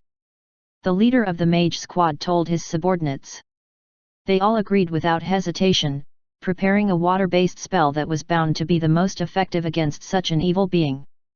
However, before they could complete their chant, the monster moved. With such speed that defied its huge stature, the fuming creature closed its distance between the mages in an instant, leaping high into the sky with a single thrust. The earth shattered apart as it lunged upward, causing all the magic users to shriek in shock. They immediately ceased their chants and shrouded themselves in defensive magic. Boom! The monster clashed head-on with their defensive layer of mana. Kurk! The humans felt recoil as their barrier cracked. Fortunately, their opponent had not built up enough momentum, so their efforts trumped it. Once the beast began descending to the ground, leaving itself wide open, the mages took the opportunity to begin their assault. Strike! Refusing to waste time on a joint chant, all the mages simply launched respective water magic spells that would yield the best results in the shortest time. Hails and bullets of chilly liquid descended on the falling creature, causing harsh clouds of steam to rise and fill the atmosphere. The hiss of heated water pervaded the atmosphere, causing the entire vicinity to be shrouded in white fog. Even if the regular vision of the mages had been hindered, they still had their sensory abilities. With their eyes enhanced with mana, and all their bodily functions equally augmented, they could perceive all that occurred around them. The mages felt as the hideous monster crashed to the ground, creating another reverberating tremor. However, the moment the monster's impact was felt, another terrifying thing happened. Boom! It bounced back up. This time, with an insurmountable pressure that caused the mages to flinch in their high estate. Fortify the barrier. Before they could conclude their endeavor, the monster emerged from the thick fog, shrouded in even more flames. Kraak! With a deafening roar, it broke through their defenses, causing the seasoned experts to scatter as a result of the explosion. Their floating boards were destroyed, causing them to crash to the ground in an instant. Perfect flight was a spell that required immense concentration, which was why mages who were more combat-oriented preferred using floating boards to fly. The disadvantage of that was the fragile nature of such a tool. Thud! The 12 mages landed on the ground, each wincing as their enhanced bodies were met with the impact of the cold floor. Thanks to magic, they suffered no serious injury, but that didn't bring them relief in the slightest. Guru! Standing before them was the cause of their calamity. An unstoppable monster. Chapter 337. A few seconds. That was all it would take before the mages would experience death. It wasn't as simple as closing one's eyes and never opening them again. No, this was something crueler. The sight of the booking ground, and the feeling of extreme heat, was enough to tell the defeated ones of the fate that awaited them. Still, they were not done. Rise! The leader of the mage squad screamed, rising to his feet. None of his injuries had been serious, so he could cope. The others were the same. They rose, unsure of what else to do. If they tried using advanced magic, the monster would charge at them before they could complete the chant. If they used simpler attacks, their efforts would be rendered useless. It was at this point that the mages realized their error. We shouldn't have told the guards to retreat. They could have at least served as some form of vanguard for them while they prepared their spell. Ultimately, the only reason for their current state was their overconfidence. They thought they could handle something beyond their purview, and now. Even then. The men gritted their teeth and gathered their mana. They had no intention of letting the innocent ones beyond the walls suffer for their arrogance. Even if it cost them everything, the mages were prepared to fight the horrifying creature. Their eyes brimmed with a sense of duty, and they were resolved to break through their limits. Even as the earth shook with each step the monster took, the mages began preparing their mana. It was now clear that they couldn't beat the thing. However, they could at least buy time. Hold your ground. Gritting their teeth and gripping their wands, they were prepared to risk it all, even mana shock, as long as they could complete their duties. However, that's enough. Unexpected help arrived right on time. Descending from the sky, like a pillar of light, a being crashed upon the monster with deafening pressure. Boom! Everything around them broke apart. The mages had to cover their eyes and brace themselves, as the impact shook them even to their foundations. As their eyes were glued shut, they felt the immense presence of the monster slowly dissipate. What? Their minds rang. If they didn't know any better, the mages would have believed that the creature was dead. But, that was impossible, right? As they opened their eyes, the 12 men were made to know the extent of their foolishness. The burning creature had lost all its flames, and there it lay on the ground, completely and utterly destroyed. Yes, it was dead. Standing at the center of the molten ground, and the dead creature was someone they couldn't recognize. Of the archmages and grand mages, none of them fit the description of the person who made an appearance. Not only was he too young, but his calm and innocent demeanor made them doubt he was even a mage. But, could they really deny what they had just seen?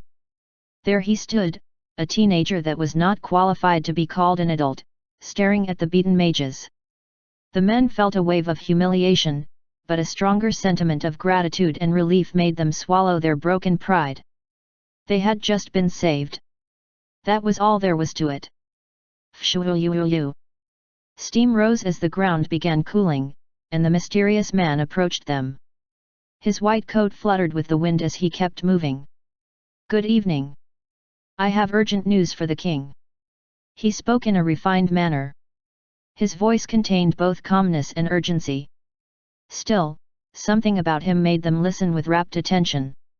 Before they could open their mouths to reply him, or even thank the young one for saving their lives, he spoke again. "The demons have begun their invasion. As expected, it works." The moment I uttered the words of demons invading, the mages all stiffened and displayed horrified expressions. Normally, they would have dismissed it as immature words from a kid, but after everything they had just seen, I doubted they would resort to that. A monster they all struggled to defeat was taken down by me, in a single hit, for that matter. Their pride had been crushed, and they had no choice but to respect and listen to my words. The damage done was minimal, and I ensured that no one was seriously hurt. Some of them may have been scarred or traumatized by the monster's assault, but if they were fazed by only this much, then they would be better off quitting the security division. Still, to think they were so weak. Sure, they were simply the first response squad, but I expected more resistance. After all, the more of a threat I made the monster pose, the better my case would be. As for how the horrifying creature spawned, it was simply a golem I made with the highest tier of advanced level magic. I added miasma to the mix, making it appear to be a demonic entity. Of course, this golem was meticulously made, so, even experts would determine it to be a living entity if they attempted a magic autopsy. My goal was to create an urgency that would give me an edge for my request. An audience with the king. So far, so good. I was brought into the capital immediately after I made my declaration. Usually, there would have been a thorough identity check, but the situation was too urgent for that. After being directed to the interiors by the head mage, I followed him to an area within the gates. The other mages had to take care of investigation and other affairs. Since I was with the superior officer, it was clear that my position had been properly established, at least, to an extent. "I need to report this matter to my superior. Please come with me," he said in a frantic tone. I could sense his discomfort. The man was struggling with how to address me, considering I was more powerful than he was, yet a younger individual. It didn't matter to me, so long as my goals were achieved, but magic was meritocratic in nature. Age wasn't synonymous with respect, power was. Chapter 338. The mage, whose name I eventually knew to be Derek, used a floating board to rush toward the headquarters of the security division in order to make his report. He asked if I needed one, but I chose a fight spell instead. We both swiftly moved to the headquarters, and I was finally able to achieve a portion of my goals. Meeting the one in charge. We bypassed the many buildings within the capital, giving me a nice view of the entire place. The landscape was so beautiful, neatly arranged in rows.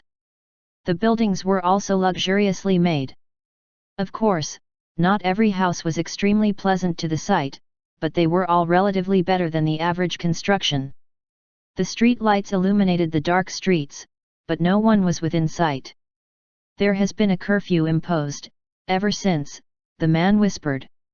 I noticed he hesitated to say any more, so I didn't push the issue.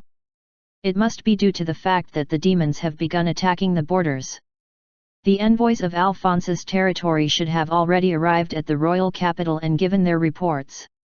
I was certain that my letter and research subject had been well received by the royal capital. While they must have been busy trying to keep everything as confidential as possible, they most likely neglected the main security of the royal capital itself, causing the guards to be quite weak and few in number. Considering the fact that the enemy will strike other territories first, it's actually wiser to dedicate their forces somewhere else. As I observed the royal capital from my height, I spotted the center of the marvelous city. A towering building stood erect like a monolith. Thanks to my enhanced vision, I could see it clearly. It was the royal palace, my primary destination. But, first, I had to gain a considerable amount of weight. Which was why I chose this route. Derek and I got to the headquarters in a short while, landing on the highly fortified grounds of the area. The headquarters of the city's defense forces, a place that contained the bulk of the kingdom's capable soldiers, had both martial artists and mages who were trained for combat. It was located close to the royal palace, near the center of the whole capital. 4 garrison positions were scattered at the cardinal points of the city. The headquarters was simply the brain behind their operations, as well as the area where a majority of the troops were gathered. I saw many mobilized members of the capital's forces, most likely prepared to deal with the monster that attacked not long ago. Derek had already spoken to them via a communication magic tool, so they were no longer in a hurry to launch a counter at whatever was assaulting the capital. They're simply on standby. The troops greeted Derek and me with a bow. We responded and made our way to a building that seemed to stand out among the rest. The security personnel that guarded the building were different from the others we came across. From their magic gear to the level of power they possessed, I could tell that they were in a separate class. This is the office of my superior, Derek muttered as we got even closer to the large door that was guarded by 2 exceptional individuals. The leader of the Imperial Guards. Derek looked at me with surprise when I said that. Was I wrong? No way. Someone like that. Derek was already looking flustered, as though meeting the one I spoke of was inconceivable. If I can gain access to the head of the Imperial Guards, then I can have a big backer to support my actions in the palace. Especially considering adversaries like the Sarah Crimson that Naren mentioned. My superior is the vice head of the city's guards. There's no way I can meet someone so high up. Derek informed me. I see how it is. I had made quite the blunder. Of course, a mere unit leader wouldn't be able to get me the connection I required. It would have to pass through certain individuals before finally reaching the head of the Imperial Guards. Whatever, I sighed. I'll be on my way now. There are a few people I know in the city. I would like to check up on them. Derek seemed surprised by my words. Why wouldn't he be? I had already expressed interest in meeting his superior, but, now I wasn't so hot about the prospect. It'll take too long. Why did I even bother with the whole theatrics? This had been a waste of time. I'll just stick to the original plan. Farewell. Make sure to report everything you experienced to your superior. The other guards of the city should serve as good witnesses.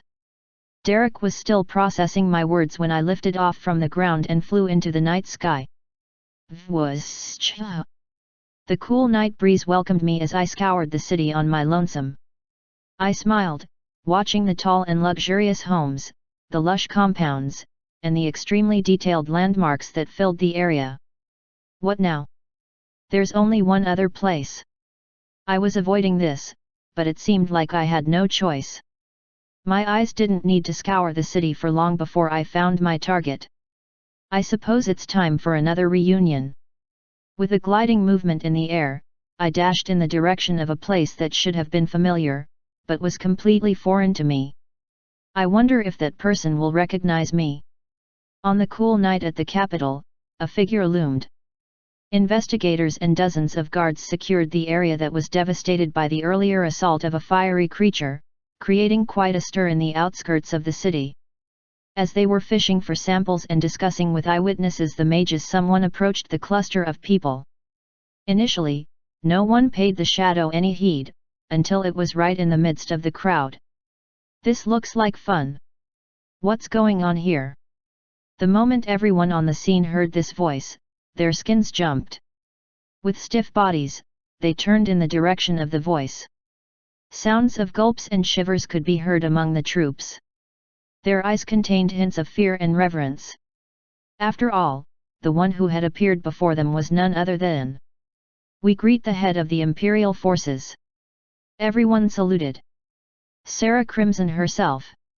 Chapter 339. In a dimly lit room, exquisitely furnished, and immensely protected through the aid of several magic tools and barriers, a man was busy sorting through documents and writing in correspondence. The middle-aged man didn't get very long hours of rest, so, even when a majority of the royal capital was asleep, he was busy at work. He had slight bags under his eyes, but that didn't diminish his charming looks. His regal face, his blonde hair, and his cleanly cut beard were all evidence of his noble heritage. The immense focus he gave his work was a testament to the outstanding dedication he had toward the duties bestowed upon him. He would have kept at this work for the next few hours before getting a brief moment of rest. "I still need to meet the king tomorrow, and then there's that discussion." There was a lot to do, so he had to be as quick and accurate as possible. The Eastern Kingdom depended on him. Amid his work, a sharp knock was heard, disrupting the man's focus. "What now?" Slightly irritated, he glared at the door whence the noise came from.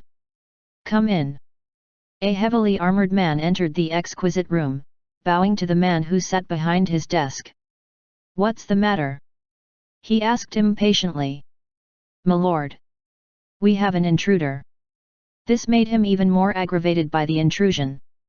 As he had told his guards several times, they were not to interrupt his evening sessions unless it was something absolutely unavoidable. Couldn't they have just captured the intruder and waited till morning before reporting this? Still, as a noble, especially one of high standing in society, he had learned the ability of self-control. Still keeping a straight face, he confronted the guard on the matter that seemed so urgent that it couldn't wait. "Well, the thing is..." The noble waited patiently for the excuse of his guard. "The intruder." Once he heard who the intruder was, or, at least who he claimed to be, the blonde man left his office in an instant. He rushed out of the room and swiftly made for the place where said person was. His guard stuck close to him and made sure he was always ahead. This was for protection, so the noble couldn't complain. Once they descended the stairs and reached the entrance of the large manor, the guard opened the door and led his master outside to the vast compound. What met the man's sight was a formation of guards that encompassed one individual.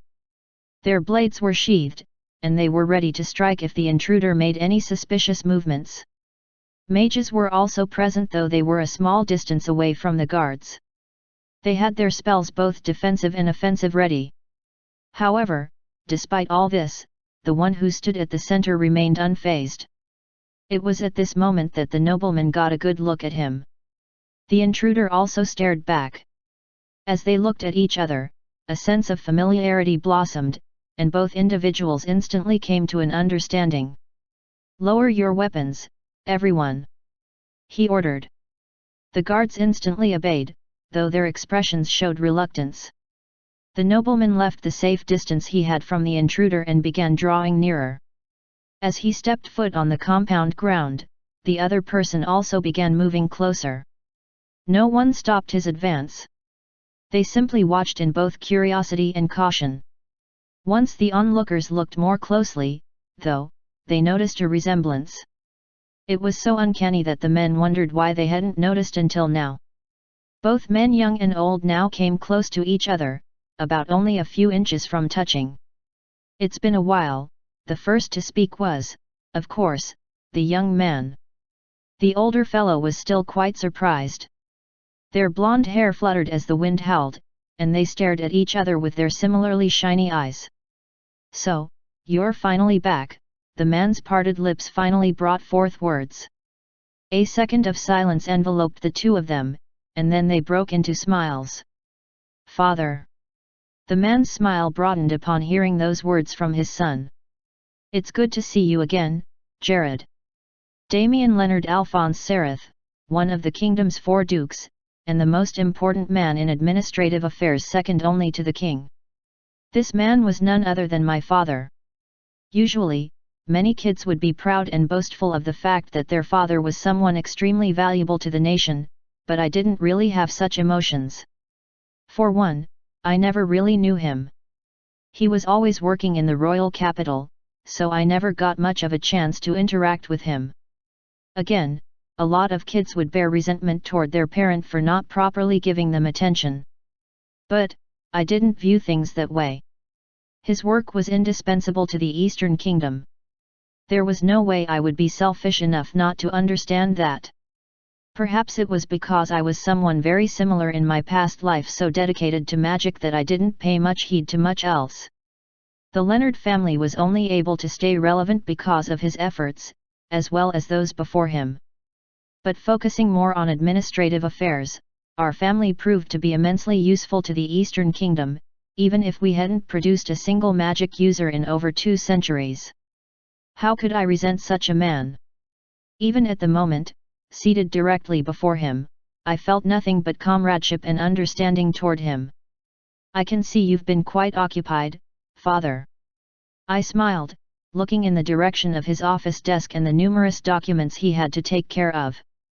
We were currently in the lounge area of the very same room, which I already surmised to be his private office. This manor was the Leonard household's stronghold within the capital. While it wasn't as huge and luxurious as the one back home, it was worthy to be called a ducal residence. My father was the one who spent most of his time here, but there was enough room to occupy the whole family if we chose to move to this place. Oh, well, the kingdom has been encountering quite the number of issues. And after a report came in yesterday, things got busier, Damien Leonard said with a tired smile. He was most likely referring to the assault on the western border. Good thing he's up to speed. Now, then. I should seize this chance. Chapter 340. I'm guessing you know that I was the one who saved everyone there. He nodded. The king received your letter, and the researchers are currently dissecting the demon beasts that you captured for us. Without exaggerating, I'll say your contributions will be very instrumental in the coming crisis. I could sense a glow of pride in his words. My father's tired eyes brimmed with satisfaction. Unlike my doting mother, he didn't bother bawling or complaining about my absence. Our mature conversation was evidence that he no longer saw me as a child. That makes things easier. Annabelle also contacted me through a magic communication tool. You went to visit the manor, didn't you? That was a good choice. He probably knew how much my mom suffered thanks to my absence. In his way, Damien most likely tried to comfort her. However, there was a limit he could do with the matters he had on his plate. Just as he didn't criticize me for my actions, I didn't intend on doing the same for him. She will be arriving in a few hours, so you should be able to see her soon. Looks like Anna will make it in time, after all. I also visited Inslark Academy. My allies there are aiding me in something that would also prove valuable to the conflict. I said, diverting from the topic of family. His eyes sparked with interest. Something I should know about? No. At least, not yet. But this was the major reason I decided to come here. I need to speak to the king as soon as possible. As expected, my father's brow furrowed slightly. Since he didn't frown, that meant it wasn't entirely impossible.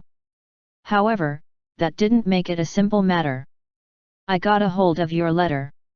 Since I'm in charge of administration, I understand what you wrote there.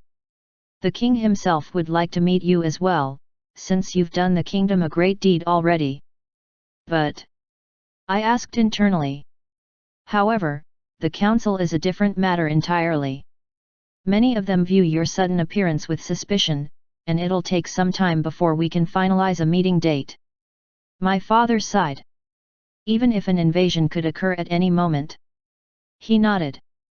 That's how bothersome aristocratic matters are. Still, it's not like we have to stick by the rules, especially since an assault just occurred at our front doors. He knows about that already. How fast is his information network? My mind raced with slight surprise. I assume it had something to do with you? Was it an attempt to quicken the process? If so, that was a good move. I was amazed by his deductive skills as well. He wasn't my father, and the head of administrative affairs, for nothing. Yes. The council members who are hesitant for a meeting will have no choice, at this point. Even if they were suspicious, nothing bothered a noble more than personal safety. Once they realized that danger was befalling their premises, the council members would have no problems hearing what I had to say. There are 2 grand mages in the capital, but, if a battle should occur here, there's no telling the damage that will be wrought. That's probably what they're scared of. Members of the council were of high nobility. They even had royal blood. That was why they could seat in the royal palace and govern the decisions that could be made, alongside the king. It wasn't an absolute rule dictated by the king. However, since he still had absolute power in a sense, he could veto their decisions. The problem was that the council members had a deeper connection to the kingdom's nobles. If the king stood against them too much, he would be picking a fight with the nobles. For a better kingdom and easier administration, it was better to avoid that. Politics is so complicated. It was no wonder I never bothered about it in the past. I was trying my best to better understand it, but I wasn't exactly an expert in the field. Fortunately, I had a father who was pretty much a political pillar. If I could leverage our connection, it would be the best way to get what I wanted. How soon can a meeting be set up? Upon hearing my question, my father stroked his beard and looked to the ground for a few seconds. After that, he sharply stared at me. How dire is the situation? His voice sounded grave. Depending on the intensity of our current predicament, he would pull out some cards that he wouldn't normally use. That showed a great deal of the trust he had in me. It's extremely unfavorable. The demons have the upper hand in terms of information and power. If we want to turn the tables, we have to act quickly. Damien Leonard Alphonse Sereth sighed and nodded upon hearing my comment. Then, I'll set up a meeting tonight. My eyes bulged the moment he spoke. That soon? Even with his numerous connections, I didn't expect him to have such authority. I should have just leveraged on him from the start. This was why I sucked at politics. It'll be hard to convince the council, but after the earlier attack, they'll be willing to cooperate. As for the king and queen, they'll be easier to convince, especially since we can pressure the council. I was liking my father more and more.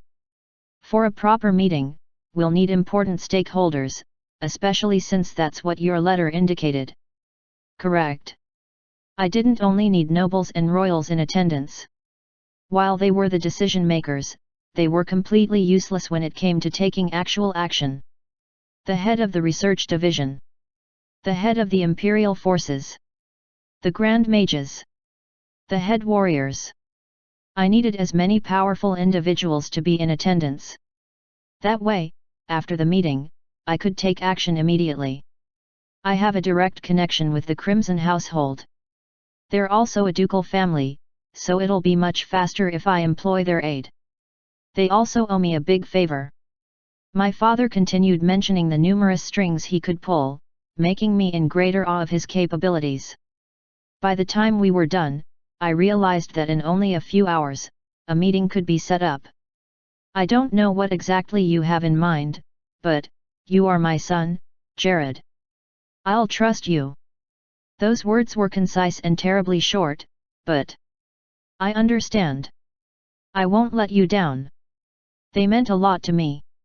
Chapter 341. We're finally here, I smiled.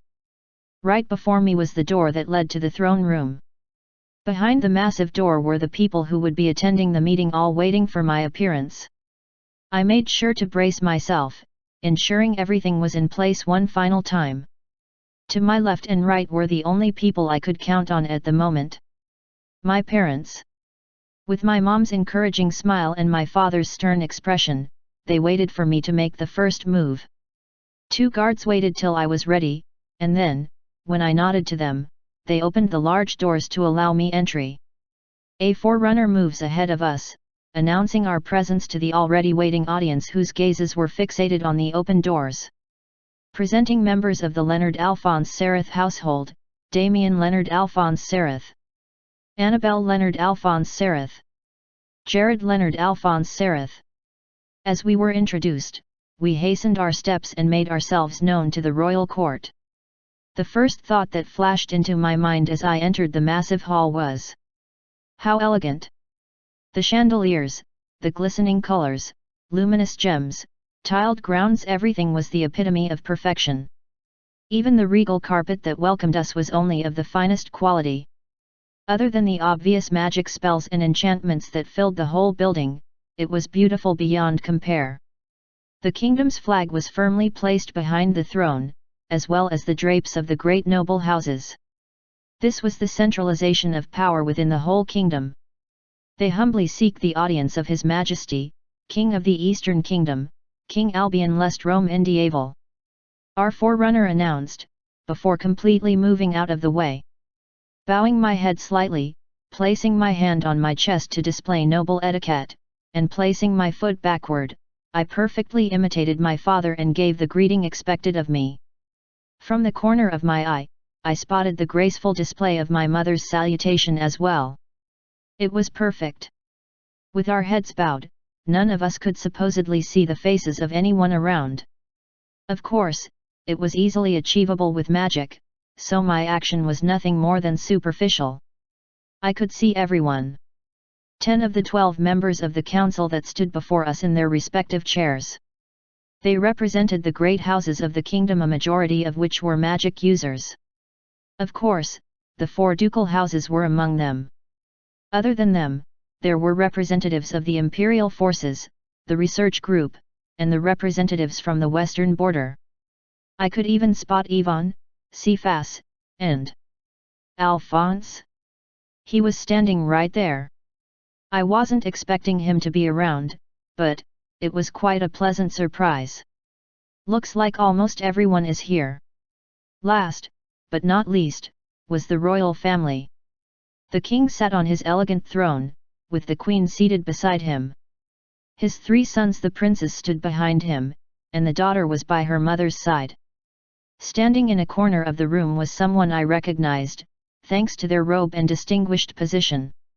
My father had briefed me on his existence, so I couldn't be mistaken. The court mage. He was one of the Eastern Kingdom's only 3 grand mages. The man was adorned in quite a number of magic tools, and their quality was extremely high. As expected of someone of his level. Of the 3 grand mages, I could only spot him among the audience. The head of Lark Academy was still missing. And finally, I intentionally made sure I excluded Sarah Crimson from the list of people my father pulled his strings for. It would be foolish of me to ignore Naren's advice. Of the 4 ducal households, only 2 were present besides us. One was the Helmsworth family, and the second was the Crimson household. For some reason, the last family couldn't make it. The imperial forces had the vice head representing the group, along with someone I recognized quite well. Her flowing silver hair and clear blue eyes were so remarkable that I couldn't blot them out of my memories even if I tried. Her pale face was expressionless, but she was intensely staring at me for some reason. Maria Helmsworth, it's been a while. A smile formed on my face. Why isn't she staying with her family, though? Raise your heads. Once this was said, all 3 of us obeyed in a seemingly choreographed stroke. I was simply imitating my father, but my parents were incredibly adept at this. Even though I took courtesy and etiquette training, it's not like I really practiced. Still, although the atmosphere in the royal palace was quite heavy, I was determined to remain composed at all times. This wasn't the time to flop. As we raised our heads, I finally got a good look at the one who sat on the throne and wore the crown. King Albion Lest Rome Indieval was a man who looked to be in his 30s, even though his actual age was supposed to be somewhere around his 50s. His youthful appearance was most likely due to the effects of magic and the royal pampering, plus skincare given to high members of society. His wife had a similar, if not younger, look. In terms of face value, the queen was similar to my mom, even though she was meant to be way older. Annabelle is prettier, though, my thoughts trailed. Their 4 children all had blank expressions on their faces as expected of properly trained royals, though one of them seemed awfully dissatisfied with me. Fabian Lest Rome, It's been a while. I shot him a confident smirk. He was the youngest prince among the 3 of them, yet it seemed like his ego was the biggest. The princess about my age maintained a graceful display. In terms of beauty, she was very appealing, but courtesy couldn't allow me to stare at her for very long. Still, their family's staple blonde hair looked even more regal than my family's. Well, they are royalty, after all. We greet your majesty, King Albion Lest Rome Indieval. Apologies for this late audience with you. I let my father handle the greetings, and he did so splendidly. Oh, please. Now is not the time for such boorish displays. I believe the situation was urgent, which was why you requested an audience. I permit you to speak. As expected of a king. His charisma was enough to quell the unease in the massive hall. A smile formed on my face as I read the room even more. This shouldn't be too hard. Chapter 342. Jared. This is your cue. My father whispered to me. After the king had done away with useless salutations, it was finally time to get straight to the point. My father gave a bit of introduction, for the sake of newcomers, but the members of the royal court already knew of my identity. After all, they've already received my letter and gifts. As my father has rightly introduced me, my name is Jared Leonard Alphonse Sereth. I come bearing grave news concerning the demons, as well as a viable solution concerning our current predicament. As expected, hushed murmurs escaped the lips of many. However, their talks didn't last very long. Jared, you say. If I am not mistaken, you are the same one who resolved the demonic disturbance 3 years ago. The king rightly interfered. I smiled and nodded, happy with his thoughtfulness. Once he mentioned the disturbance, no one spoke a word. Seeing the satisfied grin of a few people on my side, my parents, Alphonse's faction, even Maria, I gained even more confidence. Yes, Your Majesty. After resolving the incident with the shadow demons, I tracked down the mastermind of the incident and also defeated him. This was well witnessed by Naren Khalid, a trustworthy teacher and ally. In order to have an edge in this conversation, I needed to raise my pedigree and also leverage the connections I had formed. Nothing was more important than that in the noble society. At least, that was what I had learned from the brief interaction with my father. After defeating him, I decided to leave Lark Academy to search for more clues on my own, as well as to become stronger. The abrupt end of my education, as well as the declaration of my journey, were properly documented before my departure. Adding that would be enough to shut the mouths of those who wanted to raise a non-existent issue from my leave. Please get to the point, Jared Leonard. The king said. His tone didn't indicate impatience, so I didn't think he was dissatisfied with me in any way. On the contrary, he was most likely guiding my speech to be more favorable in the long run. Since I'm not very good at this, it's nice to have all the help I can get. The demons have begun their invasion. As I briefed you in my letter, they have most likely launched a simultaneous assault on both western and eastern continents. The human settlements and Elven Nation were the first on the target list. After defeating the hundreds of demon beasts that would have decimated the western borders, I stopped by a few other places before arriving here for due reasons.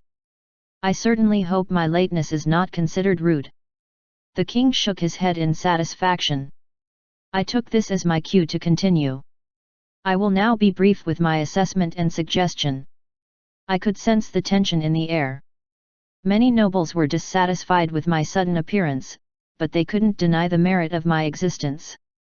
My achievements both 3 years ago, and now warranted their attention and respect. If I was a commoner, perhaps I would have a much more difficult time. However, I was a noble too. While that didn't count for much back at Lark Academy, I was granted a great amount of weight among those of like standing. Even Damien Lawcroft, who was among the members of the Royal Council, had no choice but to keep quiet and watch. The Eastern Kingdom is in dire need of an alliance. Based on what I had seen so far, our kingdom's military capabilities were not up to par. While the Eastern Kingdom had a few exceptional individuals, such as Naren, Sarah, and others, the demon race were equally if not more equipped. In terms of quantity, they had the upper hand. Besides, if one out the demon lords, and their arcana into account, it was certain that we were on the losing end. Plus, Legris Damien's organization was also coming into play. I didn't want to take any chances, so it was best to employ all the help we could get. An alliance, you say? You indeed mentioned that you have a plan in your letter, but if it's something as obvious as an alliance, then... From the king's tone, I could tell he was somewhat disappointed. He probably expected a more grandiose strategy to come from my lips. After all, an alliance must have been one of the earliest ideas they considered when preparing for the looming crisis. There had to have been a reason why they didn't eventually go on with such a strategy. However, you must be referring to the lack of cooperation between the members of the other races, correct? My terribly confident tone and semi-formal speech caused a great deal of uproar among the members of the court. However, I was done restricting myself by adhering too strictly to formalities. Since the king seemed like a sensible man, I expected him to also understand the cause behind my words rather than how they were uttered. Indeed, young one. As you are well aware, there are 4 other races who could be potential allies. The elves, the fairies, the dwarves, and the Theranthropes. However, none of them have responded properly to our envoys. It must have taken a great deal of resources and planning, for the Eastern Kingdom to try reaching out to the other nations. For their efforts to have ended in futility, it was quite a shame. However, Your Majesty, a proposed alliance with the members of the other races will only be possible if certain measures are taken, and a couple of conditions are fulfilled. Their approach was simply wrong. No one knows the members of the other races more than I do. After all, I had comrades belonging to them in my past life. Other than Gawain, the Sword King, every other close ally of mine was of separate races. Even the woman I loved. What conditions are you referring to? King Albion asked with a curious glint in his eyes. I could feel curious gazes fall upon me as well. However, at this point, I was behind the point of self-consciousness. It was now or never. I've already come this far. Time to push for my plan. Chapter 343. Now is the most advantageous time to push for an alliance. First, silence pervaded the room. Then, murmurs and dissatisfied grunts began swelling. However, I wasn't done yet. Of all the 5 major races, humans are considered the least in terms of special qualities and natural strength. The others had natural affinities for particular fields, even as kids. For the human race, it was only due to our constant evolution and efforts toward growth that we had been able to stand on equal footing with the others. It's only natural that they would be reluctant to team up with us. The values and cultures of the other races differed. For humans, who neither shared those values nor had any dealings with them, it was only natural that their offer would be rejected. That brings us back to the start. As I said, an alliance is not feasible. the mighty and wise king said as he sighed. A smile crept up my face. I remember having this same conversation with that guy, back then. Why did royalty have to be so stubborn? No, Your Majesty. It's completely possible. His eyes bulged at my defiant statement, and an uproar arose in the royal court. Many branded me to be mannerless for challenging the words spoken by the king. Some even went as far as pointing at me and openly displaying their dissatisfaction. A mere child like me was granted an audience with the ruler of the Eastern Kingdom, yet I didn't know my place. Upon hearing the barrage of taunts and baseless accusations, I kept my cool. My parents looked at me with slight worry, especially my mother, but a single look from me was enough to show them that I was fine. The greater the controversy, the better the rewards. I caught Damien Lawcroft, now head of the Lawcroft household, and one of the 12 council members, glaring at me from where he stood. Unlike the other aggravated nobles, he didn't say anything to damage my position. In fact, the man's silence was all the more confusing. How dare you address royalty with such gall? The one who spoke the loudest was, of course, royalty himself. Fabien Lestrome. I nearly rolled my eyes as I saw his agitated glare. The idiot had been in a terrible mood ever since the meeting started, and I could sense his animosity toward me ever since I entered. He's not important, so I can overlook his words. More importantly, I needed to solidify my points. Jared Leonard, please enlighten this court. Why would your plan for an alliance work? With the king's words ringing throughout the hall, everyone fell silent. If they had dared speak on more word, it would be them that was defying His Majesty's authority. I was guessing none of them wanted to do that. Yes, Your Majesty. Allow me to explain. Of all the 4 other races, the first target had to be the elves. For one, their territory was most likely being attacked at the moment. Unlike us, they were at a greater disadvantage since miasma was poisonous to them. Also, elves had always been primitive when it came to magic technology and advanced magical arts. They stuck very close to natural magic, and so, even their transfer of information was extremely limited. Considering the time, the demons would have been attacking them for 2 days now, but chances of reinforcement arriving then were extremely low. For one, they had no magic communication tool or teleportation magic at their disposal. Since that was the case, the emergency reports had to be handled through personal delivery. Considering how large their territory was and how they were most likely concentrating a bulk of their forces at their northern border, it would take the elves at least 5 days to completely eradicate the threat of the demon beasts. 2 days had already elapsed, so we had 3 more days to respond to their state of emergency.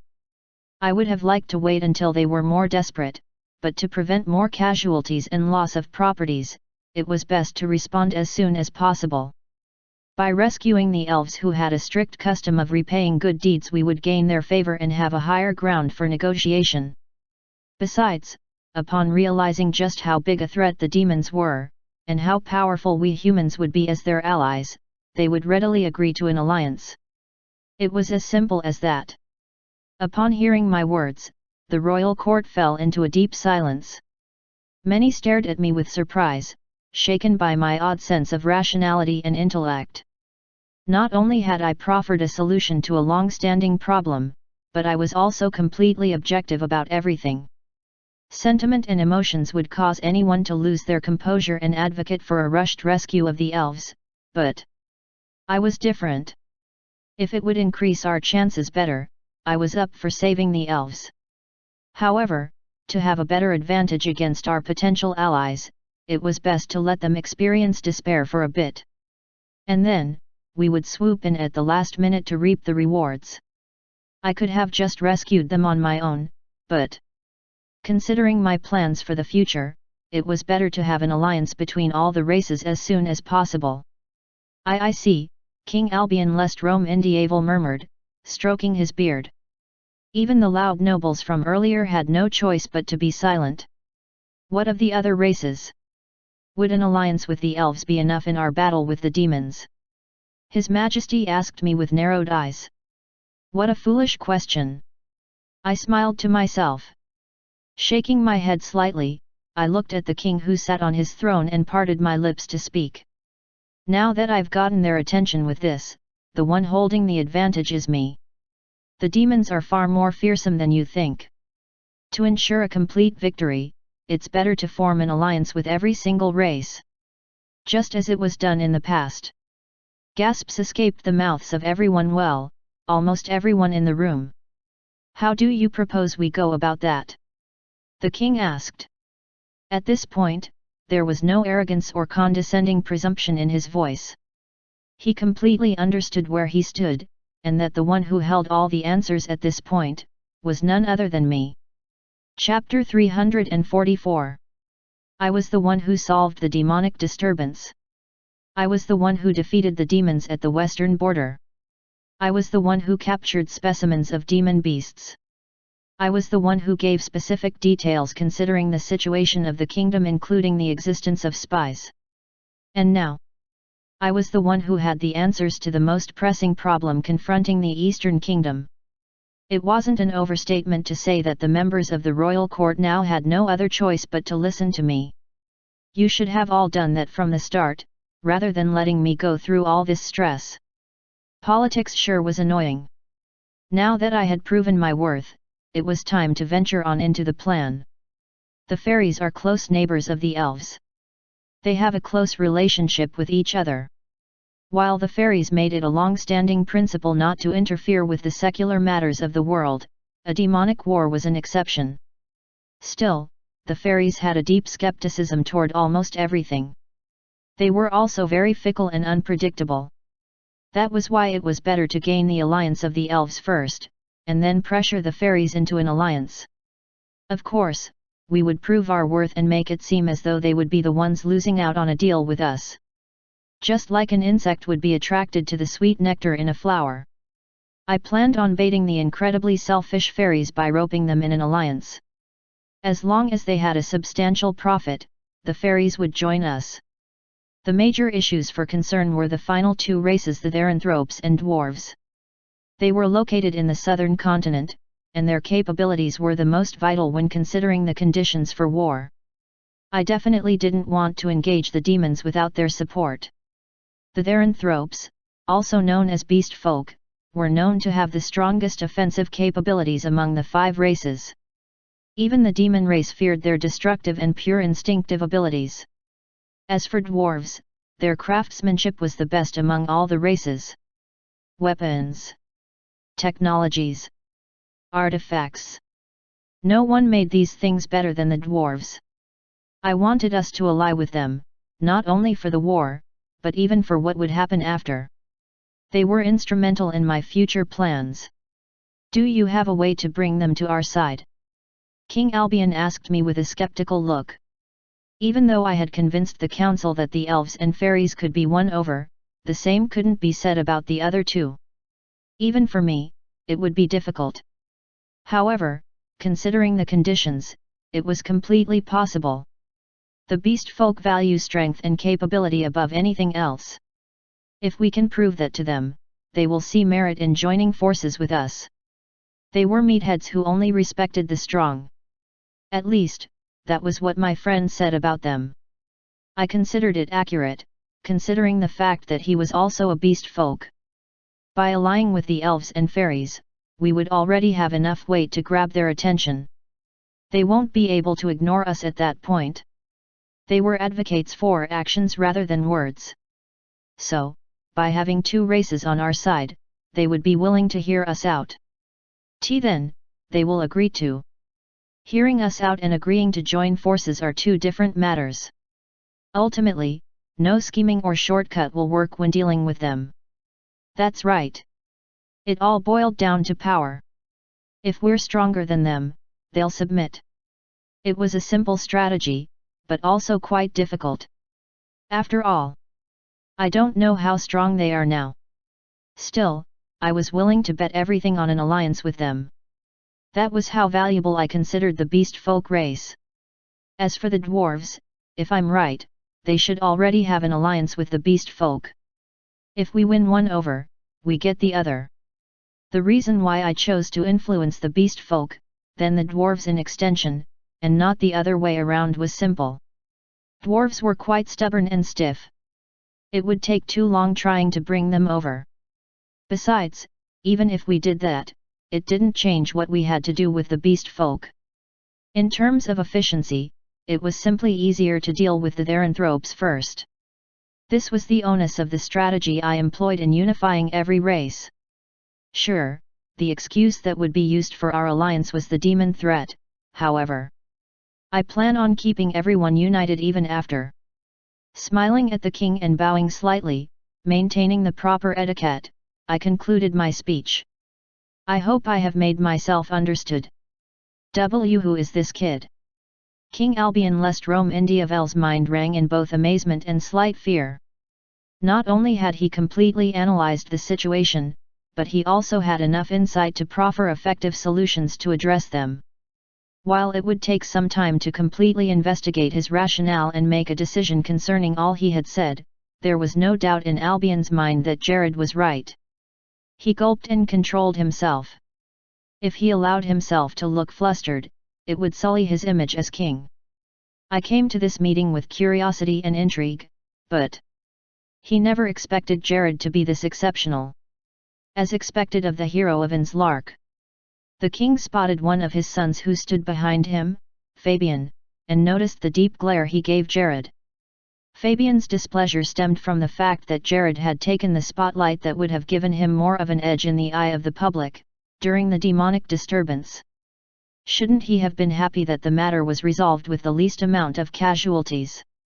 From all he had seen from the reports, King Albion highly doubted that Fabian would have been competent enough to handle the incident. Jared's skill and capabilities from such a young age had already exceeded the most talented of his sons. And now, after 3 years, he had shown more insight than the royal court and his advisors. King Albion was completely beaten. He knew that. For the sake of our survival, for a better Eastern kingdom. There was no argument on his part. We have to listen to Jared Leonard. Chapter 345. Damien Leonard Alphonse Sereth, you must be very proud of your child. King Albion smiled at the duke who stood before him. Unknown to the seated man, even the father of the outstanding lad was just as surprised. Is this really Jared? Duke Damien Leonard questioned internally. During their discussion just hours ago, he had thought that his boy was very brilliant for his age. It was due to this reason, as well as his son's spectacular magic prowess, that he did everything in his power to organize this meeting. However, he never expected Jared Leonard to have thought so far ahead. In terms of knowledge and strategy, Jared had even surpassed him. It was inconceivable, but Damien Leonard could not argue with what his eyes had seen. I thought the reports from Inslark could have been blown a bit over proportion, but seeing was believing. With a smile plastered on his face as he maintained his calm demeanor, Damien Leonard realized how proud of his son he was. All of Jared's accomplishments in Inslark, and his contributions to the kingdom, contributed greatly to the image of the ducal household of Leonard. As a result, his father and every member of their family gained even more prestige. Thanks to their increased status, they were able to expand their influence. The reason Damien Leonard could have made so many calls and pulled that many strings were due to the current power of their household. And it was all thanks to Jared.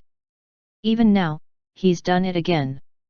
The Duke smiled sincerely as he stared at his son's composed face. Once again, as a result of his son's brilliance, the Leonard household's status had been elevated. What kind of father wouldn't be proud? Shit. Shit. Shit. Even while many people, even those who were initially against Jared, were now entrapped in admiration for the young lad, a few still had their reservations. 2, in particular, were completely dissatisfied with Jared's presence and contributions.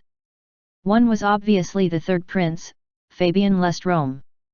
He tried his hardest to control his reaction, but he was seething within. Why? Why? Why? When they were at Inslark, Jared had stolen the spotlight from him, and now, it was the same. Fabian had tried his hardest to support their preparation for a clash with the demons. He had done his best to assist the Eastern Kingdom, and lighten the load placed on his father. Even working harder than his other brothers, Fabian made sure he also trained his magic and martial arts. Be better. Be superior. Be supreme. Even though he was the third prince, he was the most talented and skilled of his three brothers. As long as he maintained that image, then. Unfortunately, Jared came into the picture and ruined everything. His brilliant strategy was flawless, and the feats he performed at the western border were nothing short of outstanding. The research department was more than happy to receive the carcass of the demon beast. The imperial forces sang praises of Jared's feat. Even now, his father looked completely mesmerized by Jared's outstanding performance. Even though his ego had been bruised, and he was completely vexed with the young boy before him, Fabian knew there was nothing he could do. It's flawless. Still, if there was anyone who could turn the tables, then it had to be his biggest supporter. Of everyone in the royal court, there was only one man Fabian wholeheartedly trusted. He was his biggest sponsor, and the man who had told him the throne was without a doubt his.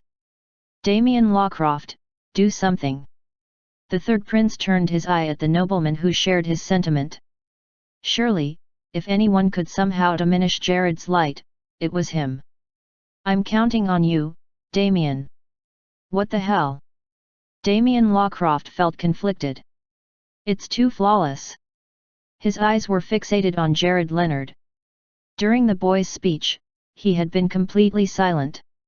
Even when the other nobles were foolishly throwing tantrums, he kept his composure. It wasn't because Damien was in support of Jared. No, it was the opposite. How did he? He wanted to get a proper read on the boy. Ever since he was Eden's Lark, Jared had always gotten on his nerves. Initially, it was because the boy reminded him of Naren Khalid, someone who has always been a sore subject for Damien. The more Jared accomplished, the more he felt a similarity between him and Naren. His relief knew no bounds when the boy left Eden's Lark. Damien thought he would have peace once the boy was gone. Unfortunately, something worse occurred. Naren Khalid was made to become the headmaster. The thought of being inferior to a bastard like him was something Damien Lawcroft couldn't bear. His deep-seated inferiority began to manifest. It was at this point that they reached out to him. By proving himself to them, they granted him a position among their ranks. Not only that, but they also made it possible for him to become the head of the Lawcroft household and become a member of the Royal Council. Damien was finally able to leave Eden's Lark Academy, avoiding subservience to his arch-nemesis. It was all perfect. According to his orders, he was supposed to become Fabian Lestrome's biggest supporter. By manipulating the young prince, they would be able to control a portion of the Eastern Kingdom's affairs. Once the war with the demons was over, Fabian would become king, placing the entire Eastern Kingdom in their grasp. Of course, Damien Lawcroft would be promoted as a result of this achievement. Not only that, but he would be the one to personally govern the nation. How grand was that? Still, they didn't tell me about this. Damien never expected this outcome. Jared's plan was in complete contrast to the policy that the organization wanted him to undertake. It was better. If they used the boy's plan, it would grossly affect his mission. However, Damien Lawcroft knew there was nothing to nitpick. Everything favored the Eastern Kingdom. If he was too rash in objecting, it would only discredit him even more. I can't have that, especially not at this critical juncture. The only thing he could do was wait. As the 10th seat of the cult, I have to bide my time. Chapter 346. Hypothetically, if we are to implement your plan for an alliance, what would be necessary? My eyes gleamed with delight and my lips curled up in a smile as I heard the king's words. Yes. It worked. I had thought some of them would find something needless to nitpick, but it turned out that I was worried for nothing. First, we need a proper letter that fully encapsulates an intention to form an alliance addressed to each race. The alliance letter's contents would differ for each of our potential partners. The important details would simply need to be spelled out, and for some of them the respective merits they would enjoy by the alliance. After that, a proper envoy needs to represent the Eastern Kingdom. A team consisting of not more than 5 individuals, including me, would suffice.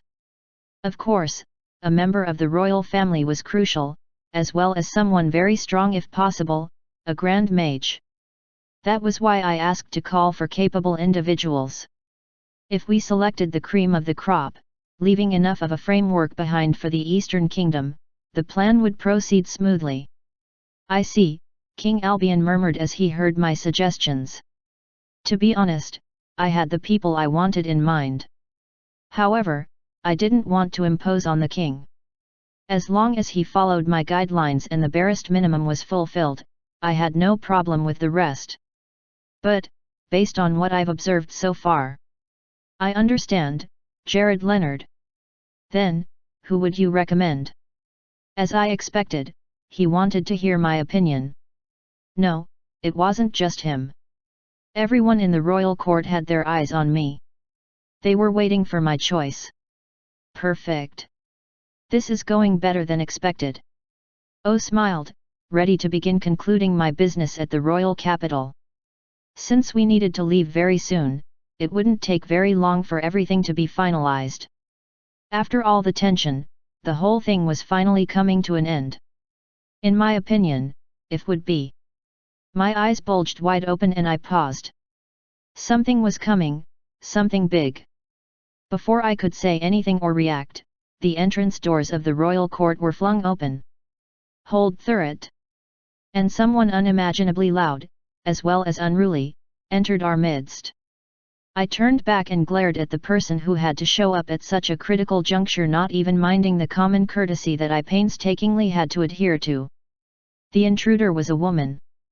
Her red hair and matching red eyes were the first thing that caught my attention. No, that was a lie. Her well-endowed chest drew my eyes to them first, before I averted my gaze and looked at her face. She had an attractive look and an extremely fierce gaze. It was enough to send shivers down my spine. Who the hell is this? My mind rang as I stared in silence. The people gathered in the room were equally quiet. Judging the fact that no guard was making an attempt to halt her movement, and no one was complaining about her presence, I surmised that they all knew her. And that she was someone important. What's all this? Starting a meeting without me? I'm pretty sure I invited the important figures. Some were absent, but it's not like it's our fault that anyone is late. Perhaps it was because of the current progress I had made with the king, but I was feeling quite confident. So confident to the point of forgetting something extremely important. Jared, my father drew closer to me and brought his mouth close to my ear. He most likely wanted to fill me in on the rude woman's identity, so I made sure to completely listen. That's Sarah Crimson. My eyes bulged in surprise. Grand Mage of the Eastern Kingdom. My mind felt like exploding once my father's words completely registered. You mean, she's the woman that Naren warned me about? The same person whom he said was stronger than him. That Sarah Crimson. I gulped and stiffened up instantly. The satisfaction that had built up thanks to everything going my way was beginning to dissipate. My well-earned confidence was nowhere to be found. Shit! As I stared at her with both shock and fear, her crimson eyes met mine. Eek! I shivered instantly. The heat within her pupils was enough to swallow me whole. It could have just been my imagination, or the presumption built in my mind by Naren's words, but I felt like a fierce beast had locked its gaze upon me. Who the hell is this kid? She said with a slightly surprised tone. Nope. She's human, after all. Thankfully, her eyes didn't pay me much mind. I was simply an object of passing interest. Naren told me he spoke to her about me, so it's best if I keep a low profile and observe, at least for the time being. Ah, that's Jared Leonard. He was the proprietor of this meeting. My face sharply turned to the king who said those words. Damn! Why did you? Before I could complete my thought, an immense force surged through my body. The invisible energy pierced my body and nearly overwhelmed me. Mana pressure. Coke. Jared Leonard, et. It felt too powerful and overpowering to be simply that, but I knew it was a simple aura emitted by the woman. I instantly shrouded myself in powerful mana and responded to her greeting with mine. The room felt extremely heavy, and I could tell that all her attention and power were focused on me. Sweat dripped from my face and I gulped, feeling nearly swept up by the immense tide that she brought forth. If only she hadn't caught me off guard. No, even if she had. Could I really stop this woman? As I sought an answer within myself, still maintaining my counter, I saw her lips curl up to form a smile. It felt like the grin of a devil. Her red-glossed lips seemed too malevolent to be natural. She's dangerous. The fact that no one was stopping her made things even worse for me. They were probably too powerless to do anything. Plus, I was the only one feeling her intimidating aura. It felt frustrating, as if I was playing in the palm of someone. I gritted my teeth and gave the crazy woman a deep glare. There was only so much I could tolerate. At this rate, I might have to. Chapter 347. That's enough, Sarah. Someone shouted, rushing toward the dangerous woman. I was too occupied to notice initially, but that person was my mother. With a swift motion, she locked her arms around Sarah and went for her signature move. The suplex. Don't be mean to my Suhoon. Annabelle, forgetting she was in the king's presence, went for the kill. My eyes bulged as I watched the display in slow motion. As much as I want to see this, is it all right? My eyes scoured the room, but no one seemed to be attempting to stop them. Even my father simply sighed and buried his face in his hand, most likely in embarrassment. Still, it made me realize that I was the only one getting so worked up on the matter. Is this normal? Annabelle released a struggling sound as she attempted to lift the monster from the ground. However, I've already told you, Anna. No matter how much you try it, that won't work on me. The red-haired woman grinned with pleasure. She probably enjoyed watching my mother struggle as she tried lifting her up. And no. Mom's suplex didn't work. Now, I was even more frightened of the Sarah Crimson woman. Just how scary was she? Well, the mana pressure from her was enough to tell me that she was in an entirely different league. Fine. I hear you. I'll stop it. Sarah grumbled and finally stopped assailing me with her immense aura. I let out a slightly heavy breath. It wasn't as though I was pushed to my limits, but... how do I put it, it was different. I stared at the Grand Mage, Sarah Crimson, with caution and slight curiosity. Once again, our gazes met.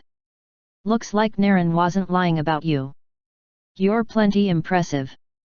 She gave a wide smirk. Thank you. What exactly did that man tell her? In any case, I made sure not to get carried away by the unfolding scene that I forgot whose presence we were in. The royal court. I needed to remain composed at all times. Fortunately, my interaction with Sarah hadn't escalated into something worse. If it had, my plans would have been at risk. I think. Apologies for the unsightly display, Your Majesty. I decided to take the initiative by speaking up. It's nothing, King Albion Lest Rome Indieval murmured, as though all of his royal presence had vanished into thin air. Even merely eyeing the nobles, none of them were speaking. No murmur spread across them. I had a faint feeling of the cause, and my head naturally turned in the direction of our intruder. Is it because of her? Sarah Crimson's grin had turned into a slight scowl. Her mood seemed to permeate the entire hall. I believe I asked a question. Why wasn't I informed of this meeting? Even I felt shivers from the force of her tone. It was no wonder that everyone was extremely on edge because of her appearance. It's all my fault. I was the one who told my father to exclude her from the meeting.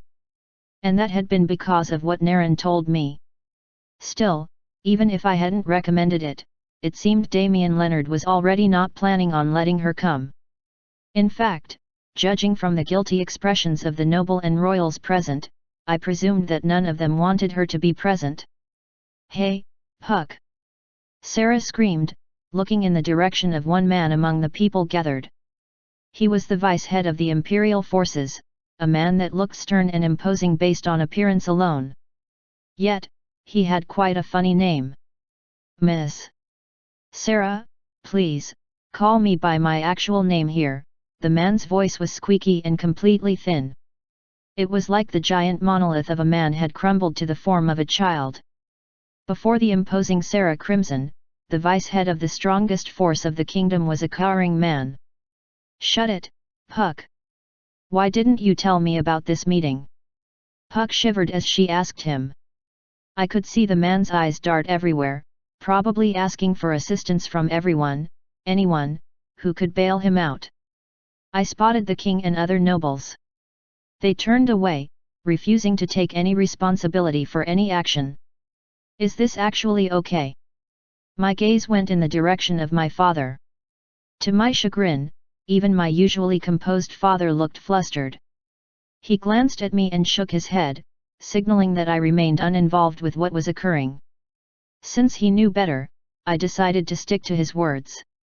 Well, it was an emergency meeting, and, well, you were busy, and, well. With every word that Puck spoke, Sarah got a step closer to him. Sweat poured from the man's face, and the entourage he had with him slowly left him alone. Maria, who was one of the people by his side, had long left him and moved closer to the head of research's group. You useless prick of an assistant! Sarah burst out amid the protest of the man. Eek! I saw her raise her fist, about to slam it into the shivering man. Okay, isn't this going too far? At this point, all attention would turn from Sarah to me. It was something I would like to avoid. Not only because we were short on time, but also because it was of more merit if I made an indelible impression on everyone here. This woman was stealing my spotlight. I couldn't have that. That's enough, Miss Sarah Crimson. My voice echoed through the hall. Even if she was stronger and had more of an imposing presence, she had no manners. Isn't it obvious why you weren't invited? I knew I was probably going to get on her bad side. At the very least, she would redirect that fist in my direction. However, you've ruined the mood of this very important meeting. Because of your actions, not only has time been wasted, but the spirits of our kingdom's finest have been disturbed. If this would allow me to score points with everyone, then it was worth it. What did you just say? Chapter 348. What did you just say? Sarah said in a murderous tone, removing her attention from Puck. As relieved as I expected the man to be, thanks to the fact that his superior wasn't going to punish him, he contradicted it. His eyes contained extreme dissatisfaction, and I could tell that he wanted me to stop. Is he worried about me? Jared, what are you doing? My father whispered, looking at me with wary eyes. Even my mom was mouthing the words no to me. It would appear that my actions had more consequences than I initially thought. This guy, just because Naren thinks highly of you doesn't give you the chance to run your mouth. Her glare was on me now. Did I make a mistake? Perhaps I should have just kept quiet. However, I had come this far already. Fortunately, many eyes were back on me. The goal was to divert attention to my person. Sarah was disrupting that, which made her a nuisance. An extremely powerful one at that. I apologize for sounding rude. I also apologize for the fact that you weren't invited to this meeting. I switched to a formal tone and slightly bowed. There was no way I would continue being defiant after so many flags were being raised. Since I've gotten everyone's attention, it's time to resolve things amicably. Oh? You apologize, Sarah's glare changed to a grin. She left the incompetent Puck and began approaching me. Annabelle and Damien Leonard, my parents, both looked extremely nervous by this. The heavy atmosphere hadn't vanished considering the fact that Sarah's dissatisfaction had lessened. What's going on? Before I could answer that question, Sarah was right in front of me, with my mother still trying to pull her by the waist. She was simply dragged around, having no strength to stop or raise the target. It made me feel slightly bad for my mother. Yes. Please accept my heartfelt apology, I said, trying my hardest to maintain a confident look. For a moment, an uncomfortable silence pervaded the hall, and I could feel the worried glances of everyone. Even Maria looked at me with pity and sadness. Hold on, why is everyone like THI? Fine. I accept your apology, she said with a smile, placing her hand on my shoulder. Since she was taller than me, it seemed like a big sister patting me. I thought it wasn't too bad. Then. But, of course, you'll have to take responsibility. My relieved smile froze midway. What did she mean by that? Arg. I felt my shoulder being crunched by the crimson-haired woman's grip. Even with the layers of passive protection I had on my coat, she bypassed them like a hot knife through butter. Since you apologized for the sake of everyone, it's only right you take full responsibility, right? Her grin widened. It. Now I understood why no one had apologized to her or tried explaining. They were all silent as they watched in discomfort. Yet. I just had to speak up and apologize. What did I just get myself into? But, it wasn't like I could turn back now. The image I was trying to project to the important people was far too important. What kind of responsibility? I said with a strained smile. My shoulders hurt, but I ignored the pain. A bit of enhancement would have gotten rid of the problem, but I decided to wave it off as no big deal. Oh? You've got guts too, Her sharp teeth were showing at this point. Miss Sarah, please. One look from her was enough to silence whatever petition my father wanted to make. My mother also tightened her hold on Sarah, but it was of no use. The woman didn't budge. Mother. Father. It's fine. I would like to get this over with. Considering the fact that we're all pressed for time, it's best to resolve this as quickly as possible. My plans had not included so many disruptions. So, the longer we remained here, the worse it got for me. My father, after understanding my intentions, backed off. He still looked very hesitant and worried, but since he had decided to put his trust in me, he decided not to interfere. Annabelle too was surprisingly receptive to my words. She released Sarah and returned to my father's side, her head hung low. Is she sulking or something? Good. Good. I like your attitude, kid. Very well. There's only one way to take responsibility. Why do I have a feeling that she'll tell me to fight her? That was how people like this woman usually thought.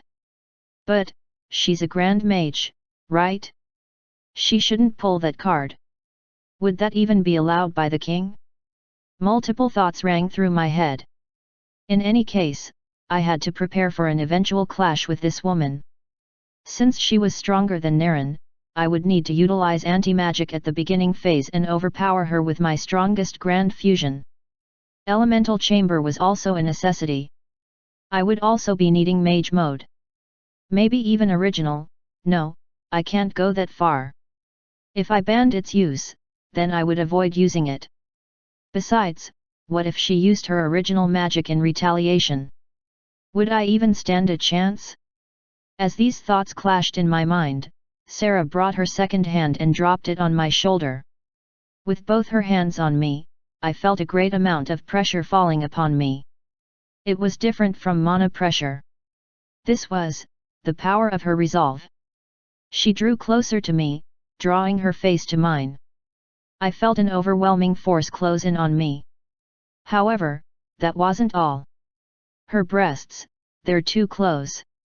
Yes, they were already pressing on me, close within reach, yet far away. Unfortunately, I didn't have the luxury to stare or think of them for very long. Her face brushed by mine, and she drew closer to my ears.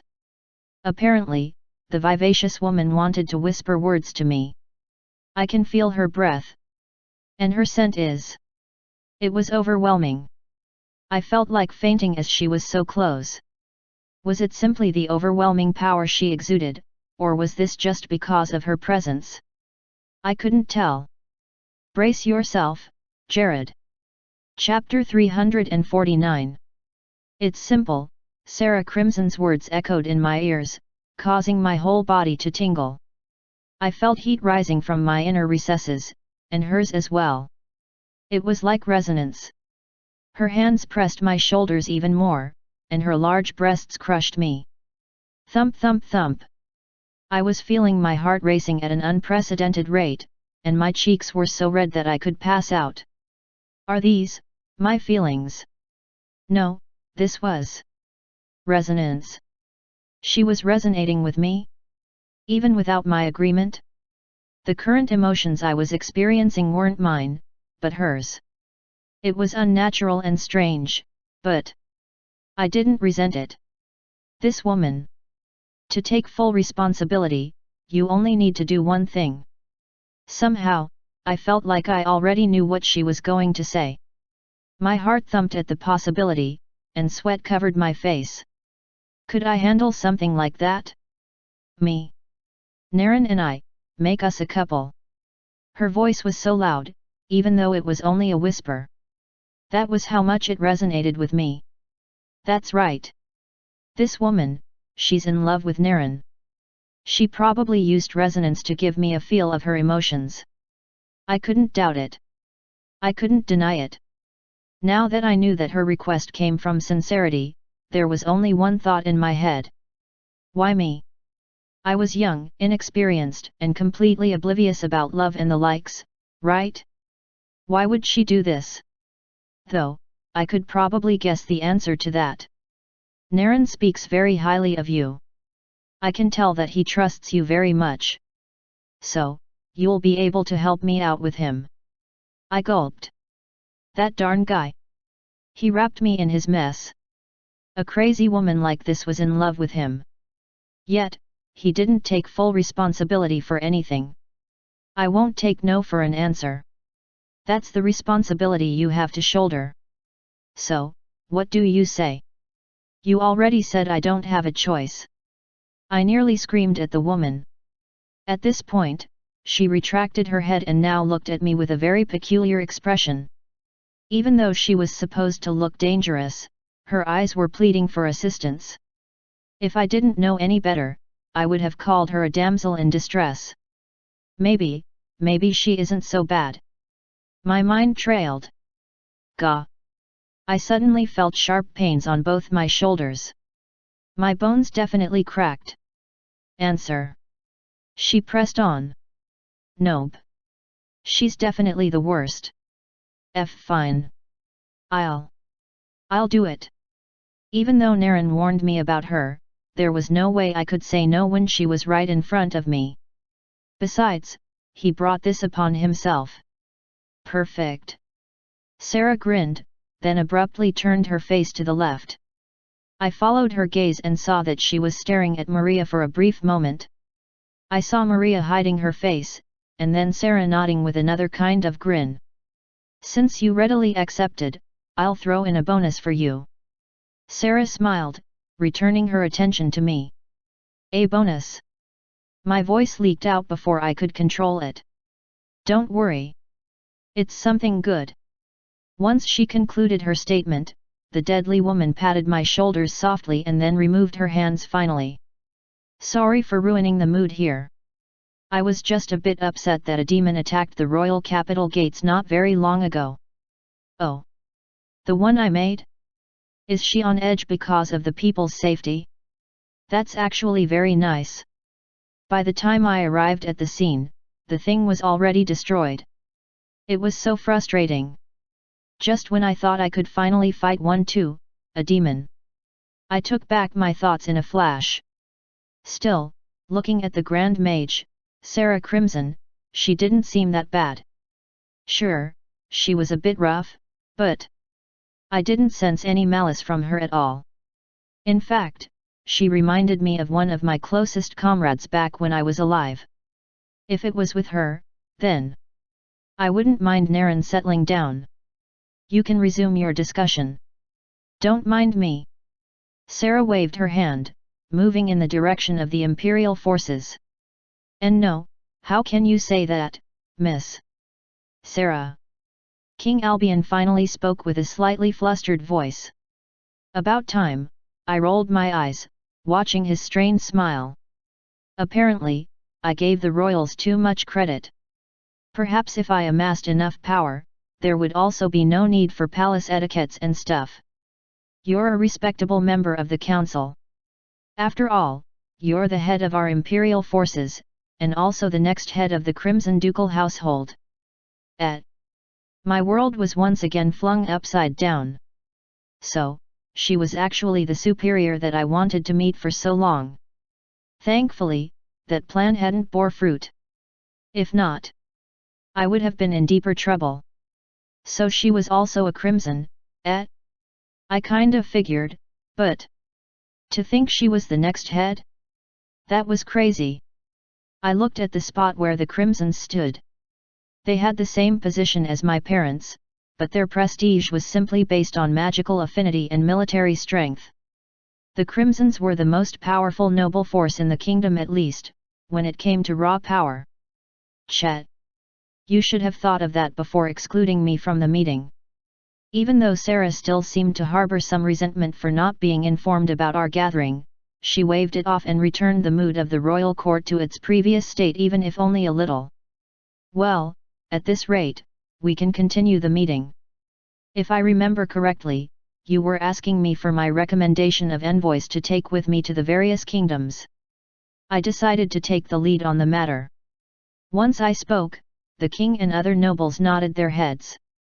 Even though Sarah's interruption was unprecedented, and it took a great deal of time to resolve the issues she presented, it could have been a blessing in disguise. Based on their expressions, both the royals and nobles were exhausted. They were also powerless in the presence of Sarah. If I played my cards right, then, all of them would be more willing to do everything I said. Perfect. Things are actually looking good now. Chapter 350. For the Alliance, I would recommend that an envoy of 5 should be sent. Excluding myself, we'll need 4 other people. I recounted my words, bringing the council up to speed. As for the people I wanted to recommend, I was going to make sure it had to be them and no one else. They won't be able to refuse me, anyway, I grinned. From the scene I had seen earlier, it was clear that these people were on edge. They were outmatched by my intelligence and Sarah's brawn. Using this chance, it was best to reap the best rewards from this expedition. For the 4 others, my recommendations are thus: Fabian Lestrome, a trusted personnel that can serve as his regent, someone of his recommendation, a highly esteemed member of the research department, and a grand mage. Gasps could be heard from everyone around me. I was asking for a hefty sum, but I wasn't done yet. My eyes darted in Sarah's direction, and she looked at me with a bit of surprise and curiosity. I would personally like to have Sarah Crimson come with us as an envoy. This time, silence pervaded the hall. What? I heard her voice. The woman was surprised that I mentioned her, of all people. Why would you want me to go for a boring-ass alliance journey? She asked. True, someone with Sarah's personality wasn't good at diplomacy. It would bore her out, and it also wouldn't bode well for the Eastern Kingdom if someone without etiquette was chosen as our representative. However, that was only on the surface level. No one is more important among those 4 than her. Even if I had to negotiate my teeth out, I wanted to have her with me. Miss Sarah, you told me to take responsibility, right? That's what I'm trying to do. I smiled at the woman, giving her a wink. Her eyes glimmered in response. Besides, our journey will be anything but boring. Miss Sarah, I promise you this, you are going to have fun. From what I had observed, her personality was similar to a certain someone I knew. If that was the case, then, rather than wasting away in the kingdom, it was best she came with me. Is that a promise? She said with widened eyes. Looks like I have her on board. Yes. I declared. Very well. I agree. Once she said that, I looked at the king. As expected, his expression was enough to tell me how powerless he was in the presence of the domineering figure of Sarah. If I can have her as my backer, then everything should go on smoothly. Excuse me for interrupting, but, will it really be alright to take one of our grand mages from the Eastern Kingdom? I slightly flinched at those words. My eyes slowly went to the one who had spoken. He moved from his corner and walked close to the king. A demon recently attacked the capital. Who knows how the enemy will move yet? Is it really expedient to take one of our greatest firepowers at such a critical time? The man was none other than the second Grand Mage of the kingdom. As much as I wanted to deny it, his point was valid at least, with the evidence they had. I couldn't very much tell everyone that I was the one behind the demon assault on the capital. Currently, only 2 Grand Mages were active in the Eastern Kingdom. No one had an idea where the last one was. Therefore, it was expedient to reserve the remaining 2 for the kingdom's use. As much as I like that opinion, I can't agree with it. That meant I had no choice but to give a rebuttal. It was getting annoying, but we would need to drag the matter once more. Zip it, Ilrich. I'm going. Have a problem with that? Sarah's voice suddenly echoed through the hall. Instantly, even the hooded Grand Mage Ilrich flinched. I watched him cower and shake his head. I didn't think so. Sarah smiled. Like a wounded dog, the man returned to his corner. Amazing. She beat logic with her words alone, damn. I was beginning to grasp the true nature of society more and more. As long as one had unstoppable power, they could do anything. Or was it just because of the kind of person Sarah was? Not only was she of high nobility, but she was also the head of the imperial forces, and then she was a Grand Mage herself. The court magician just couldn't compete with her unbridled authority. I'm so happy I'm not on her bad side. My mind rang in relief. It would have sucked if I made an enemy out of such an invincible figure. Then, may I ask a question? The king, now as mellow as could be, spoke to me. His voice was calm and unimposing. Yes, your majesty. I smiled. I can understand why you would want a royal, a close retainer, a head researcher, and even a grand mage, but, why did you specifically choose the ones you did? I expected this. For the selection of the royal, it's simply because I have had prior interaction with the prince, Fabian. Since we attended the same academy, he is the most familiar to me.